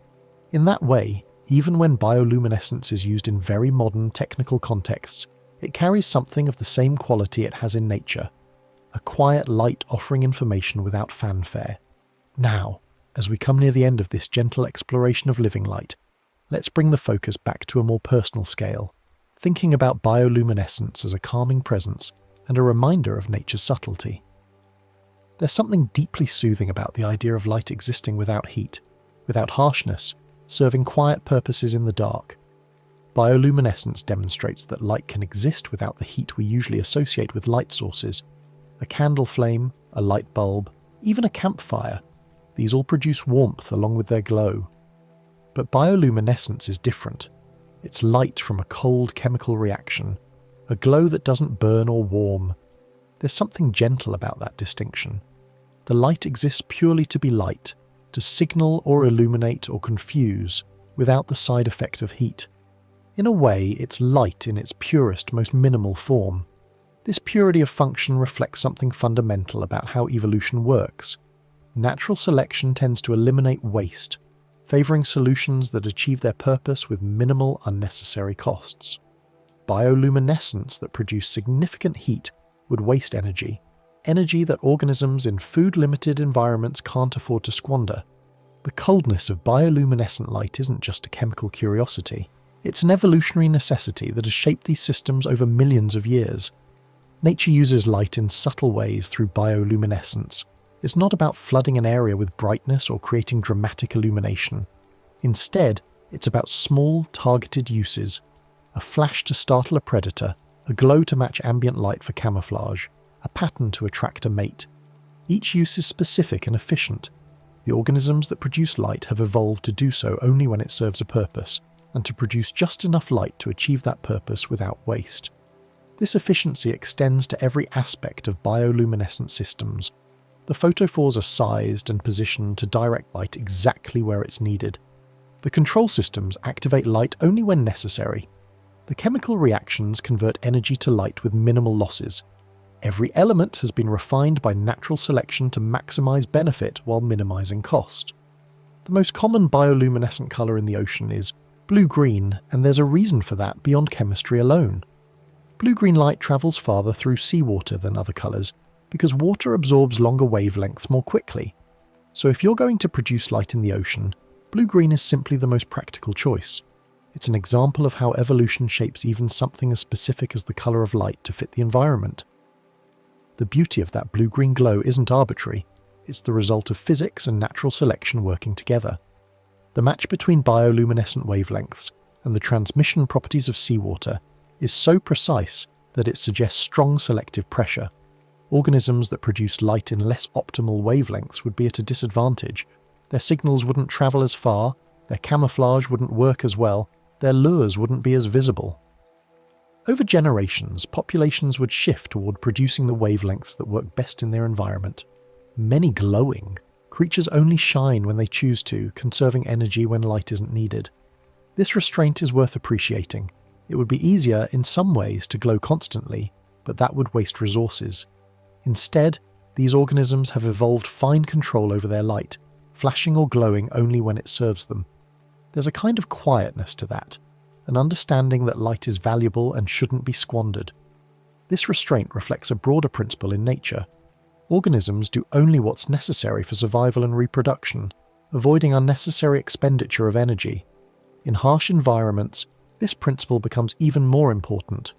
The deep sea, with its limited food resources, strongly selects for efficiency. Every behavior, every metabolic process, every flash of light must pay for itself in terms of survival or reproductive success. Fireflies, with their gentle blinking on warm evenings, remind us that communication in nature can be quiet and beautiful. Their flashes aren't loud or aggressive. They're invitations, signals, quiet conversations happening in light rather than sound. Watching fireflies feels peaceful because they embody a kind of communication that doesn't demand attention but offers it, that doesn't shout but gently repeats itself until noticed. There's a patience to firefly signalling that's worth contemplating. A male firefly might flash dozens or hundreds of times before receiving a response. He doesn't give up or become frantic. He simply continues his pattern, trusting in the system that has worked for millions of years. When a response finally comes, the exchange proceeds calmly, a brief conversation in light that leads to connection. Glowing plankton in the waves reminds us that even the smallest forms of life can create moments of wonder. A single dinoflagellate is microscopic, essentially invisible to the naked eye in daylight. But when millions of them flash together in response to a wave, they create something beautiful. It's a reminder that scale doesn't determine significance, that the tiny and overlooked can still generate experiences that stay with us. This collective effect, where individual actions combine to create something much larger than themselves, appears throughout nature. Birds flocking, schools of fish moving in coordination, even human societies work on similar principles. Each individual follows simple rules, but the collective behaviour can be complex and beautiful. Bioluminescent plankton exemplify this perfectly, each cell flashing individually in response to disturbance, but together creating waves of light across the ocean surface. The deep sea, with its scattered points of living light in vast darkness, reminds us that darkness doesn't have to be frightening. It can be a setting for gentle lights, a backdrop that makes small glows visible and meaningful. The deep ocean isn't hostile, it's just dark, and the organisms there have adapted to that darkness in elegant ways. Their lights aren't desperate beacons but practical tools, used skillfully in an environment where they make sense. Reframing darkness as simply the absence of light, rather than as something threatening, can be calming. The deep sea shows that life thrives in darkness, that darkness is just another environment with its own challenges and opportunities. The bioluminescent organisms don't fear the dark. They use it, work with it, create beauty within it. Thinking about bioluminescence can have a softening effect on the mind. There's something calming about considering organisms that carry their own quiet light through dark places, that communicate through gentle flashes, that hide themselves by matching faint glows rather than by hiding in shadows. The whole concept of bioluminescence invites a kind of meditative attention. It's detailed enough to be interesting, but gentle enough not to be alarming. The complexity of bioluminescent systems, the chemistry, the control, mechanisms, the evolutionary adaptations, provides material for contemplation without generating anxiety. You can think about how a firefly controls its flashes, or how a squid manages its symbiotic bacteria, and these are interesting puzzles but not troubling ones. They're examples of nature solving problems elegantly, which is a fundamentally reassuring thing to consider. As you allow these thoughts about living light to settle, you might imagine the chemistry happening in a firefly's abdomen, luciferin and luciferase combining with oxygen in a reaction that produces a soft yellow-green glow. Or you might imagine a lanternfish drifting through the deep ocean, its photophores glowing faintly, camouflaging it against the dim light from far above. Or perhaps you picture a wave rolling onto a beach at night, lighting up from within as millions of dinoflagellates flash in response to the movement. These images are inherently calming. There's no conflict in them, no drama, just natural. Processes proceeding as they have for millions of years. If firefly glows because its neurons signal its light organ, which emits oxygen, which allows luciferin to react with luciferase, which produces light. It's a chain of cause and effect that's perfectly understandable, yet somehow still feels like gentle magic. Tonight, you don't need to chase these glowing phenomena or understand every detail of their chemistry. You can simply let the ideas drift past, like watching bioluminescent organisms float by in dark water. Each fact, each image, each gentle explanation can pass through your awareness without demanding anything from you. They're there to observe, to consider lightly, and then to let fade as sleep approaches. This passive observation is a skill worth cultivating. The ability to let thoughts pass without engaging with them actively, without trying to analyze or remember or do anything with them. They simply arise, exist for a moment, and then fade away, like bioluminescent flashes in deep water. You notice them without grasping at them, acknowledge them without holding on. And as you settle into sleep, you might imagine a small, steady light inside yourself. Not a literal light, but something metaphorical. You're breathing perhaps like a slow pulse of light, glowing softly with each inhale, dimming gently with each exhale. The rhythm is steady and calm, requiring no effort, continuing on its own the way bioluminescence continues in the ocean whether anyone observes it or not. In the deep darkness behind closed eyes, small thoughts might still drift like photophores in deep water, brief, faint, and then gone. That's fine. They don't need to be followed or held on to. They can simply appear and disappear, gentle points of awareness in the quiet darkness of near sleep. The world outside continues, with its fireflies and glowing waves and deep-sea creatures carrying their lanterns through the dark. They'll keep glowing through the night, following their ancient patterns, using their light for communication and survival and all the practical purposes evolution has assigned to them. But you don't need to track any of that right now. You can let it all be, happening somewhere out there while you rest. Your own light, your consciousness, your awareness, can dim now, fading into sleep the way bioluminescent light fades when the chemical reaction slows or stops. There's no abruptness to it, just a gradual decrease in brightness, a gentle transition from waking awareness to sleep. The chemistry that allows your thoughts to occur can settle into quieter patterns. The neural activity that keeps you conscious can ease into the different rhythms of sleep.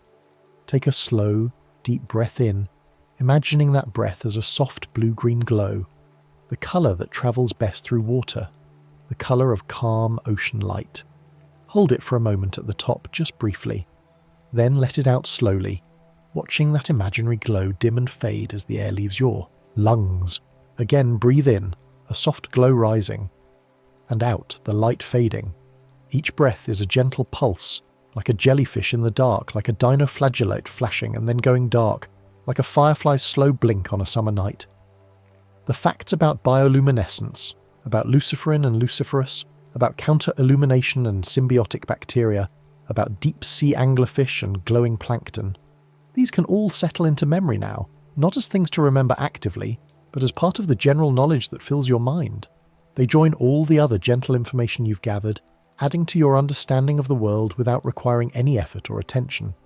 And in this moment, in the darkness of your room, in the quiet of late evening or night, you're like one of those bioluminescent organisms in a way, a point of consciousness in the vast darkness of the universe, glowing softly with awareness, but ready now to dim that light and rest. The light will return when it's needed, when morning comes or when you wake. For now, though, it can fade.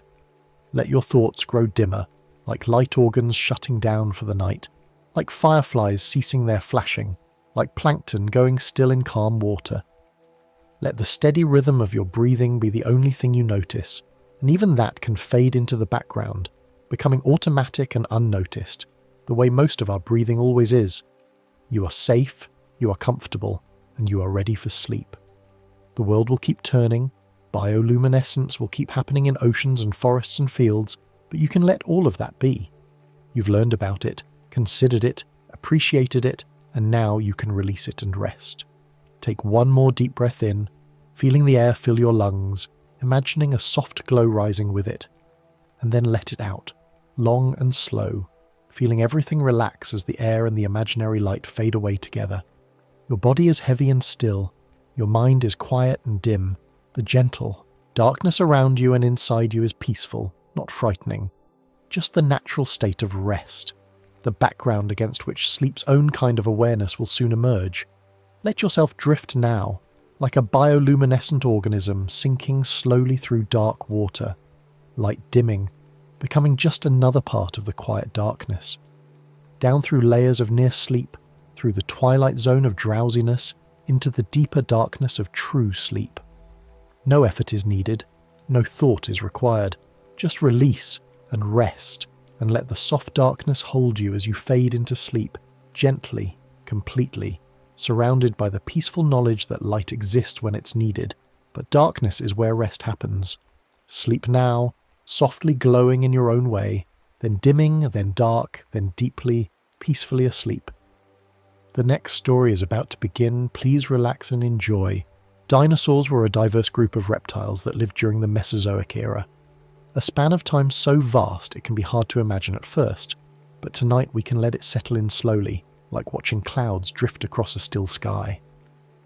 The Mesozoic era is divided into three main periods, each with its own character and pace: the Triassic, the Jurassic, and the Cretaceous. These names might sound grand, but they simply mark chapters in Earth's long, quiet calendar, stretching across more than 180 million years. During all that time, dinosaurs walked on land, their feet pressing into mud that would sometimes harden into stone, preserving their steps for us to find much, much later. While dinosaurs lived on land, many other reptiles swam in the ancient oceans, but these ocean-dwelling creatures belonged to different groups entirely. Ichthyosaurs, plesiosaurs, and mosasaurs were not dinosaurs. Even though they lived at the same time and shared the same world, they were relatives in the broader family tree of life. But they evolved along separate branches, adapting to life in the water, while dinosaurs remained creatures of forests, plains, and riverbanks. It's a gentle reminder that the ancient world was full of variety, each group finding its own way to exist, its own rhythm of breathing and moving and simply being. Not all ancient flying animals were dinosaurs either. Pterosaurs, those remarkable winged reptiles that soared above Mesozoic landscapes, were close relatives of dinosaurs, but they too were a separate group. They had wings made of skin stretched across elongated finger bones, and they glided and flapped through skies that held different patterns of clouds and winds than we see today. When we picture the Mesozoic world, it helps to imagine it as a place of many overlapping communities, each one going about its life without needing to be at the centre of every story. The pterosaurs had their own lives in the air the marine reptiles had, theirs in the sea, and the dinosaurs had theirs on solid ground, and all of these lives unfolded simultaneously, quietly, across the turning of countless days and nights. Dinosaurs came in many sizes, and this variety is one of the most peaceful things to contemplate about them. Some were small and quick, no larger than a chicken, moving through underbrush with light, rapid steps. Others were enormous and slow-moving, their great weight supported by pillar-like legs, their movements deliberate and measured, like the swaying of tall trees in a gentle breeze. The smallest dinosaurs might have darted after insects or seeds, while the largest ones reached up into high canopies to strip leaves from branches, their long necks swaying with a kind of patient grace. This range of sizes meant that dinosaurs filled many different roles in their ecosystems, from tiny hunters to towering herbivores, each one adapted to its own niche, its own way of finding food and shelter and comfort. Many dinosaurs likely had active lifestyles, supported by efficient lungs and strong legs that could carry them across great distances when needed. Scientists have found evidence in the structure of dinosaur bones and the pathways for air sacs in their skeletons that suggest some dinosaurs had respiratory systems somewhat like those of modern birds, which are remarkably efficient at extracting oxygen from the air. This doesn't mean dinosaurs were constantly running or leaping. It simply means their bodies were built to support steady activity, whether that was walking all day in search of food, or moving between water sources, or simply standing and chewing for hours at a time. Activity can be calm, after all. It can be the steady rhythm of one foot in front of the other, repeated over and over until the sun begins to set. Dinosaurs were not all scaly in the same way we might imagine when we first picture them. Some had feathers or feather-like coverings, especially among the smaller theropods, the group that includes famous names like Velociraptor and Tyrannosaurus. These feathers might have been simple and hair-like, or they might have been more complex, with barbs and veins like the feathers of modern birds. Feathers likely served many purposes. They could help regulate body temperature, keeping a dinosaur warm during cool nights or cool during hot days. They could be used for display, with bright colours or patterns that helped individuals recognise each other or attract mates. And in some lineages, they eventually became adapted for flight. The presence of feathers adds a softness to our mental image of dinosaurs, a texture that feels gentler than the cold, hard scales we might have imagined before. Birds are considered living descendants of a group of dinosaurs called theropods, which means that in a very real sense, dinosaurs never fully went extinct. When you see a sparrow hopping along a sidewalk or hear a crow calling from a tree branch, you are seeing and hearing the legacy of those ancient animals carried forward through millions of years of evolution. This connection is one of the most comforting facts in all of paleontology, because it means the past is not entirely lost. It is still here with us, in every flap of a wing, every laying of an egg, every bird song at dawn. The features that make birds successful today, hollow bones, efficient lungs, feathers, beaks, were all present in some form in their dinosaur ancestors, refined and adapted over countless generations. The word dinosaur means terrible lizard, a name given to them when they were first discovered and scientists were trying to make sense of these enormous unfamiliar bones. But the word terrible here was meant to convey awe and grandeur, not fear. It's an old-fashioned kind of word, meant to suggest something impressive and mighty. Many dinosaurs were likely peaceful in everyday life, going about their routines without drama or violence. They would have spent their time eating, resting, drinking, staying comfortable, just like any other animal. The name might sound dramatic, but the reality of dinosaur life was probably far more ordinary, filled with quiet moments that left no trace in the fossil record. A yawn, a stretch, a slow blink in the warm afternoon sun. Most dinosaur time was ordinary time, and that's worth dwelling on for a moment as we settle into this gentle exploration. Walking, eating, resting, and repeating calm routines, this was the substance of a dinosaur's life. Days would pass in familiar patterns, shaped by the position of the sun, the availability of food, the presence of water. There would be some days that were different, of course. A day when a storm rolled through, or when it was time to move to a new feeding area, or when eggs needed to be laid and tended.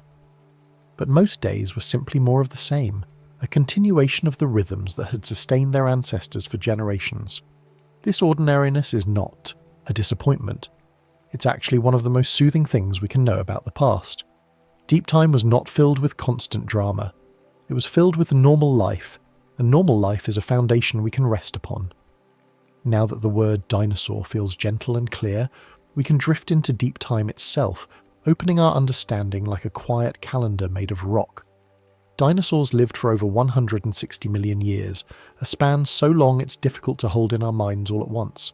To put it in perspective, humans and our close ancestors have existed for only a few million years, and modern human civilization, everything we think of as history, all the cities and empires and discoveries, has unfolded over just a few thousand years. Dinosaurs lived through a stretch of time that is more than 1,000 times longer than all of recorded human history. This vastness can feel overwhelming if we approach it too quickly, but if we let it settle slowly, it becomes something peaceful, like looking up at the stars and feeling connected to something much larger than ourselves. The continents were arranged differently during dinosaur times, and they shifted slowly over the ages in a process called plate tectonics. Plate tectonics is the movement of Earth's outer shell, which is broken into large pieces called tectonic plates that float on the semi-molten rock beneath them. These plates move at rates similar to the growth of your fingernails, just a few centimeters per year. But over millions of years, that movement adds up. Continents that are separated by vast oceans today were once connected, forming supercontinents where dinosaurs could walk from one region to another without ever encountering a sea. During the early part of the Mesozoic, most of the land masses were joined together in a supercontinent called Pangaea, which means all Earth. As the Mesozoic progressed, Pangaea began to break apart, slowly splitting into the continents we recognize today. This breakup was not a violent shattering, but a gradual drifting, so slow that no individual dinosaur would have noticed it happening in its lifetime. Many dinosaur habitats were warmer than many regions are today, a fact that shapes our understanding of what their world felt like. The poles still existed, of course, and they still experienced seasonal darkness, with the sun disappearing for months at a time during winter. But even in these polar regions, the climate was generally milder than it is today, without the vast ice sheets that now cover Antarctica and much of the Arctic. Fossils of dinosaurs have been found in what are now cold, barren places, suggesting that these areas once supported forests and rivers where dinosaurs could thrive. The warmth of the Mesozoic world was partly due to higher levels of carbon dioxide in the atmosphere, which trapped more heat and created a greenhouse effect. This warmer climate meant that plant life could flourish over larger areas, providing abundant food for herbivorous dinosaurs and, in turn, supporting populations of carnivores. Sea levels changed over time, sometimes flooding inland areas with shallow seas that deposited layers of sediment. These shallow seas were not the deep cold oceans we might imagine, but rather warm, sunlit waters that covered low-lying parts of continents. When sea levels were high, coastlines moved far inland, creating vast coastal wetlands and estuaries where both marine and terrestrial life could intermingle. When sea levels dropped, these same areas became dry land again, and rivers carved new channels through the exposed sediments. These fluctuations in sea level were driven by changes in the volume of mid-ocean ridges, by the formation and melting of ice in polar regions, and by the shifting positions of continents. Each rise and fall of the sea left behind layers of rock that tell us about the conditions at the time, and these layers help scientists reconstruct the environments where dinosaurs lived. Forests, river plains, deserts, and coastal wetlands all existed during dinosaur eras, creating a mosaic of habitats that could be as varied as the ecosystems we see on Earth today. In some regions, dense forests of conifers, ferns, and cycads provided shade and shelter, their canopies filtering the sunlight into dappled patterns on the forest floor. In other areas, wide river plains spread out under open skies, with meandering channels that change course with each flood, leaving behind oxbow lakes and fertile floodplains. Deserts existed too, places where water was scarce and only the hardiest plants could survive, and where dinosaurs had to be resourceful in finding food and shade. Coastal wetlands, with their mix of fresh and salt water, were nurseries for fish and invertebrates, and also provided feeding grounds for dinosaurs that could wade into shallow waters. Each of these habitats had its own character, its own rhythms, and dinosaurs adapted to fit into these rhythms in countless different ways. Plants shaped dinosaur life by providing food, shade, and nesting materials, and they also influenced the structure of entire ecosystems. The kinds of plants that were available determined which herbivorous dinosaurs could thrive in an area, and the abundance of herbivores in turn determined how many carnivores the ecosystem could support. During the Triassic and Jurassic periods, the plant world was dominated by ferns, conifers, cycads, and ginkgos, plants that reproduce using spores or seeds but do not produce flowers. Flowering plants, or angiosperms, appeared during the Cretaceous period and began to spread across the landscape, bringing with them new food sources and new ecological relationships. The evolution of flowering plants is sometimes called one of the most important events in the history of life, because it changed the availability of food and created new opportunities for coevolution between plants and animals. For dinosaurs, this meant new leaves, fruits, and seeds to eat, and for some, it meant adapting to these new food sources in ways that would shape their evolution. The oxygen and carbon dioxide levels in the air varied across the Mesozoic, and these variations had effects on both the climate and the physiology of living things. During some periods, oxygen levels were similar to what they are today, while during others they may have been slightly higher or lower. Higher oxygen levels could have made it easier for large animals to breathe and move, because each breath would deliver more oxygen to the body. Carbon dioxide levels, as mentioned earlier, influenced the climate by trapping heat in the atmosphere, but they also affected plant growth directly, because plants use carbon dioxide during photosynthesis to build their tissues. When carbon dioxide levels were high, plants could grow more vigorously, which in turn supported larger populations of herbivores. These atmospheric changes were slow, unfolding over millions of years, and they remind us that even the air itself has a history, a story of gradual shifts and balances. Deep time can feel huge when we think about it in the abstract, but it moved one quiet day at a time, just like tonight. Each sunrise that a dinosaur witnessed was followed by a sunset, just as ours is. Each season that passed brought changes in temperature, in rainfall, in the kinds of food that were available, but these changes happened within a framework of familiarity. A dinosaur living in a temperate region would know the feel of spring rains and autumn cooling, would know which plants sprouted first after the wet season and which lasted longest into the dry. Time is made of moments, and even 160 million years is nothing more than a vast accumulation of individual moments, each one as simple and immediate as the one you're experiencing right now, lying here, breathing slowly, letting the information settle, with the world set softly in place. Let's step into a dinosaur's earliest chapter, the time of hatching and growing, when life begins small and vulnerable and unfolds in patient stages. Many dinosaurs laid eggs, like most reptiles and birds today, and these eggs were carefully deposited in nests that varied widely in design depending on the species. Some nests were simple scrapes in the ground, while others were more elaborate, with mounds of vegetation that generated heat as the plant material decomposed, providing warmth for the developing embryos inside. Fossil eggs and nests show that some dinosaurs nested in groups, creating what we might call nesting colonies, where many individuals would return to the same area year after year to lay their eggs.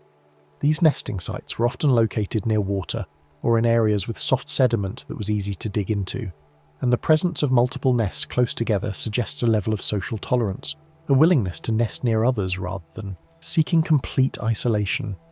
Hatchlings likely began life small and vulnerable, needing warmth and steady food to survive their first days and weeks. Emerging from an egg is a momentous transition, from the protected environment inside the shell to the unpredictable world outside, and hatchlings would have faced immediate challenges. They needed to maintain their body temperature, find food, avoid predators, and navigate their surroundings. For some species, there is evidence that parents may have provided care, bringing food to the nest or protecting the young from danger.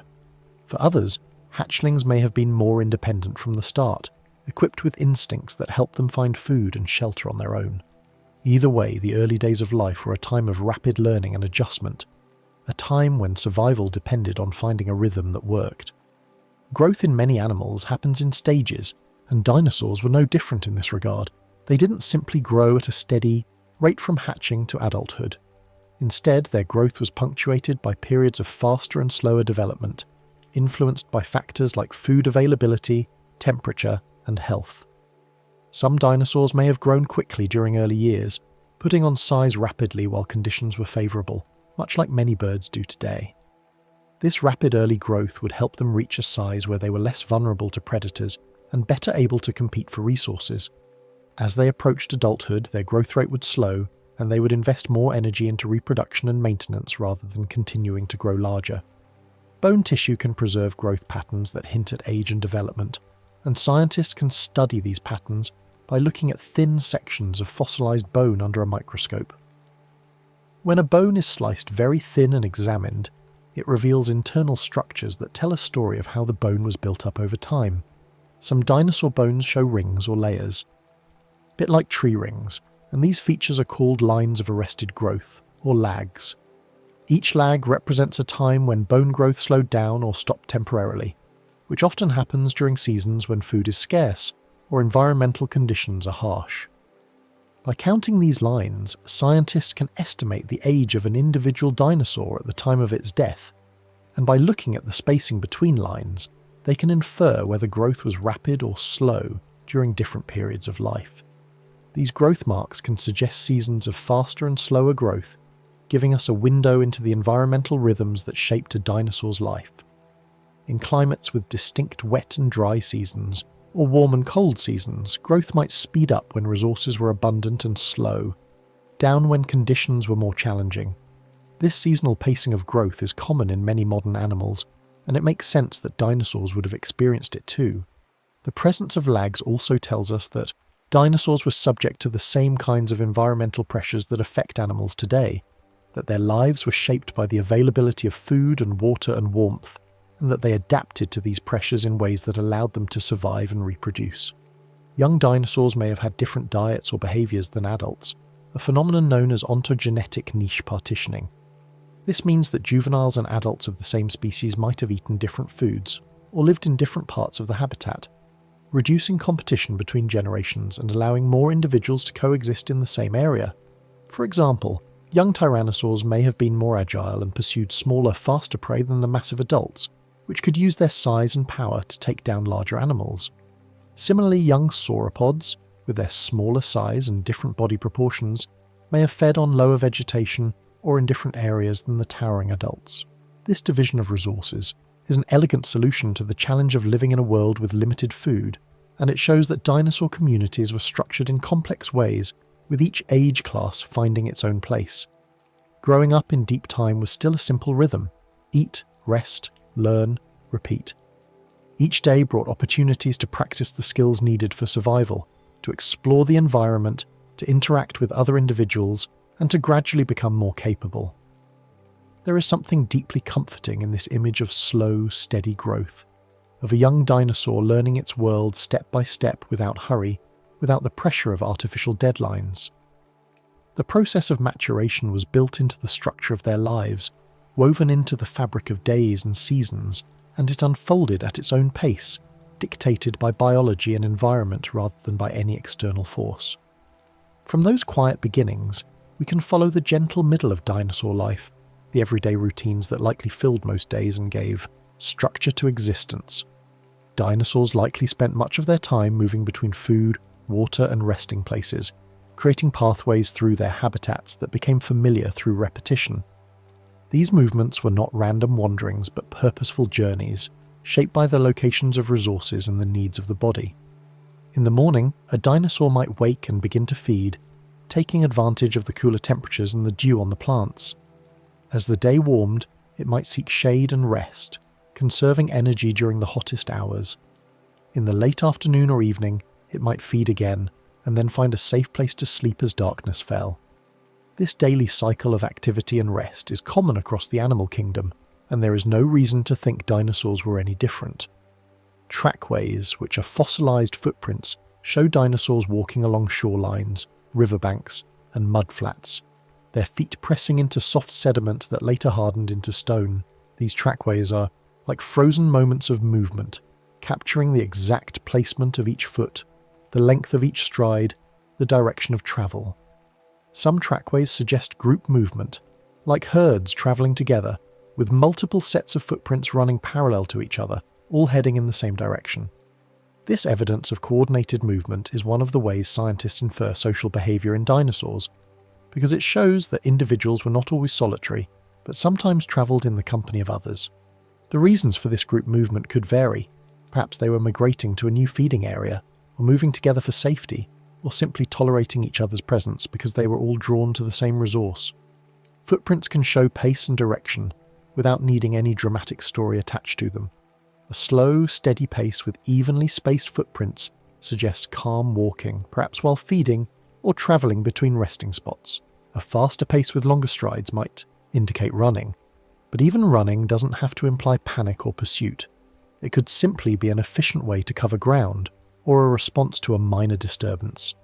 The beauty of trackways is that they give us direct evidence of behaviour, of actual actions taken by individual dinosaurs, and they do so in a way that is grounded and factual, free from speculation about motives or emotions. We can see that dinosaurs walked, that they sometimes ran, that they sometimes moved together, and these simple observations are enough to build a picture of active, engaged lives. Many dinosaurs probably rested often, especially the largest ones, whose great size made extended activity energetically expensive. A sauropod weighing many tons would need to be strategic about when and how it moved, balancing the need to find food with the need to conserve energy. Resting could involve lying down, or simply standing still in the shade, breathing slowly, letting the body cool and recover. Shade from trees, and the cooling of evening may have shaped daily schedules, creating patterns of activity that aligned with the thermal environment. In hot climates, midday heat can be punishing, and many large animals today are most active during the cooler parts of the day, early morning and late afternoon. Dinosaurs likely followed similar patterns, moving when movement was comfortable and resting when rest made sense. Some dinosaurs may have had regular routes, returning to familiar feeding areas where they knew food could be found. This kind of spatial memory is common in many animals today, and it allows individuals to be efficient in their foraging, minimizing the time and energy spent searching for resources. A herbivore might know that a particular grove of trees produces tender new leaves each spring, or that a certain riverside meadow floods seasonally and then bursts with fresh growth. By returning to these places at the right times, a dinosaur could take advantage of predictable resources, fitting its movements into the rhythms of the landscape. Water sources likely mattered, especially in seasonal climates, where the availability of water could vary greatly between wet and dry periods.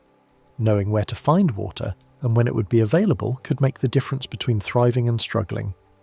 Like modern animals, dinosaurs probably balanced effort with rest, expending energy when necessary, but also recognizing the value of conserving it.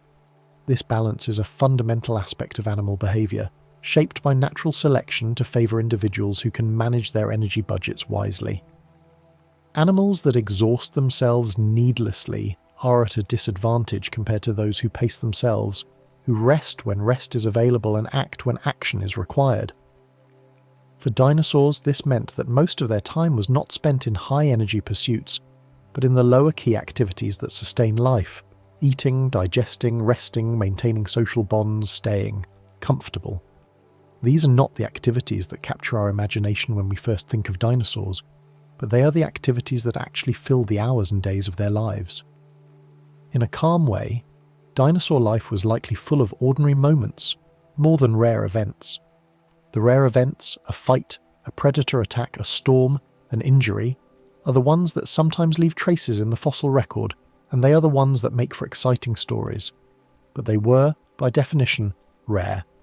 The bulk of life was made up of moments that were unremarkable, that passed without incident, that required no heroism or drama.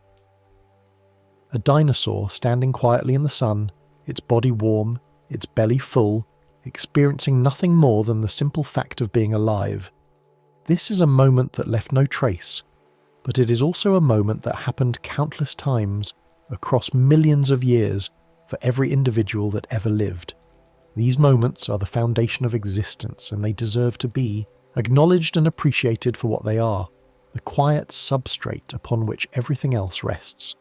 As those steady routines settle in, we can look gently at what dinosaurs ate, because meals are one of the quietest parts of any long life. Some dinosaurs were herbivores, meaning they ate plants, and herbivory requires specific adaptations to process plant material, which is often tough and fibrous and takes a long time to digest. Herbivorous dinosaurs had teeth and jaws designed for cropping, grinding, or stripping vegetation, and they had digestive systems capable of breaking down cellulose, the structural component of plant cell walls that makes plants so difficult to digest. Some herbivores, like the sauropods, swallowed stones called gastroliths, which helped grind up plant material in a muscular stomach, much like the gizzard in modern birds. Others relied on fermentation, allowing bacteria in their guts to break down cellulose over a long period of time, which required large, digestive tracts and a lot of patience. Some dinosaurs were carnivores, meaning they ate other animals, and carnivory requires a different set of adaptations. Carnivorous dinosaurs, or theropods, had sharp teeth for slicing meat, strong jaws for biting, and often had clawed hands or feet for grasping or killing prey. Eating meat provides more concentrated nutrition than eating plants, which means carnivores can often get by with less total volume of food, but it also means they have to be effective hunters or scavengers, able to locate and obtain animal prey. Carnivorous behavior in dinosaurs ranged from active pursuit of living prey to scavenging from carcasses, and it's likely that many species did both, taking advantage of whatever opportunities presented themselves. Some dinosaurs may have been omnivores, eating a mix of foods that included both plants and animals. Omnivory is a flexible feeding strategy that allows an animal to take advantage of a wider range of resources, switching between plant and animal foods depending on what's available. Omnivorous dinosaurs might have eaten leaves, fruits, seeds, insects, small vertebrates, eggs, and carrion, opportunistically feeding on whatever was abundant at the time. This dietary flexibility would have been particularly useful in environments where food availability varied seasonally, allowing omnivores to thrive when specialists might struggle. Teeth shape can offer clues about diet, like grinding teeth for plants or sharper teeth for meat. By examining the structure of fossilized teeth, scientists can make inferences about what a dinosaur ate and how it processed its food. Flat, broad teeth with complex surfaces are well suited for grinding tough plant material, while sharp, pointed teeth with serrated edges are effective for slicing through flesh. Some dinosaurs had batteries of teeth, with hundreds of small teeth packed tightly together, constantly being replaced throughout life. This arrangement was ideal for processing large quantities of plant matter, and it shows up in groups like the hadrosaurs, which were highly successful herbivores during the Cretaceous period. Beaks also appear in some dinosaur groups, suggesting different feeding styles that did not rely on teeth at all. Beaks are made of keratin, the same material that makes up fingernails and hair, and they can be very effective tools for cropping vegetation, cracking seeds, or tearing flesh. Many herbivorous dinosaurs, like the ceratopsians, had beaks at the front of their jaws that they used to snip off plant material, which was then processed by teeth further back in the mouth. Beaks are lightweight and grow continuously throughout life, which makes them durable and efficient. In birds, which are descended from dinosaurs, beaks have been adapted for an astonishing variety of diets, and it's likely that beaks in non-avian dinosaurs were similarly versatile. Long necks in some herbivores help them reach broad, feeding zones, allowing them to access food that other animals couldn't reach. Sauropods, with their extremely long necks, could browse on vegetation at a range of heights, from ground level to high in the trees, depending on the angle at which they held their necks. This ability to feed at different levels meant that a single sauropod could exploit resources throughout the vertical structure of its habitat, and it also meant that multiple species of sauropods could coexist in the same area by specializing on different feeding heights. Long necks came with trade-offs, of course. They required strong muscles and sturdy vertebrae to support, and they affected balance and movement. But for herbivores living in environments with abundant tall vegetation, the benefits clearly outweighed the costs. Large bodies can help herbivores process tough plant material with long digestion times, because a large body provides room for a long digestive tract where food can be fermented slowly. Plant material is difficult to digest because of cellulose, and breaking down cellulose requires either mechanical grinding or microbial fermentation or both. Large herbivores can afford to have low metabolic rates, meaning they don't need to eat as much relative to their body size because their large size helps them retain heat and move efficiently. They can also tolerate long digestion times, allowing food to sit in their guts for days while bacteria break it down. This strategy is seen in many large herbivorous mammals today, like elephants and rhinos, and it likely applied to large herbivorous dinosaurs as well. Fossilized stomach contents are rare, but when found, they can be powerful clues about what a dinosaur was eating at the time of its death. In a few exceptional fossils, the last meal has been preserved inside the body cavity, giving scientists direct evidence of diet. These stomach contents might include fragments of plants, bones of prey animals, fish scales, or other organic material, and they provide a snapshot of feeding behavior that is otherwise difficult to obtain. Each discovery of fossilized stomach contents is celebrated by paleontologists because it offers such clear and unambiguous information, cutting through the uncertainty that often surrounds questions of diet. Coprolites, which are fossilized feces, can also reveal bits of diet in a gentle scientific way. When an animal defecates, it expels the undigested parts of its food, and if these droppings are buried quickly and fossilized, they become coprolites. By studying coprolites, scientists can identify what the animal had eaten by looking for fragments of bone, plant material, shells, or other recognizable remains. Coprolites also contain information about the digestive process itself, showing which parts of the food were broken down and which parts passed through unchanged. There is something wonderfully straightforward about coprolites as a source of information. They are quite literally the waste products of ancient lives, transformed into scientific data by the passage of time. Eating is not a battle, it's a rhythm, one calm meal after another across the seasons. Whether a dinosaur was an herbivore grazing on ferns or a carnivore feeding on a carcass, the act of eating was a necessary, regular part of life, no more dramatic than any other daily activity. Food had to be found, consumed, and digested, and then the process would repeat. This rhythm shaped the structure of days and seasons, creating patterns of movement and rest that were predictable and sustainable. There is a quiet beauty in this image of dinosaurs feeding, not as violent predators or desperate prey, but simply as animals going about the business of staying alive bite by bite, day by day.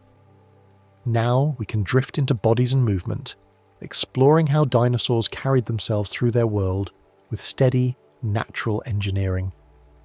Many dinosaurs had legs positioned under their bodies like birds and mammals, which supports efficient walking and running. This posture, called an erect stance, differs from the sprawling stance of many lizards, whose legs spread more to the side. An erect stance has several advantages. It allows for more efficient locomotion, because the legs act as vertical columns that support the body's weight directly. It reduces the muscular effort needed to hold the body off the ground, and it allows for greater speed and endurance.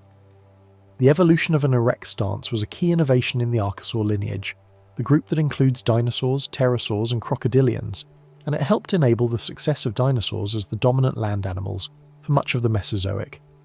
Tail balance helped many dinosaurs stabilize their bodies while walking or running, acting as a counterweight to the head and neck, and helping to keep the center of mass over the hips.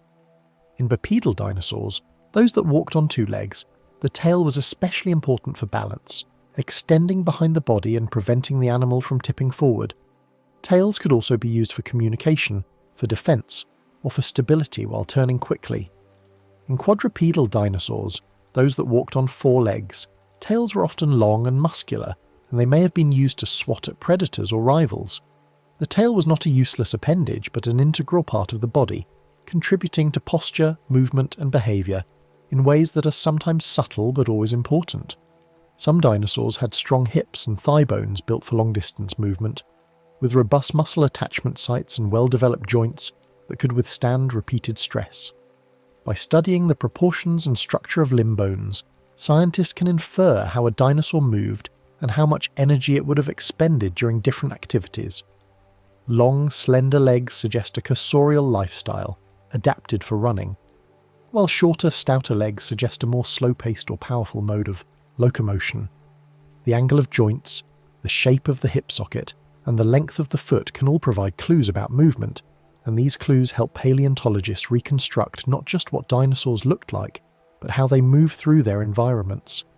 The largest dinosaurs likely moved at comfortable, steady speeds most of the time, conserving energy and avoiding unnecessary exertion. When you're an animal that weighs 30 or 40 tons, running is not just difficult, it's risky, because the forces involved in rapid movement can cause injury. Instead, large sauropods probably walked at a measured pace, their great mass swaying gently with each step, their long necks swinging slowly from side to side as they fed. This slow, steady movement is efficient for covering long distances and for maintaining a constant search for food, and it fits with the idea that much of dinosaur life was calm and rhythmic, rather than frantic and chaotic. Bones show attachment points for muscles, hinting at strength and motion, and by mapping these attachment sites, scientists can reconstruct the musculature of extinct animals. Muscles leave marks on bones where they attach, and the size and position of these marks tell us about the size and arrangement of the muscles. By comparing these marks to those in living animals, paleontologists can build models of dinosaur muscles, which in turn allow them to estimate how strong an animal was and what movements it was capable of. This process is part of a field called paleobiomechanics, which uses the principles of physics and engineering to understand how extinct animals functioned. Some dinosaurs had specialized features like armor plates or spikes for protection and display. Ankylosaurs, for example, were covered in bony plates called osteoderms, which formed a protective shell over their backs and sides, and they had clubs on the ends of their tails that could be swung with considerable force. Stegosaurs had large plates along their backs and spikes on their tails, which may have been used for defense, for thermoregulation, or for display. These features were not just passive armor, but active parts of an animal's biology, affecting how it moved, how it interacted with others, and how it responded to threats. Others had crests or horns that may have been used for communication or recognition. Hadrosaurs, also called duck-billed dinosaurs, often had elaborate crests on their heads, and these crests contained nasal passages that may have been used to produce sounds. By blowing air through these passages, a hadrosaur could have generated calls that resonated and carried over long distances, allowing individuals to communicate with each other across their habitat. Horns, like those seen in ceratopsians such as Triceratops, were likely used in combat with rivals, in defense against predators, and perhaps in visual display, helping individuals recognize members of their own species and assess the size and health of potential mates. Feathers in some dinosaurs may have helped with warmth, display, or later, flight in bird lineages. The earliest feathers were probably simple, hair-like structures that provided insulation, helping small dinosaurs maintain a stable body temperature in cool environments. As feathers became more complex, they could be used for display, with colours and patterns that conveyed information about age, sex, or health. Eventually, in some lineages, feathers became adapted for flight, with asymmetrical veins and strong central shafts that could generate lift and provide aerodynamic control. The evolution of feathers is a beautiful example of how a feature can begin serving one function and then be co-opted for another, changing gradually over millions of years in response to different selective pressures. Bodies are living tools, and dinosaur bodies were shaped by many quiet generations of change. Each feature, each adaptation, each quirk of anatomy is the result of countless individuals living, reproducing, and sometimes failing across deep time. Natural selection does not plan ahead. It simply favours whatever works in the moment, and what works in one environment or one time period may not work in another. The diversity of dinosaur body plans, from the massive sauropods to the swift theropods to the armored ankylosaurs, reflects the diversity of ways to make a living on land, the many different solutions to the challenges of finding food, avoiding danger, reproducing, and surviving. And each of these solutions was tested and refined over millions of years, generation after generation, in the slow laboratory of evolution. With movement and form in mind, we can step into dinosaur communities, exploring how some may have lived near others in calm social patterns. Some dinosaur trackways suggest groups walking in the same direction at the same time, their footprints running parallel, their paces matched. This is direct evidence of coordinated movement, and it raises the question of why dinosaurs might have moved together. Living in groups can help animals find food more efficiently, because many eyes are better than two at spotting good feeding areas.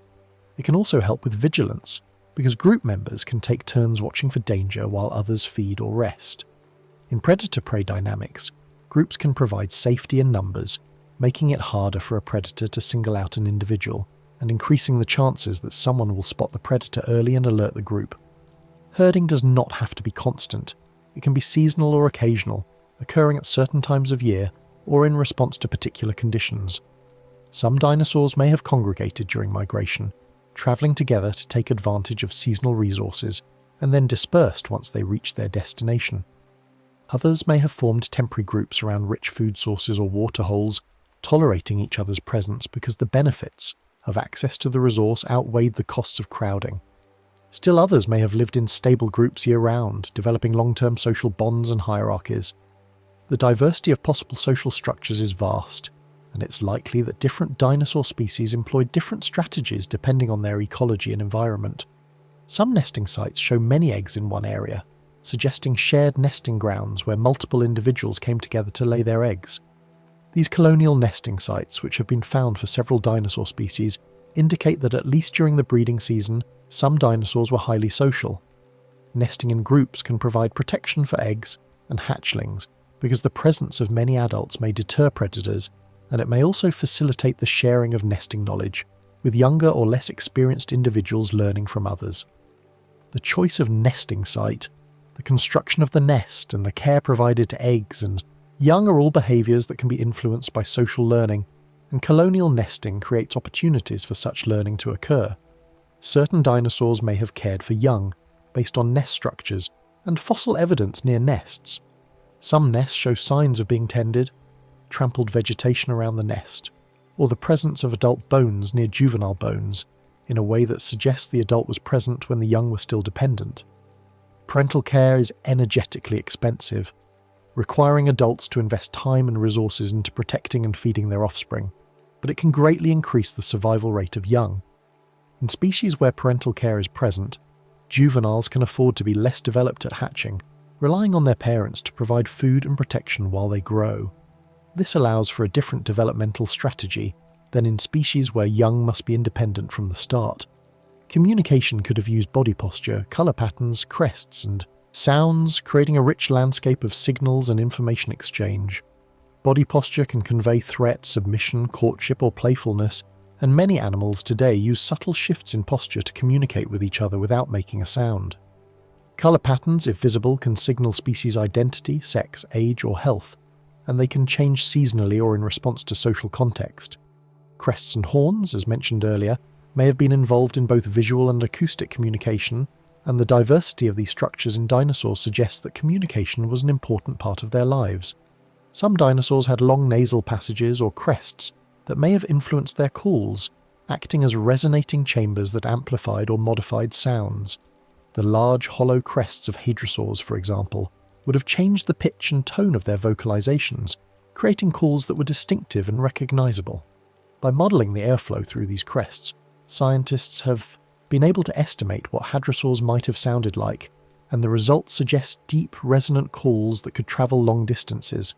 Even without certainty, it's reasonable to imagine quiet signals like modern birds use, soft contact calls that help group members stay in touch, alarm calls that warn of danger, and more elaborate songs or displays used during courtship. Social life can be gentle, simply staying near familiar companions, not always interacting intensely, but just being present, moving together, resting in proximity. In many species, the most common social act is just moving together peacefully, maintaining a comfortable distance from others, coordinating movements without conflict.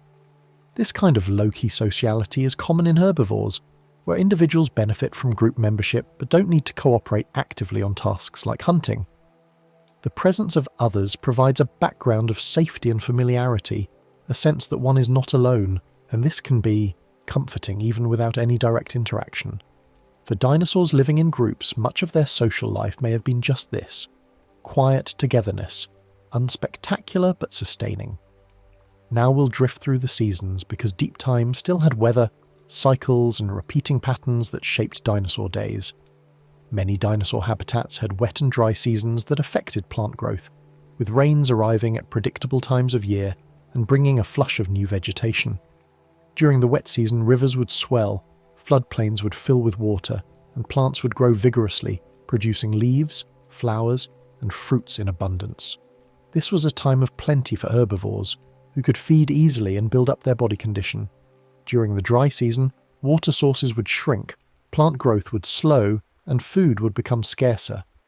Animals would have to be more strategic, focusing their activity around remaining water sources and feeding on whatever vegetation persisted. Rivers shifted their channels over time, shaping valleys and plains through the slow process of erosion and deposition. A river does not flow in the same path forever. It meanders, cutting into one bank while depositing sediment on the other, gradually shifting its course across the landscape.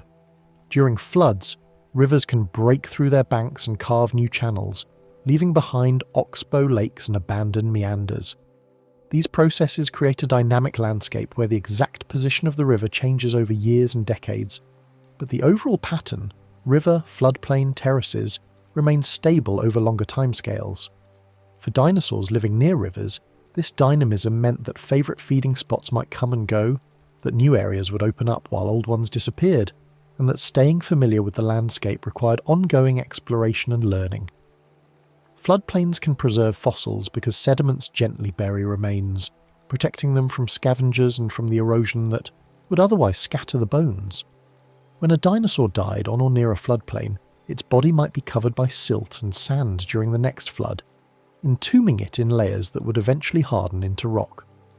This rapid burial is one of the key requirements for fossilization, and it explains why so many dinosaur fossils are found in rocks that formed from ancient river and lake sediments.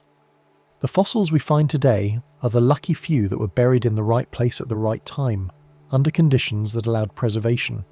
Volcanic activity existed in the Mesozoic and sometimes laid down ash layers that now help scientists date rocks.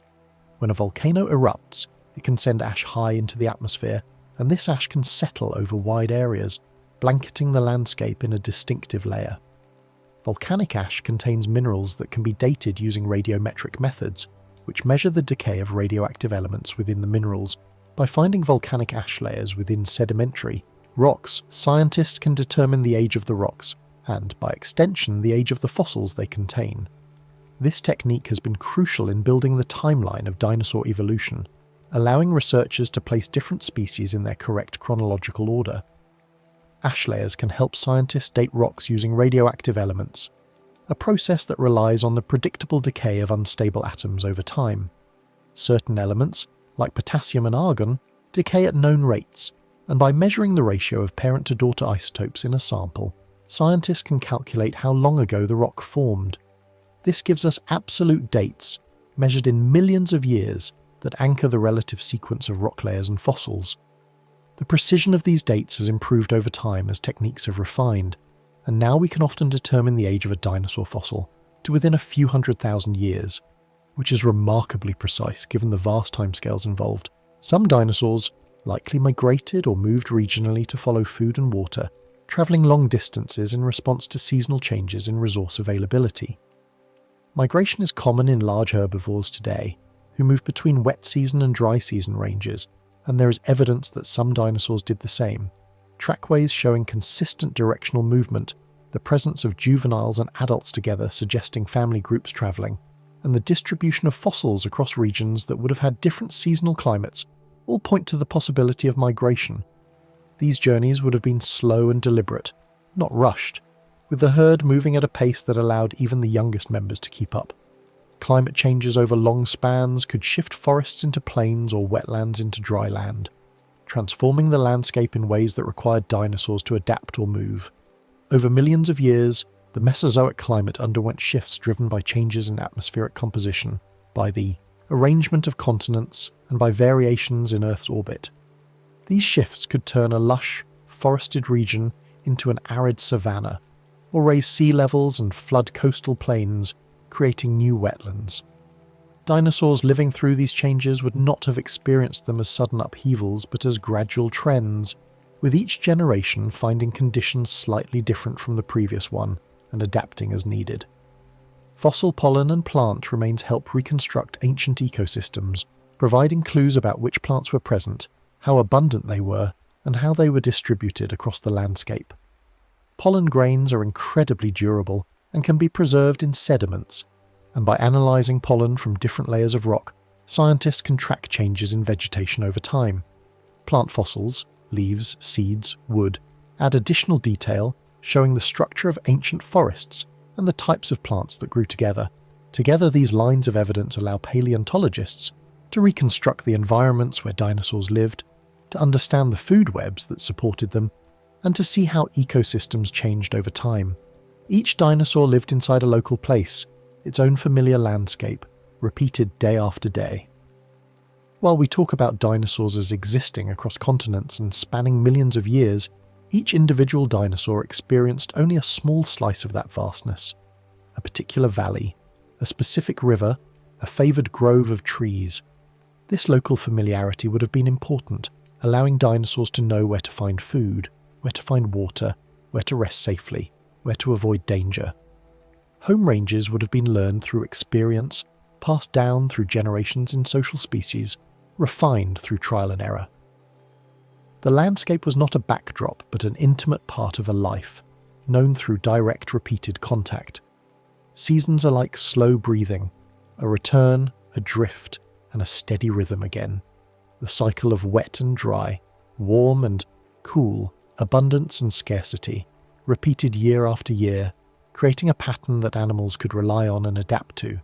This cyclical nature of time is comforting in its predictability. Things change, but they also come back around, and this return provides stability even in the midst of change. For a dinosaur, the arrival of the rains each year was both a familiar event and a vital one, marking the transition to a time of easier living, and its cyclical return meant that even during the hardest part of the dry season, relief was always eventually on the way. With the world's quiet cycles in place, we can look at how fossils form, how ordinary moments become gentle evidence across time. Fossils form when remains are buried and protected long enough to be preserved, escaping the many forces that usually destroy dead organisms. When an animal dies, its body is typically consumed by scavengers, decomposed by bacteria, scattered by weather, or otherwise broken down and returned to the cycle of life. But occasionally a body is buried quickly, before these processes can complete their work, and if the conditions are right, the hard parts, bones, teeth, shells, can be preserved. This preservation is not common. It requires a specific set of circumstances, and that's why fossils are rare and precious. Rapid burial in sediment can help prevent decay and scattering, sealing the remains away from oxygen and scavengers. Floodplains, riverbanks, lake bottoms, and coastal areas are all good places for rapid burial, because sediments accumulate quickly in these environments. When a flood occurs, it can deposit several inches or even feet of mud and sand in a matter of hours, covering a carcass completely. Without access to air, many of the bacteria that cause decay cannot function, and the remains can sit undisturbed for thousands or millions of years, slowly being transformed by chemical processes. Over time, minerals can replace organic material, turning bone into stone, through a process called permineralization. Groundwater carrying dissolved minerals seeps through the buried bone, and the minerals precipitate out of the water and fill in the tiny spaces within the bone structure. Gradually, the original bone material may be replaced entirely by minerals, or it may remain as a mixture of original and mineral material. The result is a fossil that retains the shape and structure of the original bone but is now made of rock. This transformation is slow, taking thousands to millions of years, but it is also thorough, preserving details down to the microscopic level. Fossils can include bones, teeth, eggs, footprints, and even skin impressions, each type offering different kinds of information. Bones tell us about body structure, size, growth, and sometimes about injury or disease. Teeth reveal diet and feeding behavior. Eggs and nests provide evidence of reproduction and parental care. Footprints show movement, behavior, and social interactions. Skin, impressions, though rare, can reveal the texture of the skin, the presence of scales or feathers, and other details that bones alone cannot provide. Each type of fossil is like a different window into the past, showing us a different aspect of ancient life. Most living things never fossilize, which is why fossils are special and rare. The vast majority of animals that have ever lived left no trace in the fossil record. Their remains consumed, scattered, or decomposed without ever being buried.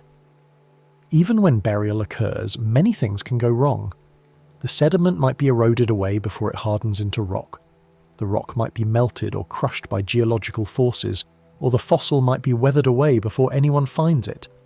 The fossils we have are survivors of all these hazards, representing a tiny fraction of the life that once existed. This rarity makes each fossil valuable, a glimpse into a world that is otherwise lost. Paleontologists study rock layers to understand the age and context of fossils using the principle of superposition, which states that in undisturbed layers of sedimentary rock, the oldest layers are at the bottom and the youngest are at the top. By mapping out these layers and identifying the fossils they contain, scientists can reconstruct the sequence of life through time, seeing which species came before others and how ecosystems changed. The rock layers are like pages in a book, each one recording a chapter in Earth's history, and fossils are the words on those pages. The same species can look different at different ages, so scientists compare many specimens to understand the full range of variation. A juvenile dinosaur can look very different from an adult of the same species, with different body proportions, different bone textures, and different features. By studying growth series, collections of fossils representing different ages of the same species, paleontologists can document how dinosaurs changed as they matured. This helps avoid the mistake of naming different growth stages as separate species, and it provides insight into developmental biology and life history. New discoveries can refine old ideas, and that's a normal, calm part of science. Paleontology is not a finished discipline. It's an ongoing conversation between scientists and the fossil record, with new data constantly being added and old interpretations being revised. A discovery might confirm a hypothesis, or it might overturn it, and either outcome advances our understanding. This process of refinement is not a sign of weakness, but of strength, showing that science is responsive to evidence and willing to change when the evidence demands it. There is something deeply reassuring about this. Knowledge grows slowly, steadily through the collective efforts of many people over many years. Fossils are like quiet notes left in the earth, waiting patiently to be read. They do not announce themselves loudly. They sit in the rock, sometimes for millions of years, until erosion or excavation brings them to the surface where human eyes can find them.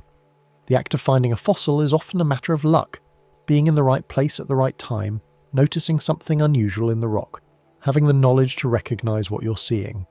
Once found, a fossil is carefully extracted, prepared, studied, and eventually displayed or stored in a museum collection where it can be examined by researchers for generations to come.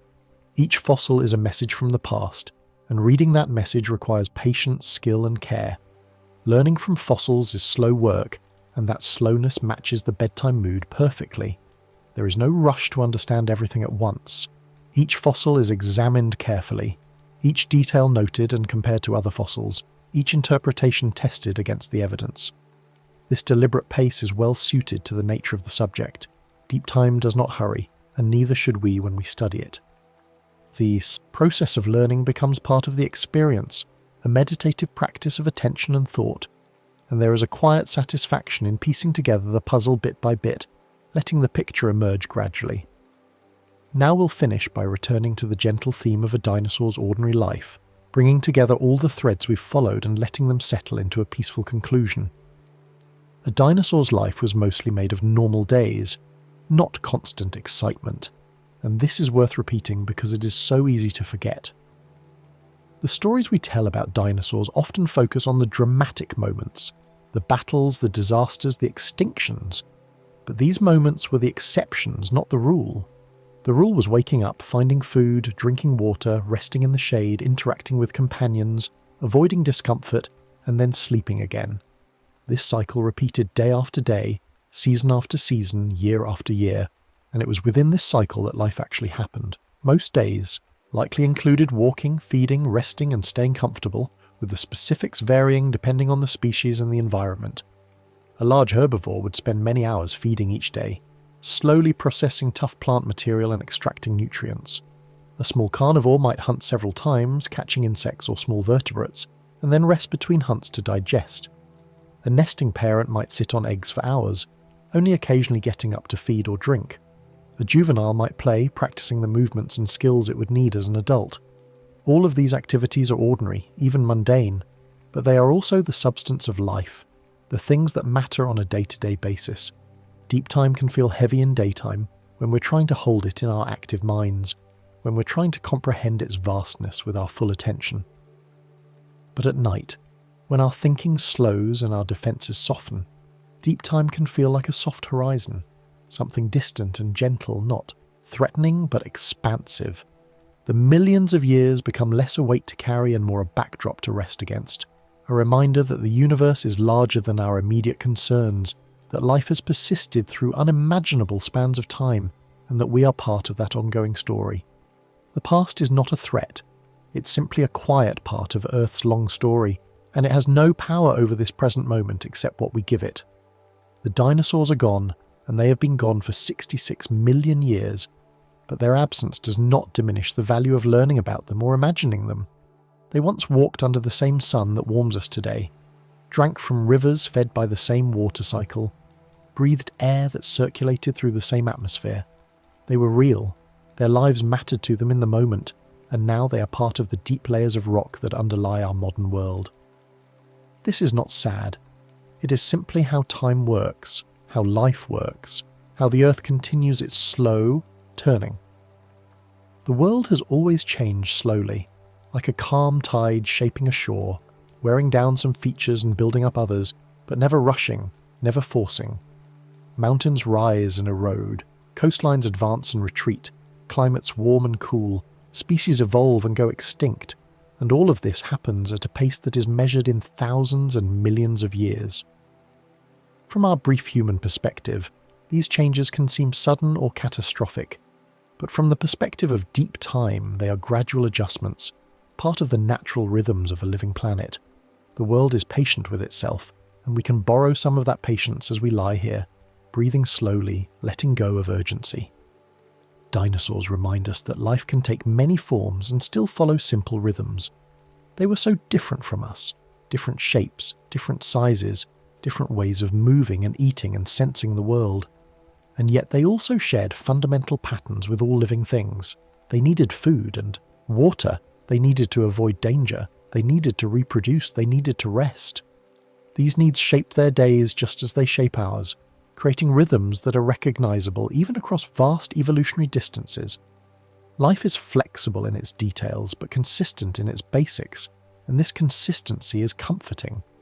The Earth held them, just as it holds you, steady and patient. The same gravity that kept their feet on the ground keeps you resting here in bed. The same atmosphere that filled their lungs fills yours. The same patterns of day and night, of seasons, of growth and rest, that structured their lives structure yours. You're not separate from the Earth, but part of it, held gently by forces that have operated for billions of years and will continue long after you are gone. This is not a lonely thought, but a connected one. You belong here, just as the dinosaurs belonged, just as every living thing belongs. You do not need to imagine every detail to appreciate the calm of the idea. It is enough to know that dinosaurs existed, that they lived full lives in their own way, that they were part of the long story of life on Earth. You don't need to picture every scale or feather, every tooth or claw, every footprint or fossil. You can let the details blur, let the specifics fade, and simply rest in the general knowledge that the past was real, that it was complex, that it was full of moments both ordinary and extraordinary, and that it has left traces we can study and wonder about. Tonight, you can let dinosaur time drift by like warm sunlight across stone. touching everything gently, changing nothing quickly, simply being present in a way that requires no response from you. The Mesozoic era stretches out behind us, vast and quiet, filled with the accumulated moments of millions of years, and it asks nothing of you except perhaps a moment of acknowledgement, a brief recognition that it was, that it mattered, that it is part of the story that leads to here, to now, to you lying in bed, breathing slowly, letting your thoughts settle, and you can rest knowing that deep time is vast, but your moment is safe and small. You exist in the present, in this specific moment, and the present is always small enough to hold, always manageable, always sufficient. The vastness of the past does not threaten the intimacy of now. The millions of years do not erase the importance of this single breath, this single heartbeat, this single moment of rest. You are here, you are safe, you are held by the earth just as surely as any dinosaur was, and you can let go of effort, let go of worry, let go of the need to understand everything, or remember everything, or even stay awake. Take a slow inhale, drawing air into your lungs just as dinosaurs did, using the same basic mechanism of breathing that has sustained life for hundreds of millions of years. And then a longer exhale, letting the air flow out gently, releasing tension, releasing thought, releasing the need to hold on. And let your thoughts settle like soft sand gently resting at the bottom of a quiet sea, coming to rest in the stillness, no longer swirling, no longer stirred by currents of worry or planning or remembering, just settling softly into the quiet space of sleep, where deep time and present time dissolve into each other, where you can drift peacefully, knowing that you are part of something vast and ancient and ongoing, and that right now, in this moment, all you need to do is rest. The next story is about to begin. Please relax and enjoy.